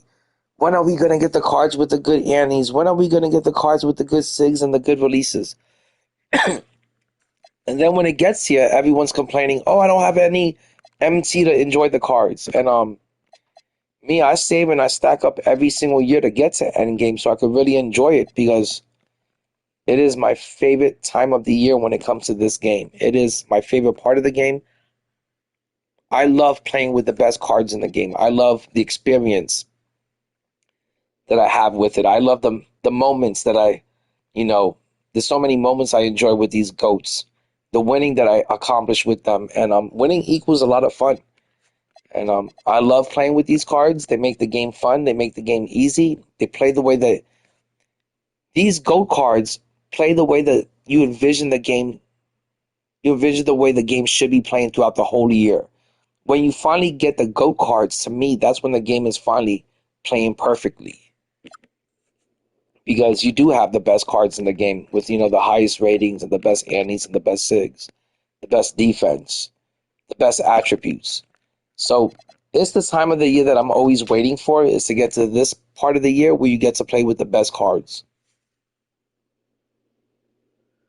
I only play MyTEAM Mobile. Too expensive for me. I did just the locker codes for the club athletes. I gotta go pack. I got Donovan Mitchell. I hate this game. And Wemby's jumper is a bit slow on mobile. Oh, Angelo, I hate to tell you this, but this year, my team got people so good. They got you to buy the GOAT option box, which had some of your favorite players in it, like a Wemby. And then you go there and you give them $100 to get the GOAT option box. You're so excited. You're so hyped up about it. You can't believe that you just got Wemby for just $100. That some years you could rip $1,000 worth of packs and never get a Victor Wembanyama. But this year you just got him for a Hondo Oni. And then you go to play with them and you realize his release sucks ass. And it's a bit slow. It's on the very slow side. And then you realize you have to spend another $100 to now make your favorite player in the game good and usable. And that's how 2K got you people this year. They made you spend $100 to get the GOAT option pack. And then if you didn't like the release on your favorite player now, you had to spend another $100, $200 now to make that player play the way you want him to play. So the game this year was a huge money grab and a huge money scheme, and it got a lot of people really good. Now going into the game next year, I won't buy the GOAT option pack or the GOAT option box until somebody does a gameplay on every single player. Next year, I will not go crazy to get Victor Wembanyama if he's got the same release. Next year, I will not be going crazy to get Victor Wembanyama if after you buy him for $100, you have to spend another $100 to give him the release that you want on him. No, I'd rather just get Manute. I'd rather get Sean Bradley. I'd rather get Bobo, Taco. Taco got one of the best releases in the game. Taco's release is 100 times better than Wemby's. Now, next year, you won't see me falling for just the name. You got to make sure 2K's got to show me that card that has a good name, like a Wemby, like a GOAT King James, you got to show me that those cards can also shoot good. Because if they can't shoot good and I got to spend another $100 to make them shoot good, then they ain't worth getting. If I could just get Taco over fucking Wemby. That's so stupid the way they did things this year. You know, they really fooled, and they pulled a quick one on a lot of people. They were like, what? Everybody rushed out to get Wemby this year. Everybody rushed out to get their favorite player. And the next thing you know, you're like, oh, well, my favorite player is trash now. He can't shoot. Well, to fix that, 2K had the remedy. Just spend another $100 and get the animation breaker. So now they get double the amount of money out of you from what you would have usually not spent. Usually people wouldn't rip packs because they know they weren't going to get Wemby. But when they made it so easy to get Wemby, everybody rushed out to get Wemby. Now, do you truly have a good Wemby? No, not unless you gave him the animation breaker. You have just a 7'4" trash can. And I can't say that. I like Wemby's release. I can deal with it. I understand how to use it, that you got to give him more open space and time to get that shot off. That it's not the quickest. It's not as good as Yao Ming's. It's not as good as Dirk Nowitzki or Chet.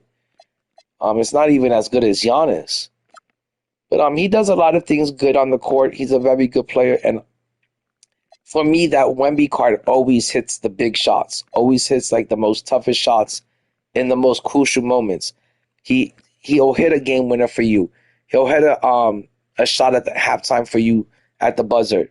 He'll hit a shot for you at the end of the clock. So he does come through in the clutch moments. I have to say that Wemby card.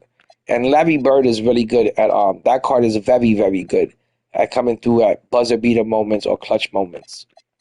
Those are the two cards that stand out the most for clutchness to me this year. Larry Bird and Wemby. So it's a very good card. It's just that to make him an S tier card, you need to spend another Hondo on him. A lot of jump shots on mobile are slower than they are on the console. Oh, for sure, Angelo. What if they don't do the GOAT option pack? Because 2K changes a lot each year, which sucks a lot. The Invincible Wemby is still a very good card, better than a lot of GOAT cards. I am worried if next year are they gonna make the GOATs so accessible, so easy to get and attain, because this year they did make them real easy to get. So I hope next year they don't change that up about the game. That's one of the things that I did like about the game this year, that it didn't cost you $1,000 to pull Wemby and to pull Yao. It took you $200 to get Wemby and Yao this year. And I think that was a fair way of doing it. Like, hey, here's exactly what you want. You pay us exactly what we want. You give us a Hondo for this player. We give you the player that you want. And at least now you know what you're spending your money on. You get exactly what you want and what you're paying for. You know exactly what you're paying for and you're getting exactly what you want. Where in previous years, you had to spend $100 for a GOAT Hall of Fame box that just spit out a random GOAT, and most of the time it's a small point guard. At least now you were able to go in to the player market, into the pack market, and buy exactly what you wanted for the first time. And it makes you feel like you got your money's worth out of it because you got exactly what you wanted, not just a random RNG pack that was going to spit you out some random goat, and it was going to most likely be a point guard, an undersized point guard. You got to buy exactly what you wanted from the player market this year. And I think that was fair. It made everything accessible, but it made the game very expensive. Because next thing you know, you're spending $1,000 to build your GOAT squad. You know, if you buy 10 of those GOAT option boxes, that's $1,000 you spent to build your team. I remember back in 2K23, it was like $50 to $80 for an endgame or invincible option pack for the new plays. Oh, exactly. I remember it used to be $50. I remember some of that because I used to look at MyTEAM back in the day. And I remember in 2K24, you got to buy a $20 a 20-pack box for $50, and it had a topper on it. The 20-pack box used to have a topper on it, guys. Now the 20-pack box doesn't give you shit, not even good event pieces. So am I in a rush to go to 2K27? Fuck no.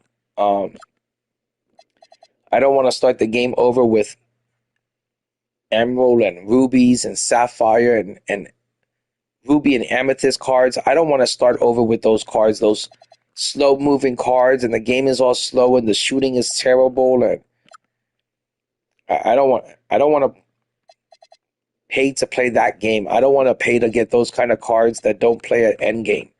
So for me, I'm going to come back maybe midway through the game. I'm going to play this until 2K drops the 100s, until they start giving some free 100s away, or they drop a 100 option pack.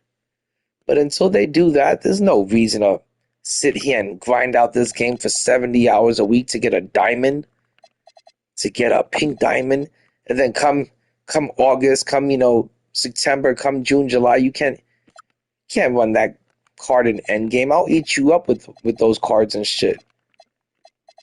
You even try to bring one of those cards into endgame and play Showdown with them right now, I'm gonna eat you up and shit. So to me, endgame is the best part of the year. Is the year that we're all looking. Is the part of the year that we're all looking forward to. And it's a shame that it's only like 2 seasons, 3 seasons really. It's not even half the game. And I don't like the first half of the game. I don't like the first half of the year just spending and wasting money on the game, or grinding out the game and devoting your life to the game and not getting good players out of it, or players that run for the whole year. Look at all these pink diamonds I got. None of these pink diamonds run. None of them. None of these diamond cards are going to run in a game of Showdown right now. It's pointless to have these cards. It's pointless to spend money on them. It's pointless to grind for them. None of these cards can play right now. Not even close to playing. You saw what happened. The last guy I played, he had Dark Matters, he had 100s, and he had pink diamonds in the lineup. And I cooked him. I ate him alive. Beat him by like 30.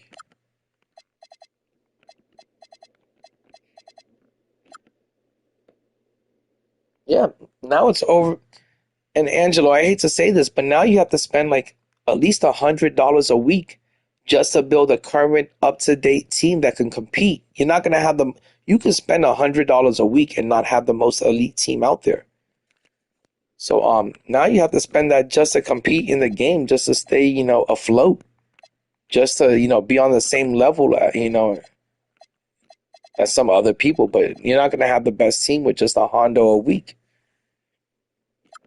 Now, what 2K wants you to do is they want you to spend $100 on the Tuesday promo, and then they want you to spend $100 on the Friday promo. Then not only are you going to have a good current team that can compete, but you'll have one of the better teams out there. But they want you to spend that kind of money. They want you to make it like it's a weekly bill, and it's normal to spend. They want to normalize spending this much in video games and this much in microtransactions. It's crazy. CB the Grenade said he's not even going to play the game anymore. He's going to retire this year. He doesn't want to rip these packs anymore and give this money away. He said he's done with the game. And guys, if the game sucks ass next year and it's the same game mechanics and the same gameplay, I can't imagine putting myself through another year of this and trying to save and stack up MT throughout the whole year just so I can enjoy the last 2 to 3 seasons, the last 2.5 seasons. I'd rather just get an account, not play it all year, and just put VC into it throughout the whole year. And then at the end of the year, just fucking enjoy some massive pack openings.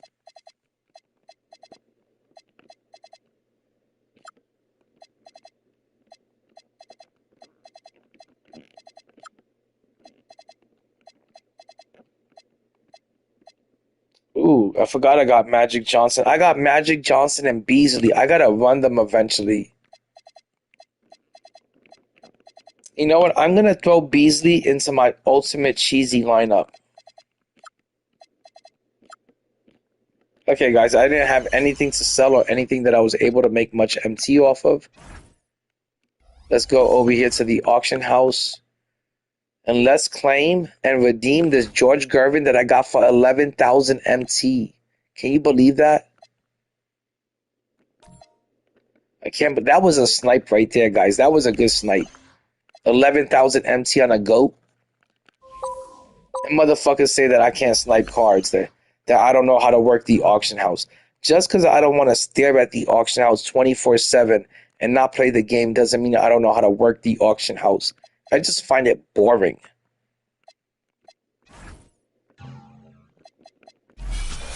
And let's put it into this diamond animation breaker. This is going to be card number 6. So I only need 4 more cards. I want to say by this weekend, I'm going to have my first diamond animation breaker, and it's going to go to Bobo. Let's see if I can get anything for 7,000. I doubt it. Nah, that's not going to happen. Okay, guys. Thank you for the 10 likes. I really appreciate that. I really appreciate all 18 people in the building at 6 a.m. being a bunch of fucking night owls and just grinding out the game with me and keeping me company while I fucking dominate Showdown and get these easy Showdown wins. I really appreciate you guys hanging out and rocking out with me. It means a lot to me. And you guys are like my 2K family, for real. No joke. Really appreciate the time we spent together and hanging out with you guys. Talking about everything from the GOAT debate to the game that we all love. Peace out, 2K community. I do it for the 2K culture. Stay savage, never average. Getting to 71 wins in the first week of Season 9 is savage. Peace out, fam.